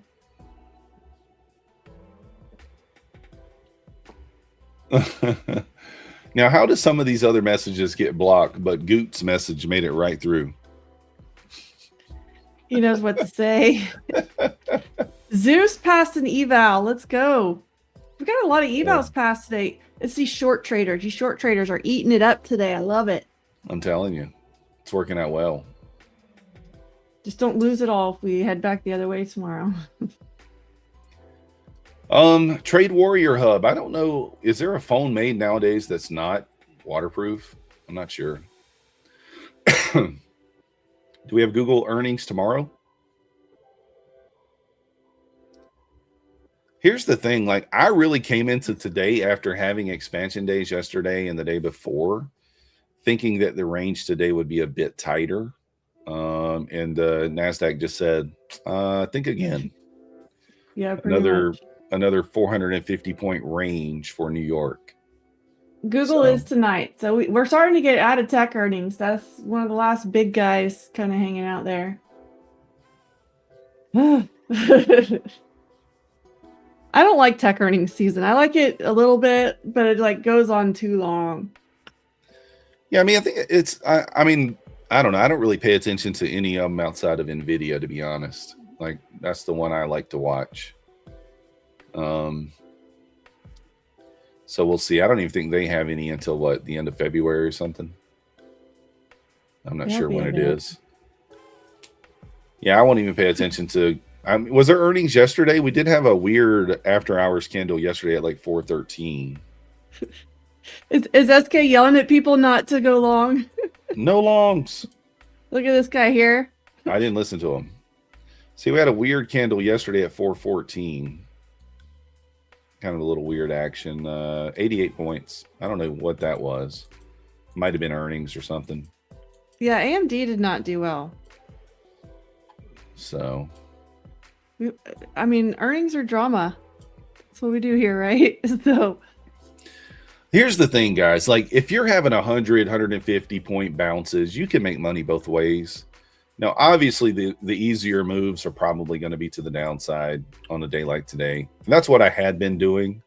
The reason why I longed was because we hit a 4-hour sell side. I mean, we hit 25,026, and we have a really big psych level of 25,000. You would think that we would get some sort of reaction there, but the market does what it wants. Still pumping. Now it's starting to squeeze a little bit. May have missed a nice reversal bottom here, but we're starting to get the confirmation that it is trying to go long. I'm not super excited about like breaking new highs right now. This has been a very dramatic short. Well, that's why we say level to level, right? If we get to 69.30 on the ES, I think a good take profit spot is 69.49. And if we can get, we're halfway above there, 30, basically. Yeah. If we can get above 30. So that's a good point. Like just take it spot by spot and don't say, oh, this is getting kind of aggressive. I'm going to put my take profits all the way back up at 7,000. D right, you can get a sim account on Ninja. If you open, if you have Ninja, where else can you get a sim account from? What other platform? You still have to have data for it. I mean, that is kind of the problem is, I mean, data costs a little bit, but it doesn't cost that much. Like TradingView and Ninja Trader, it's both under $20 a month, and you can use them. If you get it at one, you can bring it to the other. Right, but if you have a MyFundedFutures TradeAvate account, for example, you can log in using that TradeAvate connection on Ninja, and you should be able to get a free sim account with active data. So, yeah, so that's a good point. So yeah, if you have any TradeAvate account, should come with that paper account. Hey, we got the X winner number 3 today is Eric Mitacha. Congratulations. Also, Google Form winners, Joshua Verkler, KA Trades, Dwight 103, Yasau Amaterasu, XD3, Vil X Jinx. Google Form winners, are you guys here? Make yourself known. Thank you. There we go. Balloons are here. Congratulations. So Smurf, you gotta fill out the form if you want to win. Yeah, you got to be here when these things are announced, and then you got to be fast and fill out those forms. There's different instructions for different giveaways. So there are forms that are dropped in chat. There's also some social media giveaways, and these things happen throughout the day. So keep paying attention. Yep, got to be here. Got to be here to get the win. Yeah, I'll look at like that 110 area. We'll see how price reacts. I did short that level earlier. I shorted the 100 and got paid on it. I shorted it here, looking for the 25 points. This little wick retest right there is where I got short.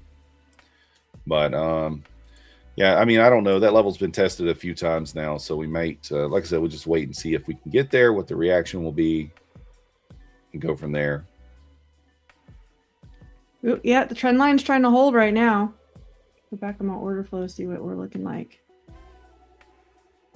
That 21 EMA on the 15, 16. Yeah.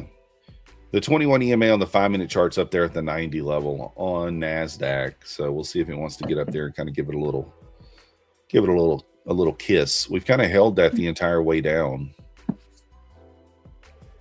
Have we been above the 5-minute 21 all day? We have not. Look at this. Yeah, straight up downtrend. Yeah. I mean, you've wicked into it at open and you just held it the entire day, a couple of wicks into it.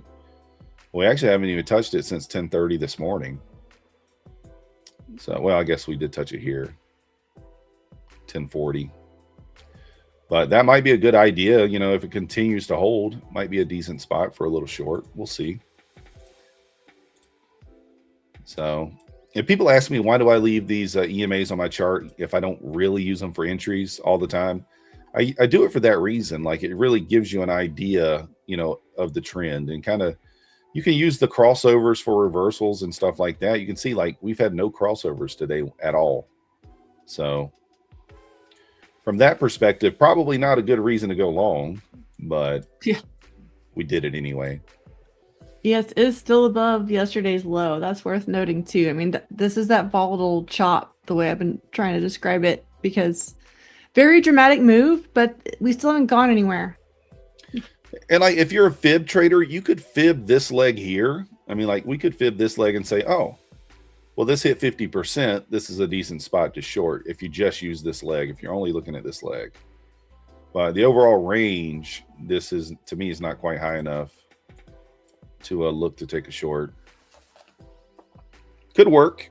It could work, but I would like to see more of a pushback up. To be honest, the safest short's probably up there in the mid twos if you really were looking for a safe short. So there may not be that much to do here. Have we ever used the Ikimoku cloud indicator? Never heard of it. I've heard of it. I probably butchered it too. I've never gotten into those EMA clouds and things. Really, any of the clouds. It just didn't speak to me. I'm not trying to insult you if you use them by any means, but they've never spoken to me. That's one of the things. Like, if it works for you, by all means, use it. Right? If it helps you in any way. Abhishek's talking in the chat. He says, rapid plan, 20% off offer and a profit split of 90-10 for the new and existing customers. Use code YouTube. Daily payouts. No activation fee, no daily loss limit, 100K max payout request. That means you can get up to $100,000 payout request out of that one account. This is true. They let you keep going after that. It's just they're not going to let you trade some money anymore.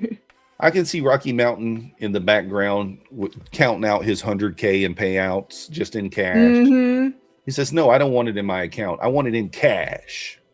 All right. Okay, guys, that's not an option, but, it's just theoretical. So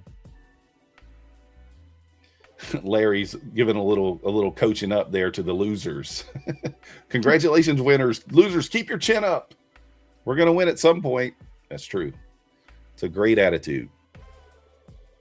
That's the way to do it. Indeed. So, what is today? Today is Wednesday. I don't even remember what today it is. I just remember it's my cousin's birthday. Let me Is this a kissing cousin? No. I need to shoot him a text and just say happy birthday. I don't. He's an Alabama football fan, so he's probably going to say something. Well, he always, so my last text to him said happy Father's Day, and he said roll tide, happy Father's Day. So that's always what he does. A little aggressive with that then. Yeah. So his nickname is Bam Bam. That's his. That's what we called him as kids. But his real name is Joe. His name is Bam Bam. His brother's How nickname do you get was, that name? Well, I don't know. His brother's nickname was Bunky. And then their other brother I called Radar for a long time. How did that happen? His real name was Reggie, and I called him Radar Reggie. I don't know why. I just did. I just came up with it, and that's what I called him. I know what to tell you. So,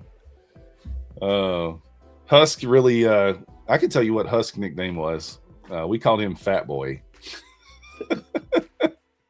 Couldn't be more creative than that. Come on. He was a little chubby. I wonder if Husk is watching. He might get mad at me for saying that.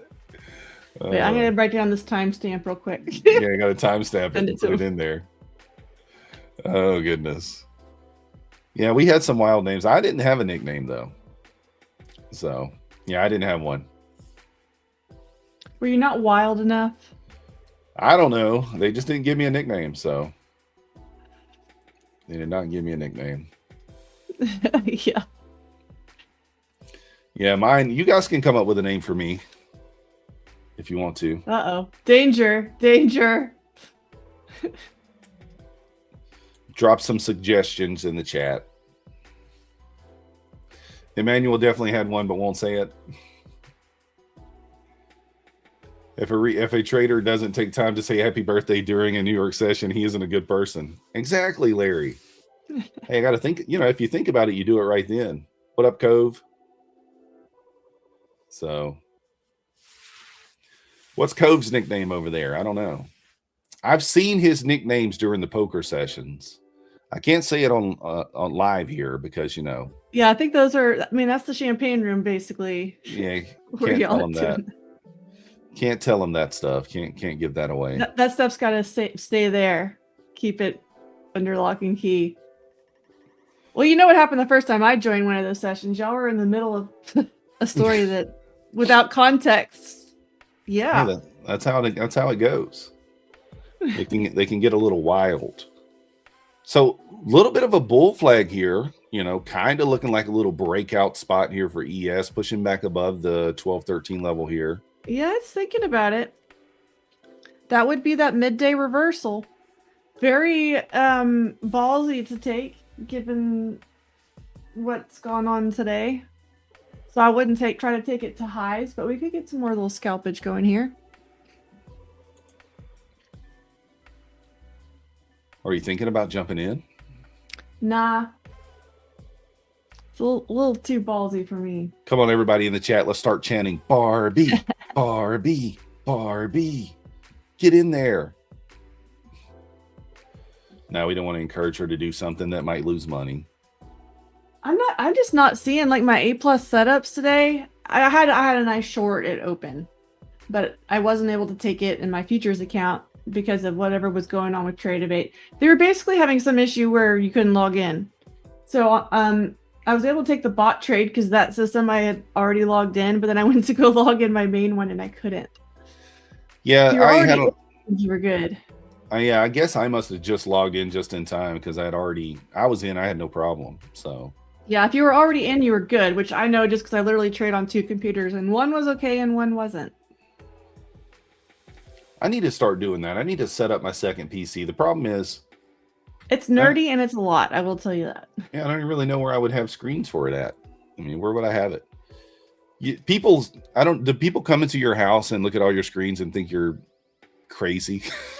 Yeah, I tried to like hide it to where it's not really obvious unless you full on come into this room and look. They're like, "Oh, this is where it all happens, huh?" I'm like, yeah. People see my setup and they're like, they just give me this look like you're insane. They think it costs a ton of money too, and it really does. It really didn't, because I didn't. I don't have like the highest of high end stuff, but it's decent enough. But yeah. Did I change the couch from black to brown? I did. This one's much softer than that one you got going on over there, Cove. So I was about to say, because how does it compare to Cove's? It's much softer. This isn't that nice plush leather couch. I still got the pink one. Yeah. Oh, it's me. This is crusty. You just hang out, man. You enter the giveaways, you'll win an account eventually. If you stay here, you make yourself known, you chat, you participate. That one is active. A numbers game. Oh, and you can't be a scammer, and you need to follow the channel. That's all pretty easy though. Oh, we are almost at 59K. You guys, share it with your girlfriend. And here's the thing: like a lot of people miss those X giveaways. I think those you have higher probability to for sure to get a win there. So. What about gold? Let's see what gold's doing. I mean, gold's bouncing. Settling down a little bit too. We should ask Cove about gold. He's the gold trader. Gold master. Yeah, he's migrated over to gold. So share it with you're abandoning old ES. Yeah, we'll see what happens. The mindset. Here's the X giveaway right above your comment. I guess we can give the quick rundown. You got to share, repost the stream on X, tag MyFundedFutures, and use hashtag MyFundedTV in your post. 1 share per day equals eligible for all 4 giveaways for that day. Winners are contacted via X and also shouted out here on the stream. So that's all you got to do. We are holding that trend line. It really looks like it wants to. There. Yeah, it does look like it wants to go lower here. That was your chance taking a little scalp short.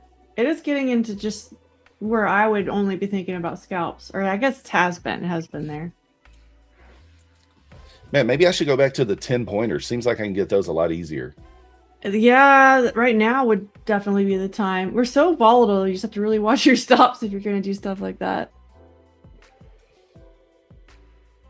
Hey, follow Magnus on X. Let's go. You can also follow me and Barbie on X as well. Why not? At Bull tag me. I might repost it. Yeah, and do you know how to? I don't know how to change my @ on X. I need to figure that out. I'm not X tech support. Because right now it's like at Allenbeck 6794372448911. And I don't know how to say that. So got to figure that out.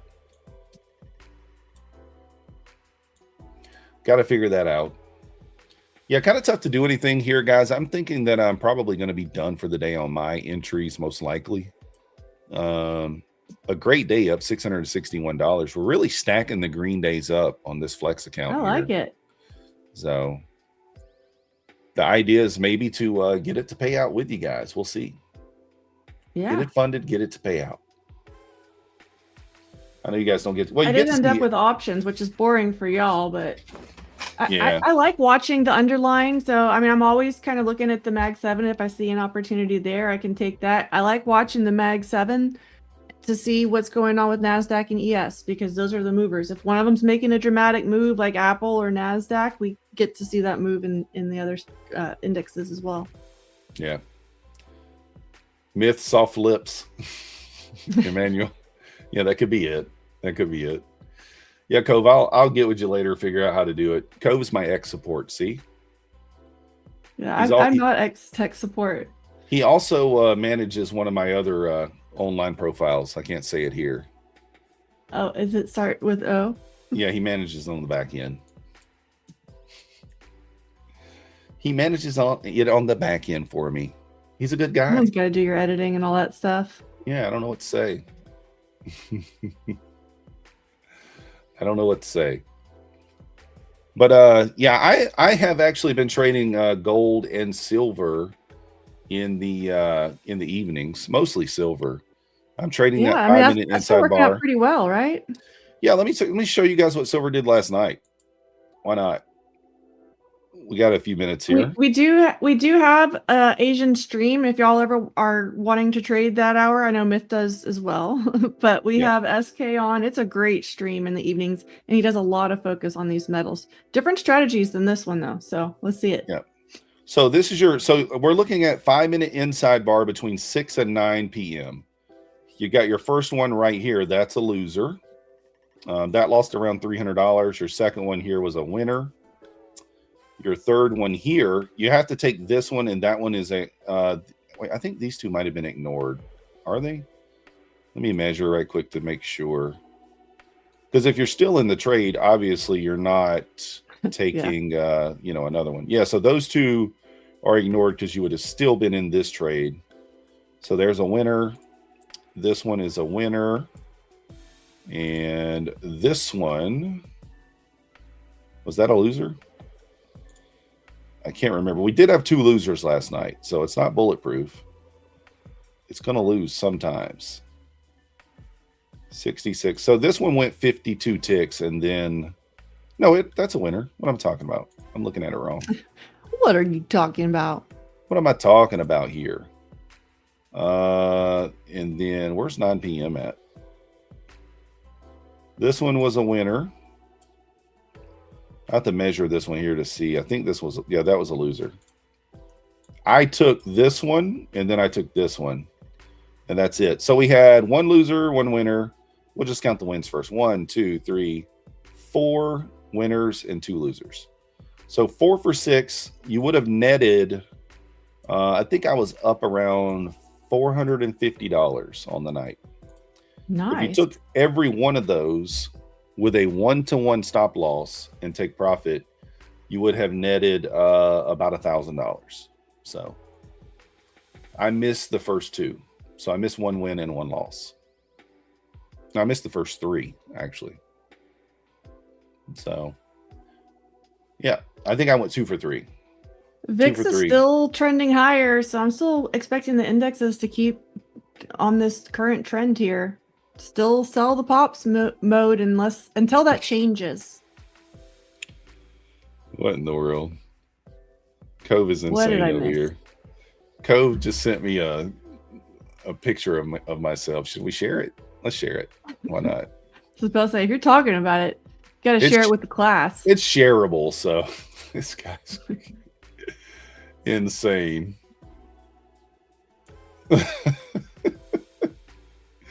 I don't know what he did here. Oh, that's wild. What are we doing over there, Cove? Got me looking crazy. Anywho. Yeah, I think, Michael, I'm going to come onto the stream one day without a hat. One day. I'll have to coordinate with Barbie, make her wear a hat when I don't have a hat.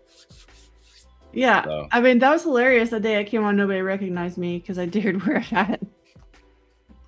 So that's insane. Look at that picture. Oh goodness. That's creative. That's more creative than I am with my own thumbnails, Cove. Yeah, I miss when chat used to tag me in all sorts of crazy AI pictures. Some of them were terrible, but they were all hilarious. The market, the ATRs died down a little bit here. It went from yeah. I was about to say it's quieting down. Yeah, I mean, it feels like we're going to run lower, but I mean, it's so difficult to continue to look for shorts, and then like you really got to be careful trying to look for longs as well.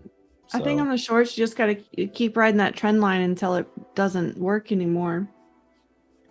But really be aware that we have some major support really close below us at that previous day low.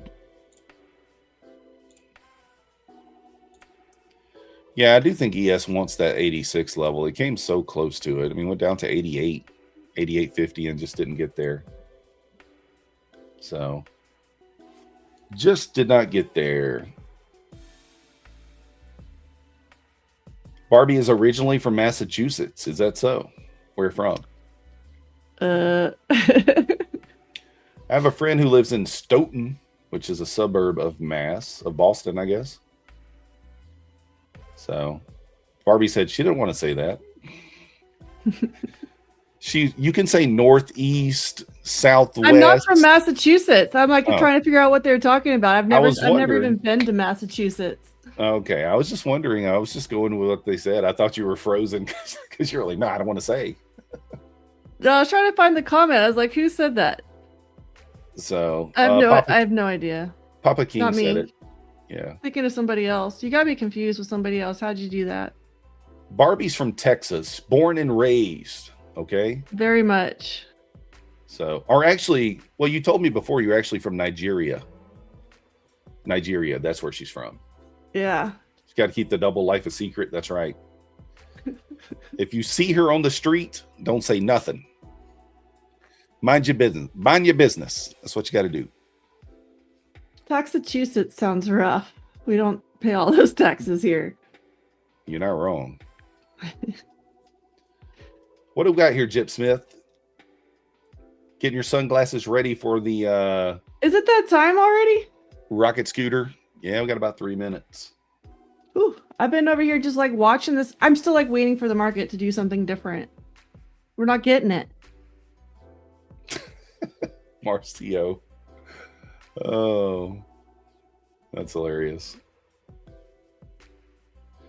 I'm from Georgia, guys, in case you're wondering where this southern accent came from.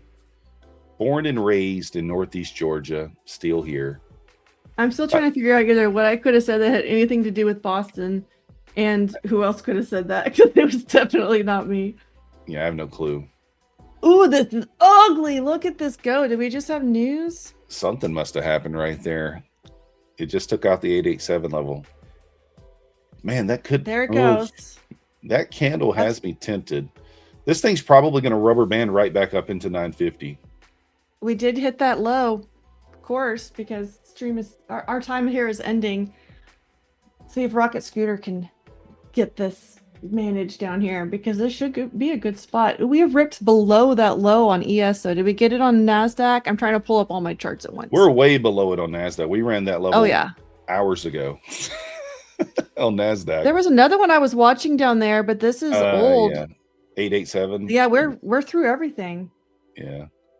The next level is at 850, but this is a very bullish reaction off that 887 level. Like I said, this might be a good spot for the push back into 950 quickly. Yeah, it could be a little run and pop back up here. Tech is still real negative on the day, but hopefully things calm out. At a point, the shorts are going to be taking profits and feeling good about it. Somebody said Basent is speaking. Is he? That would explain that big dramatic drop. What are we going to call him? Because, you know, we got Papa Powell. Like, what kind of nickname are we going to have for Basent? I don't even know if I'm saying his name right. We're going to have to find out what kind of personality he's got, what kind of ties he likes to wear. Does he actually wear pants to the press conference, or it's just a top? You know, he's used to working from home. Will we get any good sound clips? Yeah. I've saved some good sound clips of Papa Powell. The sense of decent. As you come in, please. Oh, is it? Okay, I got you. As you come in, please hit the like button. Subscribe if you're not yet subscribed. We do appreciate it. Bix is very hot here, y'all. We got Matt coming up in about 2 minutes. So, 2 minutes for Matt. Or 1 minute, maybe at this point. He's very smart. I don't know anything about him. We'll figure it out, though. Lies. Do you think that that rates are going to be influenced now by Trump a little more? Since, I don't know. I just don't want anybody to be a stick in the mud. We need to be able to react to things and not have politics get in the way. But that'll be the real question. Are we going to still have politics getting in the way? All right. Well, I thought our time was up here. Not quite. Almost. You're still stuck with us another couple minutes. Thank you, Abhishek. Appreciate you. Trevor. Whoever else is behind the scenes there, I don't even know. Magnus, maybe. Is Denny back there somewhere? I'm not sure. Appreciate you guys. Thank everyone in chat as well. Matt is now ready, so we're going to turn it over to him. Appreciate you guys watching. We'll see you next time. Yeah, I hope y'all were able to get in on these shorts, and we will see you tomorrow. Electric veins in the night. Feel the pulse, feel the bite.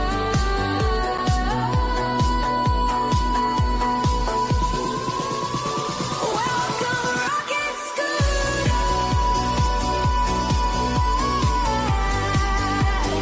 Burning trails where you're.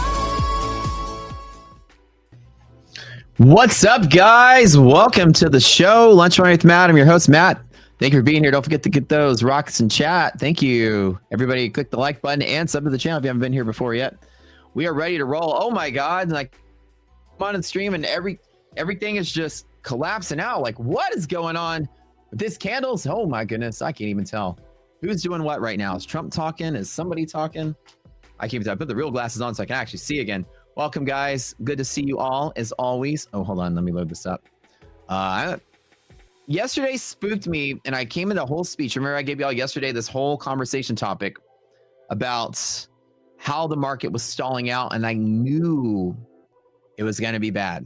I said, I knew yesterday, I said, this is it. We gave a whole speech about how gold, remember you talk about that? How gold was kind of rallying at the same point where money was leaving the stock market.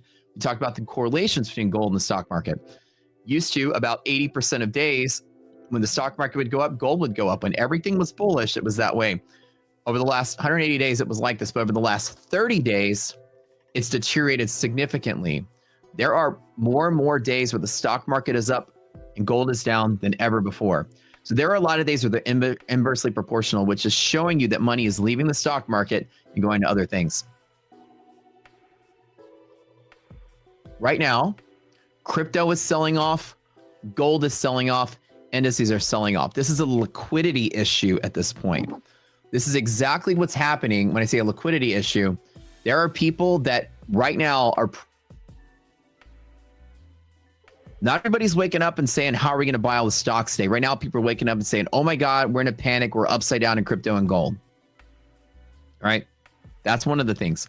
Number two is people are not really bullish on the stock market anymore, but it's not bearish yet.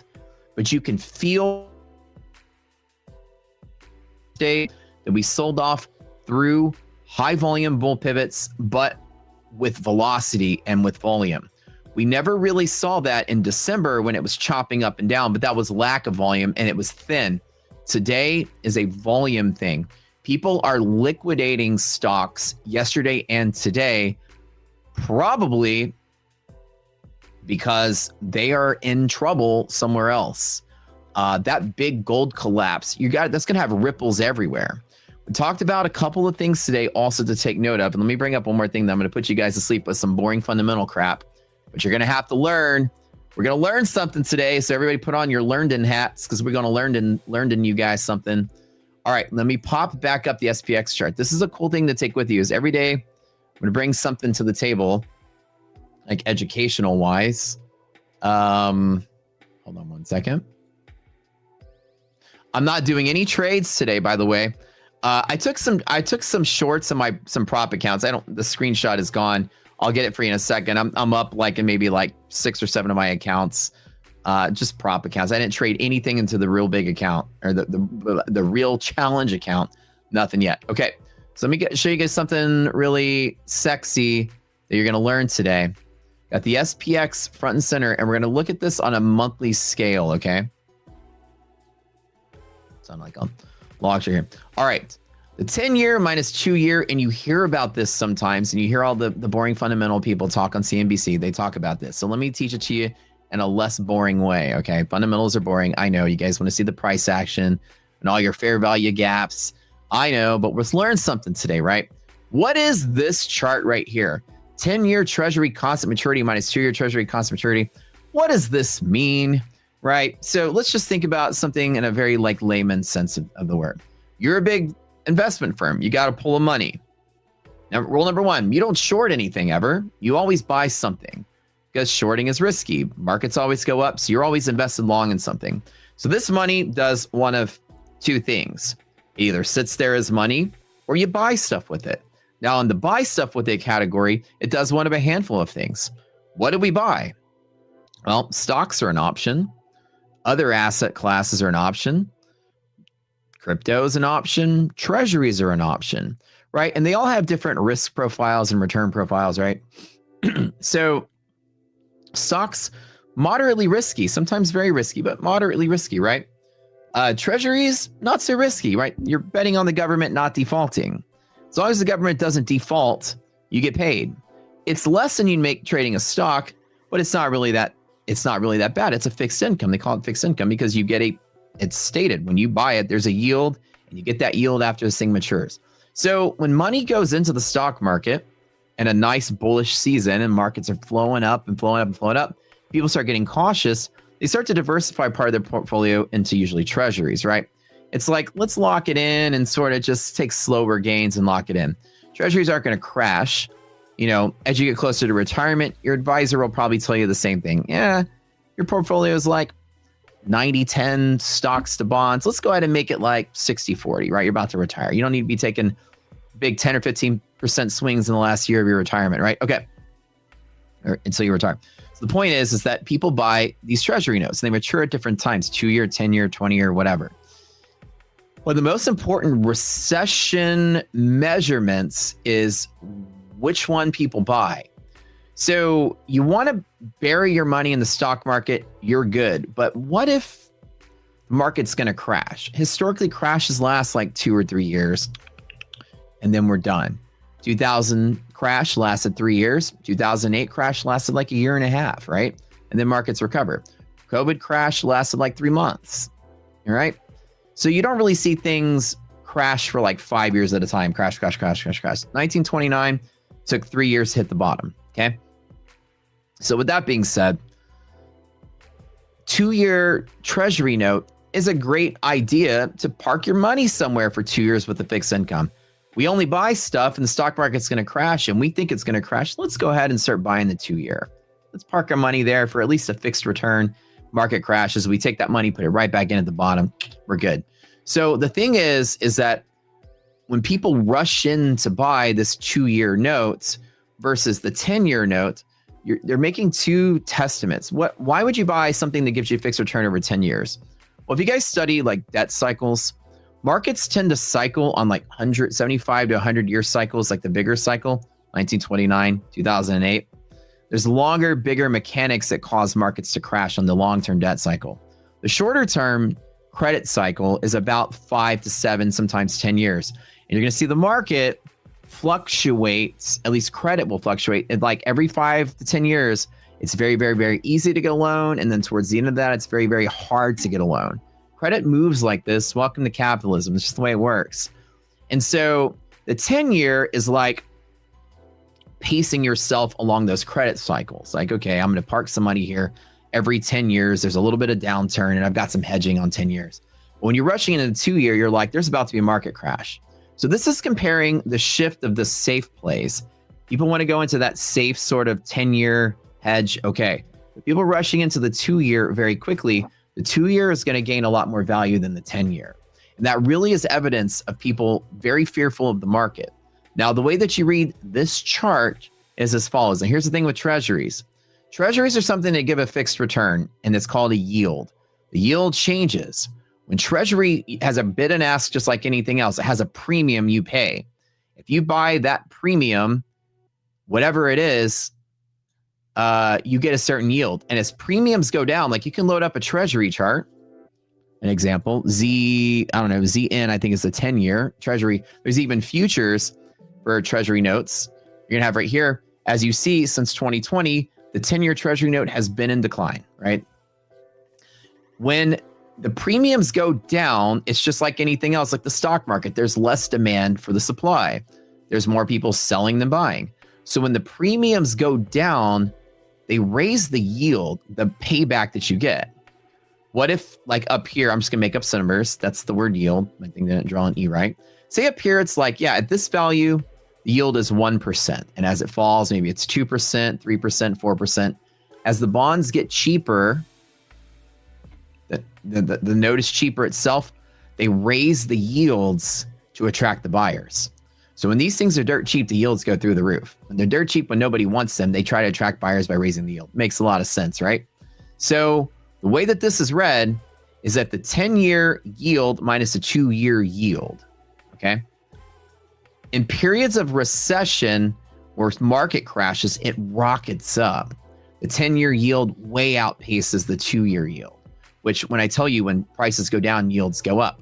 So if the 10-year yield is going up faster than the 2-year yield, it means the 2-year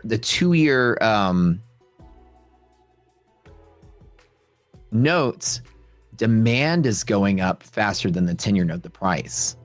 So if people are buying the 2-year and it's going up faster than the 10 in premium, then the 2-year yield is going down less fast than 10 or whatever. They're inversely.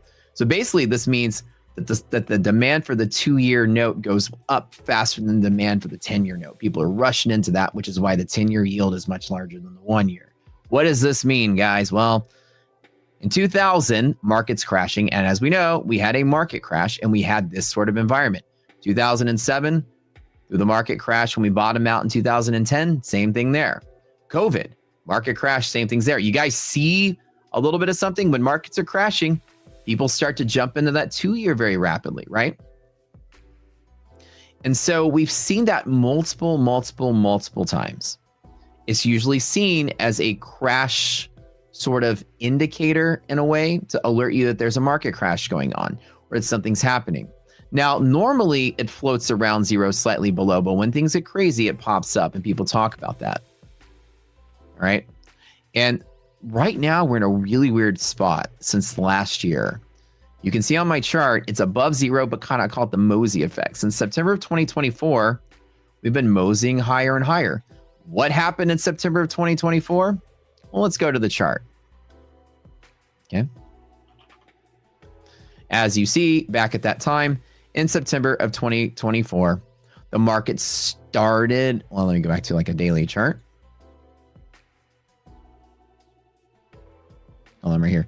Right when we passed zero, September of 2024, all the way until now, this curve, this difference has been going up, which means people have been kind of afraid of the market. So September of 2024, leading into the election, right? We're about to bring in a new president that we know is going to shape things up and be weird like last time when there were tariffs. And so people started like being afraid of what his policies were. And right before the election, you can see that this curve started moving higher. And then we had the tariff crash, and then now we peaked off the market, and it's still creeping higher and higher and higher and higher. People are rushing into gold, a safe haven asset to ward off inflation and other crashes. People are jumping into the 2-year Treasury note really fast, something that people do to ward off crashes or be in during a crash.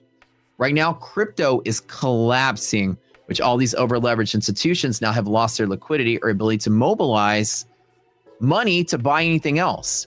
We are entering a possible market collapse scenario. And I hate to be a bear, speaking of bear, I'm not bearish, but we are entering at least a stall period. And I talked about this for the last 3 or 4 days, where the market is probably done rallying.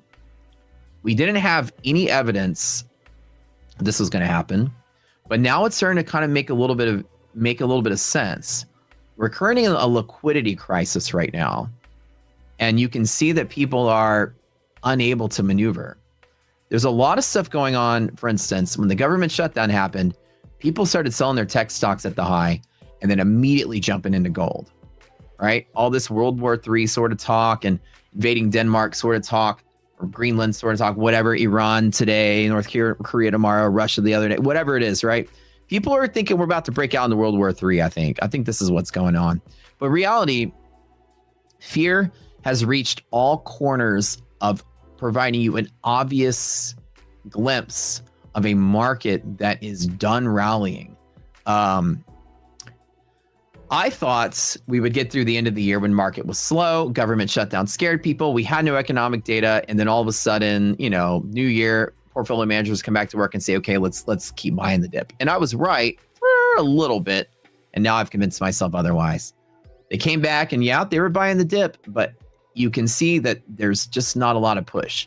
We've had, since the shutdown, now we've had data rolling through, non-farms, GDP, PCE, everything looks fantastic. Why is the market not rallying? There's great data. Earnings came through. Apple crushing it, like tons of big earnings, crushing it. Even today, most of the earnings were a beat. Hold on. Today, almost all the earnings this morning were a beat across the board. Yet the market's selling off. Everything is looking great. Google today, Amazon tomorrow after market, by the way. But like everything was a beat. Look, Eli Lilly, surprise. AbbVie, surprise. Novartis, surprise. Novo Nordisk, surprise. Mitsubishi, surprise. None of them were a miss with the exception of Uber. And Uber was barely down. Yet everything is selling off. Evidence point number 3. People are using the good earnings as a high to exit and liquidate. There is currently a liquidity crisis in the market, and that's what's happening. And I don't think we're going to dip.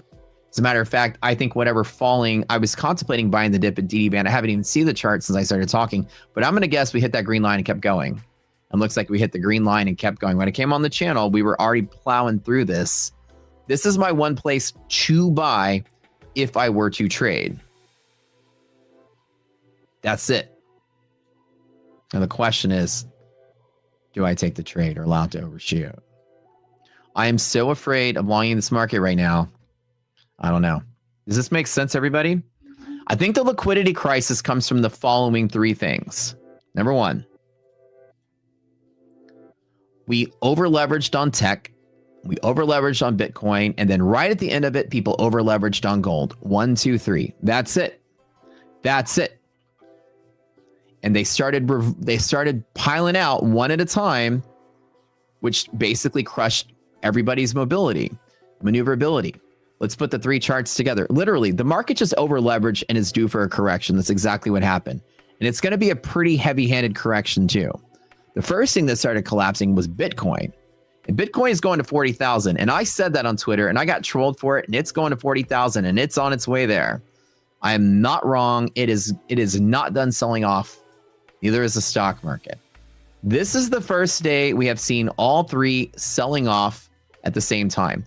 This is an entire market-wide liquidation event going on at the same time, with volatility now going above BBB and beyond.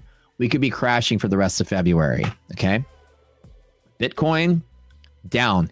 Gold, down. S&P, NASDAQ, down. Down, down, down.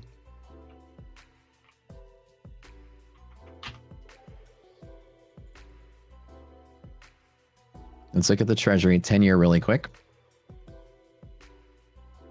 The 10-year slightly up.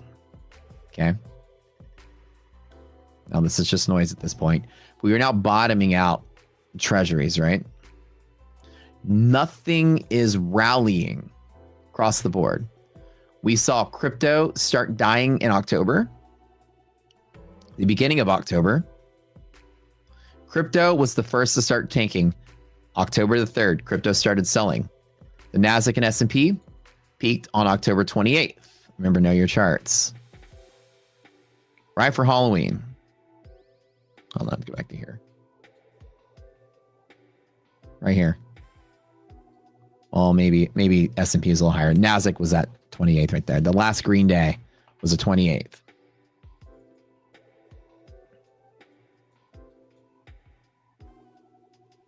No, the 29th. Sorry, I'm a day off. 29th.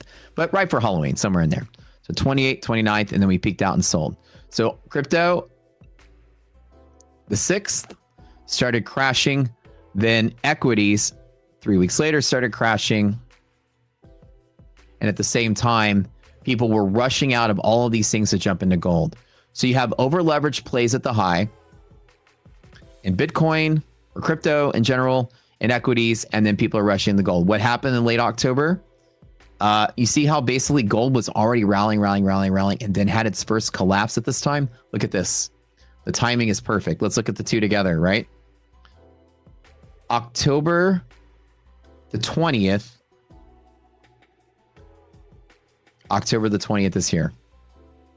Gold was already going through this crazy rally and had this big flush day that hung out for a week and then started picking up steam again on October the 28th. So Bitcoin sold and people were jumping into gold. Bitcoin continued to sell. And at this time, equity started selling off and people jumped into gold further. And then Bitcoin started selling off further and equities started hanging in there and people jumped into gold even further. And then as of 3 days ago, I think that what happened is that people were just rushing into gold. And now the squeeze was so hard, nobody has anything left. And now today, with every earning that comes through, selling the top off the good news. For the first time in a long time, I fear a natural market correction that's along the lines of like a 2022 sort of thing. I'd hate to say crash, but crash is also on the table because of this liquidity crisis. And as you see, I didn't pull the trigger and buy the dip, just chilling on this, and it continues to fall, right? I can see it, I can feel it. I built a great thesis, and you guys have been evidence of that on this channel because the last 3 days I talked about it, right? I thought the market was going to stall. That was my thesis a couple days ago. And yesterday got slapped in the face and every bull pivot got clobbered. But yesterday was the first day that we fell through every bull pivot that we had with speed. I showed you guys yesterday when we talked about it, the volume was finally there. We haven't seen volume come back in a while. And now you're seeing massive selling volume because people need to liquidate because they are having a liquidity crisis. Margin calls in gold, margin calls in Bitcoin. They got to sell something. Okay, well, my Nvidia is at all-time highs. Let me go ahead and get out of that. That's what people are doing right now to try to ward off a potential crash, hoping other people don't sell. That's kind of where we are. So it's kind of crisis mode at the time. This can turn out to be a flash crash. And I'm very, very, very concerned. When a flash crash reminds me of 2015, where we have this, and this. Like a 4-day, 5-day crash because there's just a liquidity crisis that sort of like does this, right? I think that that's entirely possible. I said yes 2 days ago, I think we'd stall. Today, I think we're crashing. And I think, and again, I just think, but I tell you guys, people are like, oh, that guy Matt only makes money because he's a permabull. Listen, baby, I'll tell you, got something to teach you, baby. Ready for this? Y'all see me as a permabull? Yeah, when the market's been bullish. And then right here is when I gave the speech on it's probably topping out flat. And right here, I'm giving the speech of it's dead. And I gave the speech all morning. I said, this market is dead. I'm not even going to trade it in the challenge account. And I didn't touch it. So I'm a bear when I need to be, and I'm bull when I need to be. I've been following this market pretty well, but this is not a green day tomorrow, I don't think. We have Google earnings, we have ABGO earnings, we have Amazon earnings, we have Nvidia earnings still left to go, right? And maybe that can happen, but we've gotten all kind of good economic data that didn't push this market higher. We've gotten great earnings like from Apple, didn't push the market higher. Got Google today, at Amazon today. Maybe Google pops us up, but if Google pops and we continue to sell, got your answer. Today, all the big earnings that came out, people sold on that good beat. So even good economic data and good market beating data is not enough. People want to buy, but they can't. They're stuck. What do you think? You still don't think it's capitulation? No. We have crushed through monthly hedge pressures 2 days in a row. It's been that way. So I don't know. I'm worried. What I'm not going to do is jump in and like long everything with this big account and like blow everything up. You know what I'm saying? So, but we'll see. Right. Now the question is, do I long a DD band every single time, MHP every single time? Stats are bad. Ratio is good. It's still decent enough to maybe take a long from. Like I said, I am just genuinely worried about the state of this market. But I'm going to let today happen and then make my... and I don't think it's like... Guys, I'm going to tell you guys, I don't think it's a 1 year bear market. I think it's like an August 2024 sort of crash. Let me find it for you. This. I think it's something like this. I really do. I think it's literally this. I think it's something like this and that's it. It's like a 2-week long thing. You guys remember August 2024? We peaked at the bottom August the 5th. I really think it's just something like that. A crash, not a bear market. Economic data is good. Companies are beating earnings. Things are good. It's a liquidity thing that's going to be... by the time you guys are ready to pull the short button, it's going to be over. What do you guys think about my thesis? Right? Do y'all think I'm on to something? Like, it's got maybe like the market's got 2 weeks, it's going to flush day after day after day after day. And about time you guys are ready to start shorting it, it's over.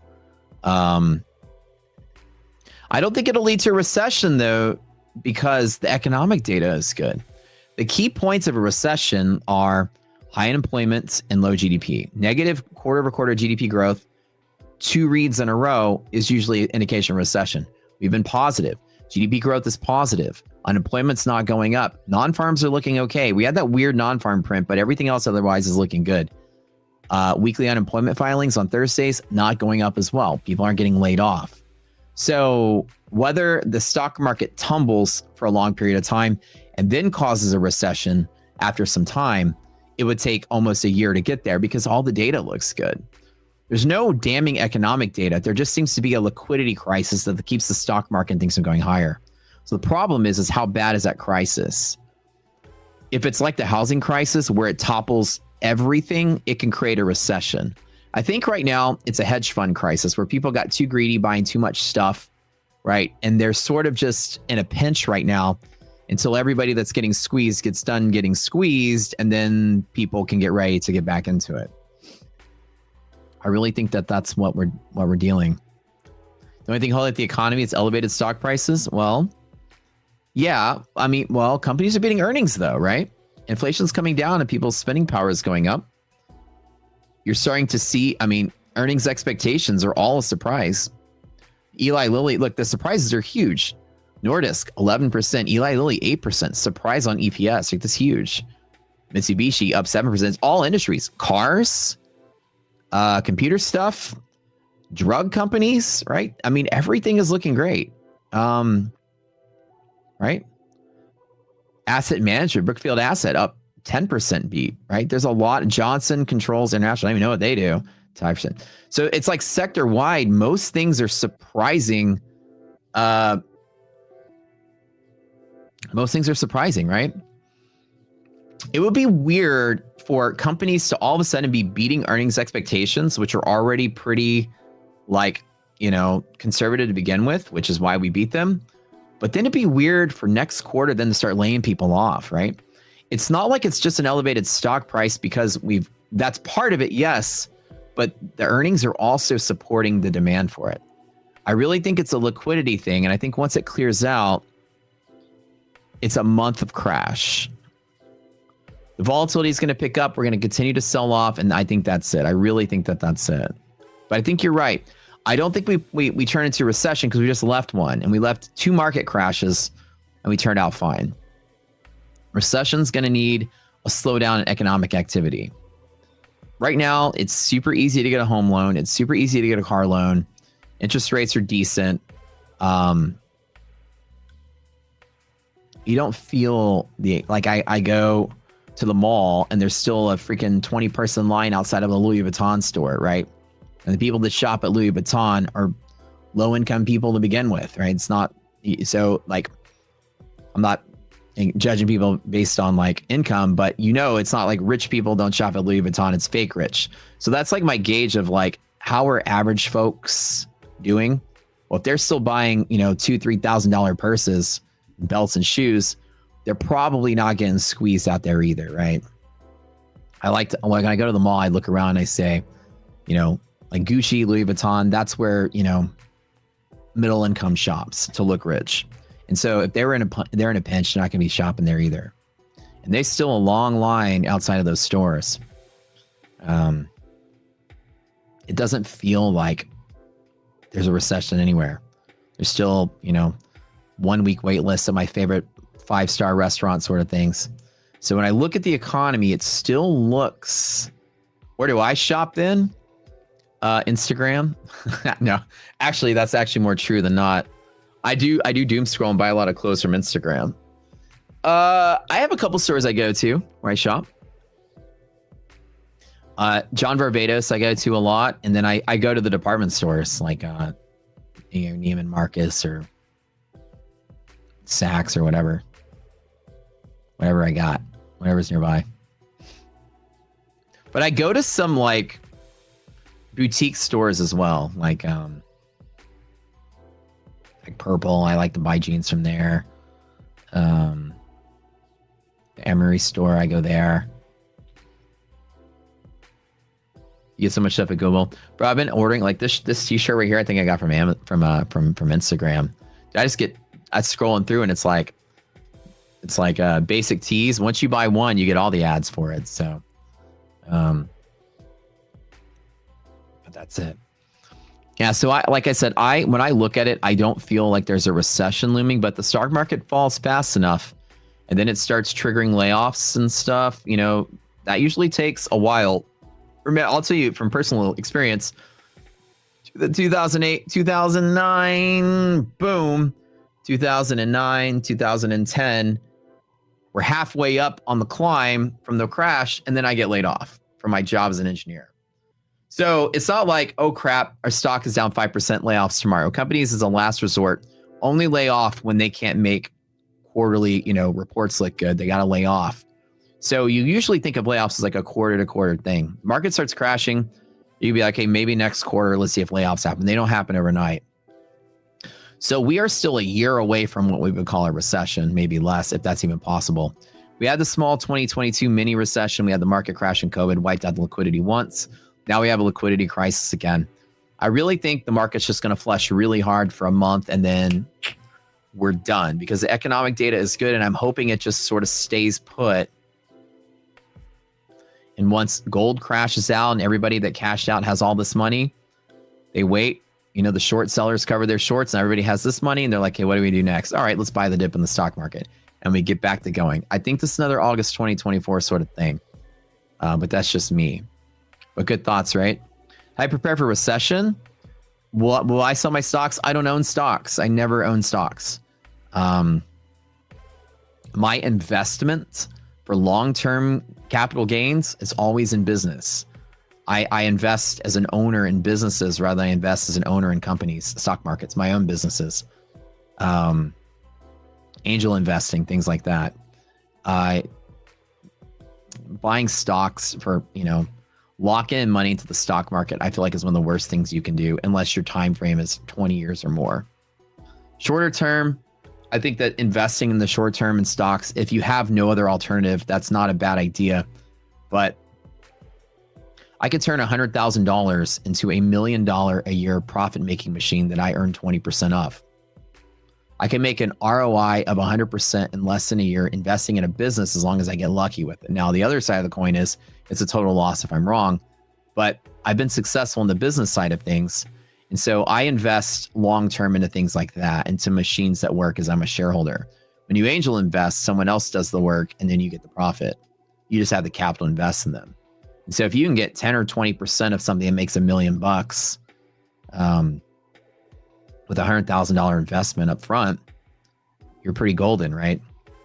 You know, you made your money back after, 12 to 16 months, and then you're generating, 100K profit every year forever. Like I do that with my $100,000 rather than putting $100,000 into stocks. So how would you do it if you're investing in stocks? I can't give you investment advice, unfortunately. The way I would do it, if I'm a stock investor, is buy every single time the market falls 5%, buy more, buy more, buy more. Just do what your 401k does. And it's not investment advice, but stock market doesn't always go down. So if I had like $1,000 coming into my pocket every single month, the stock market's crashing, I got to buy it at a 20% discount, 30% discount, 40% discount. Every time it crashes, you just think in 20 years, I'm going to make even more off of this one, right? As long as you diversify, that's a safe play. Your 401k does that. Don't put all into one stock. Again, not investment advice, but if the market was crashing, what would I do to prepare? Would I sell my stock? No, I would keep buying and keep buying and keep buying and keep buying and keep buying. As long as I have a job, I'd keep buying. By the time I retire, it should be higher than where it is at the last time I bought, right?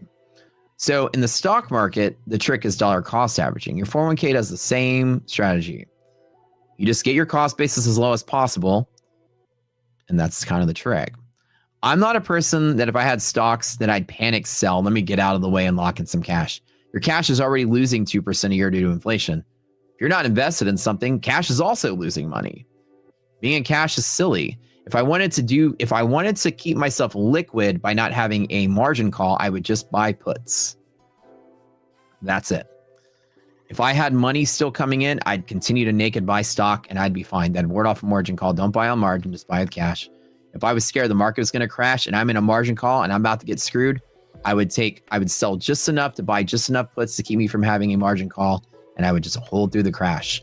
If the market crashes, those puts will pay out handsomely, by the way. If the market just slowly falls and you push into margin call territory, the margin credit you get from your puts would keep you from a margin call. So that's how I would handle it if I was a stock trader. But we're losing more. Yeah, we're losing more than 2% to inflation the last few years. You're 100% right. So cash is horrible in a market crash decision. Like, just hedging is fine. And I only hedge if I'm in a liquidity crisis myself, right? Like, if I have the capital and I'm not in a margin call, I'm gonna keep buying stock as it gets cheaper. That's how I think about it. And I'm as a stock, like I said, but my window for stock trading would be 20 years. I'm not looking for a year or two gain. I'm looking to hold for 20 years or longer. If I'm looking for like a 10-year investment or less, I'm investing in a business.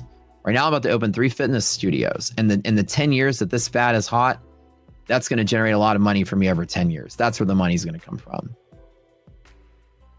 I put in $500,000 in opening 3 of them.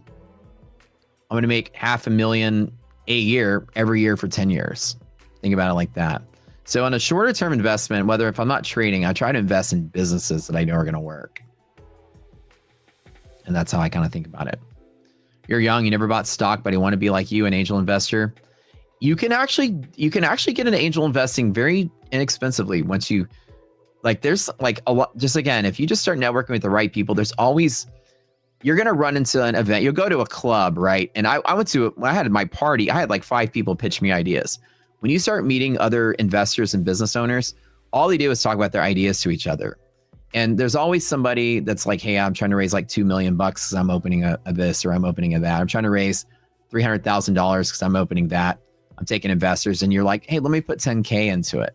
Let me put 20K into it. You might be making millions off of it, but you might be able to get a steady paycheck of a couple $1,000 every quarter or something when your dividends come through. It's not as hard as you think to get started jumping into projects with your spare money. You have to have a good eye for this. You have to have a good eye for what works. You have to have a good eye for what's hot. You know, you start getting into it. Someone else does the work, which is nice. You have to make the decision. Some people are like, look, I need $100,000. And you're like, can I give you 10 for, X percent? They're like, sure, you can join. And you're part of an ownership group, and, not hard to get started. That's how I got started. Dude, and I am not touching this market. It is so funny. How it is just not holding this. That's crazy.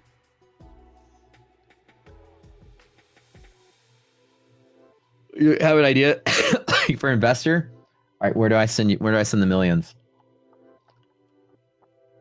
Yeah, so for like these fitness studios is going to cost you about $500,000 cash,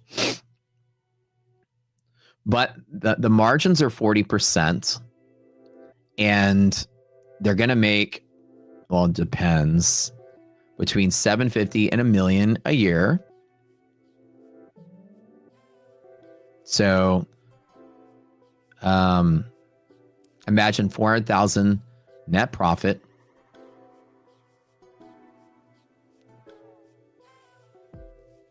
Depends.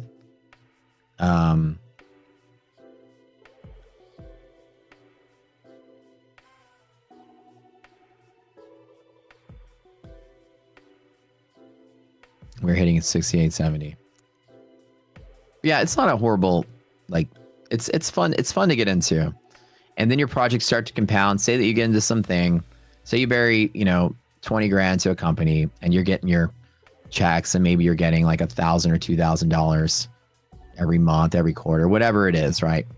And then you mass up another 20,000, and then you invest in something else. And if it happens to be successful, then you've got 2 checks coming in, and you can kind of scale that way. And it's not a terrible idea. You just have to know there's always somebody. And once you start getting into like networking with people that build stuff, all my friends right now are club owners, restaurant owners. It just happened that way. I meet somebody else. This guy I just met that came to my party was a friend of a friend. He's one of the biggest car dealership owners in Houston, just sold one of his car dealerships for $75 million. Like, so this guy's looking to build a new project. So I'm meeting people that are building, things in the 100 million range at this point. Like, so you just start to network through, investment groups, and there's always people. It's always the same. You'll realize in your city, it's always the same people that open stuff. There's like, every single time a new club pops up, I can look at the owners list, and it's always a bunch of my friends that own 3% and 2% and 5%. So there's always people that just get into the stuff. And they just diversify their investment, their wealth through those kind of investments too. It's not like put all your eggs in a basket. But yeah, market crashing, ARC Raiders time. I mean, 68.45 is my low pivot that I'm looking for. I mean, I could try to take a long here. I just have talked myself out of trying to buy the dip today. Assuming you're a brokey, how do you know where to find the right people? Network, it's very easy, okay? Take the last $3,000 you have to your name, okay?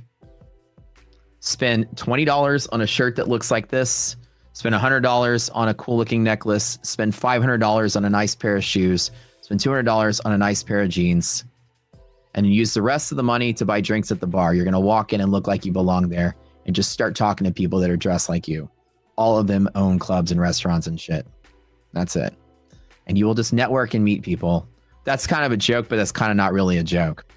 Everybody that goes to clubs and has a table is usually somebody that owns something. And so network that way. I met everybody I know through spending money at clubs. You get a table, you take some friends, they know their friends. Hey man, I want you to meet my friend. This guy comes over, they join your table. Yeah, have a drink. And then slowly but surely you can network with no money.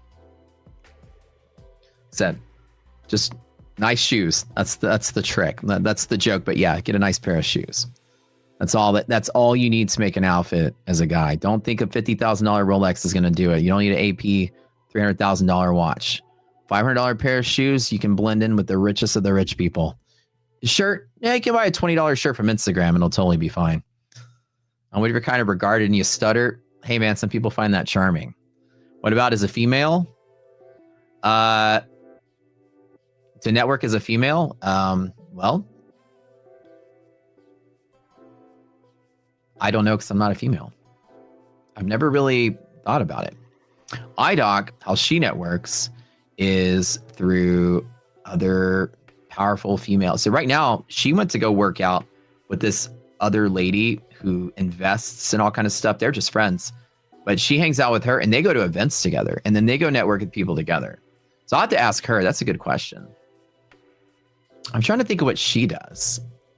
She's very socially like aligned with people. And she goes out and gets invited to things and goes to things and meets people, gets invited. She gets invited to a lot of events. But yeah, but like the joke being that, like, remember, you don't have to buy a $20 t-shirt, like, you know, maybe like a little cheap necklace or something. You're gonna look rich and powerful because all the rich people dress that way. But get a nice pair of shoes. That's all. That $500, $1,000 pair of shoes, and that's all you need to do. No, I wasn't gonna say some stuff. No. Women can network in a different sort of way. I think like the way that she does it is her and her friend will go work out together, and they'll like hang out afterwards and get coffee, and the two of them will chat. Me and my boys, we network at the club. Hey, I want you to meet this dude. He's selling his thing for 75 million. Like, hey, what's up, dude? And then we just mostly just text after that, you know. I don't ever go sit down and have coffee with my bros. So I think with her, they do more like event sort of things when they go to events together. But I think it's very similar. I mean, like how we both approach it. She's a little more personal with people. I'm more like, let's just get our business done on text sort of thing. But yeah. The gym and a pricey gym membership. Yeah. Like I would say for gym, that's the way to do it. Yeah. Get a nice gym because you're going to work out with somebody that's paying $300 a month, you know, for their lifetime fitness, or, you know what I'm saying? Like you're going to meet all kind of people with money there too. But I'm serious. The outfit of the wealthy is a $1,000 pair of shoes, a $300 pair of jeans, a $50 shirt. Maybe the $50 shirt can pass as a $1,000 shirt, but and a nice watch. That's the outfit of the Gen Z millionaire right now. You just blend in. You look like you know people. You're like, yeah, I'm an investor looking to invest. You know any projects? And usually is the way to go.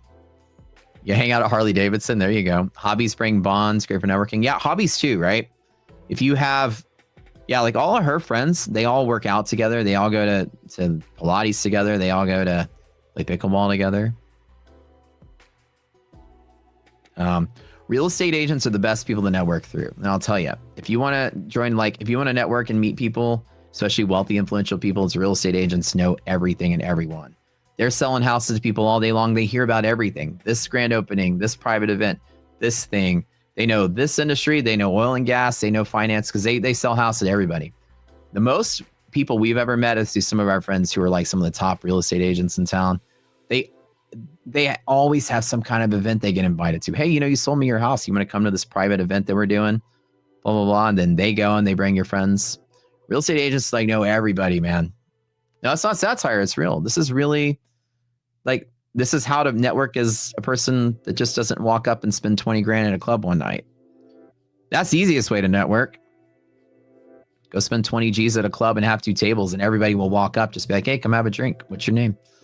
And then you'll meet people that way. But if you don't have money to blend in, or if you don't have money, just blend in. If you don't know anybody, meet some real estate agents. You wish I had you as a mentor? This is real life advice. Like I said, I've met most of the people I've met that I do business with, I meet going out. But the strongest networks we ever did was some of our friends who are real estate. They do luxury real estate. That's it. When I think of a realtor's job, it seems like a really fun job. At least one of our best friends is just loves it, man. She loves her life. They travel too. Like she's on a trip like every other week. So she's living the high life for sure. You love these streams, so I'm giving you guys all kind of advice, even outside of trading. Well, wait, your fiance owns Best Regards in Houston? Dude, I love Best Regards. Wait, who's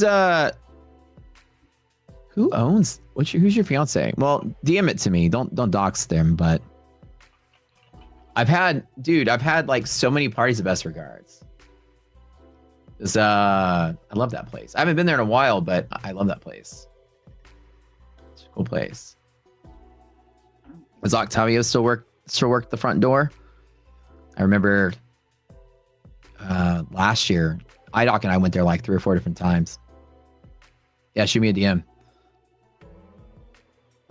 That was my jam for like all of 2024, 2025. We used to go a lot.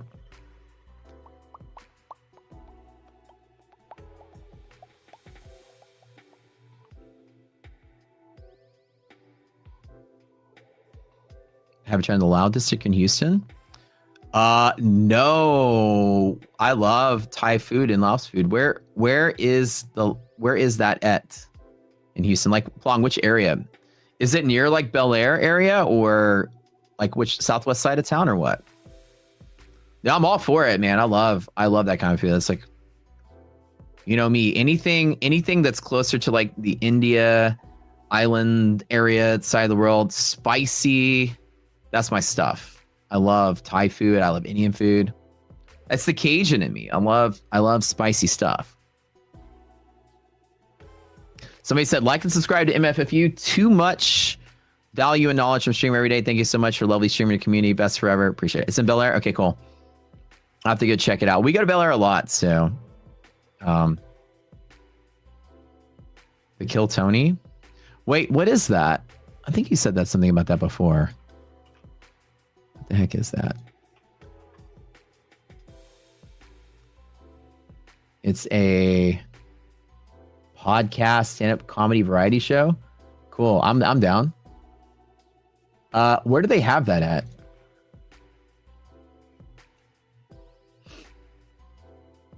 Biryani. I love some biryani. Comedy show in Houston. Okay, I'll have to check it out. It's a comedy improv show. Okay, cool.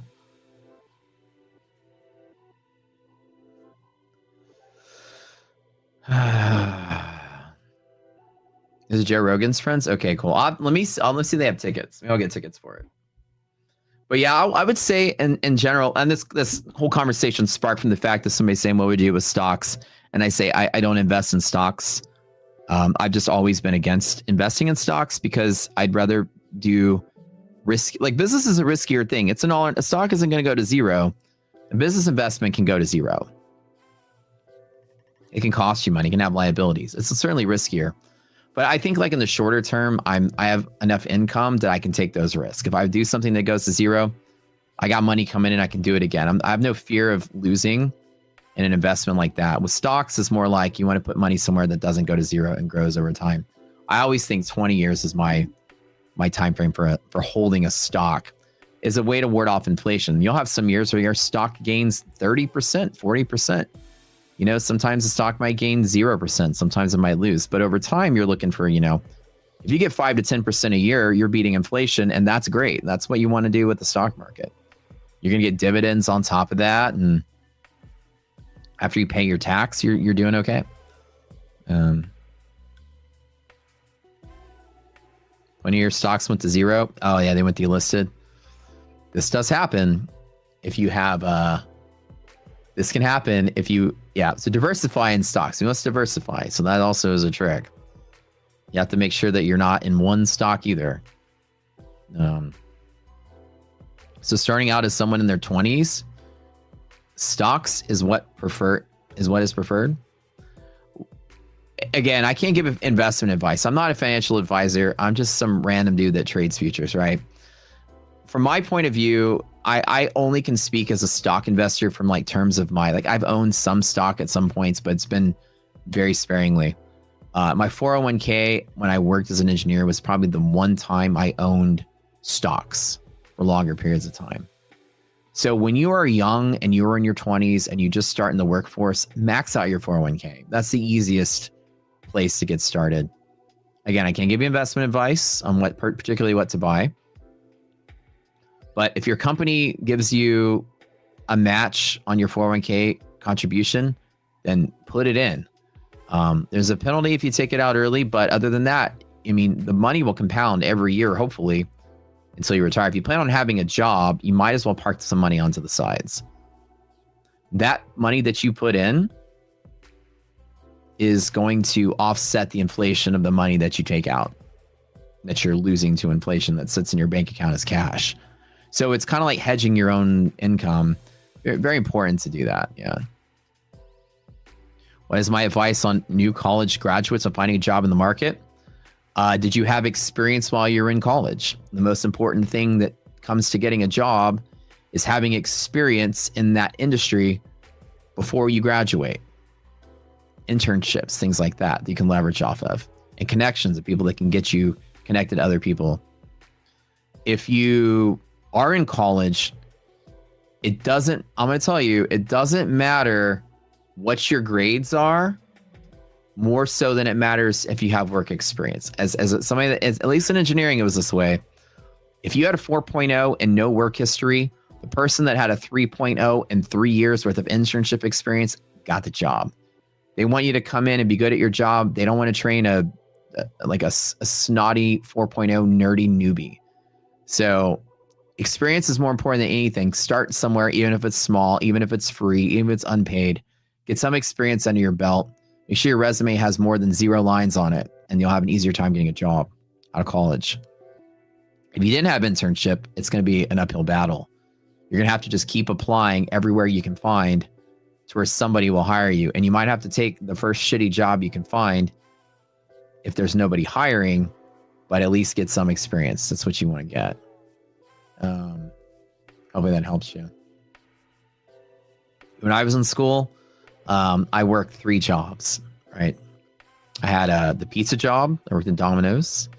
I worked at the school I did research at the school, and then I taught. On occasion, I would do internships. So I sort of phased out of pizza and started phasing into actual engineering internships, which is kind of nice. Pizza paid pretty well. I was a manager at a Domino's when I was in college, and I drove on the weekend. So I got the manager's $5.15 an hour was minimum wage. Managers got paid $8 an hour.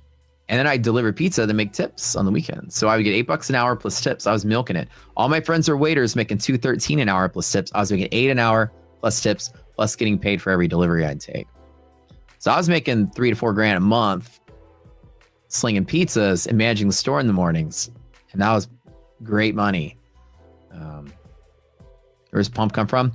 Multi-edge pressure. I just didn't buy here, but this, where my key pivot is, this is all kind of strong pivot. I told you guys earlier, if there's anywhere to buy, it is there. I'm just not doing it. I'm just chilling. But yeah, that's what I did when I was in college. And then I started, getting closer to graduation. I wanted to go to med school, but I ultimately decided not to. But even to hedge my bets, I still had some internships. I worked at a catalyst company for a little bit. I worked as a sales engineer for a little bit. I took whatever I could get to get some experience. So I had maybe 3 or 4 internships for the last 2 years of school. But when it comes to getting a job in your field, you need experience in your field. It's just like any other thing. You need experience to get a job, but to get that first experience, you need experience. So you got to just start anywhere, and you already have the advantage. Because you have 2 things, right? You have relevant experience. You've already been trained. You also have people that'll vouch for you, like other qualified people in the field. Engineer that I worked for, write your letter of recommendation. As you apply for a job, they can say, yeah, this person used to work for me. They're great. They showed up on time. They did their work. They're fantastic. I love them.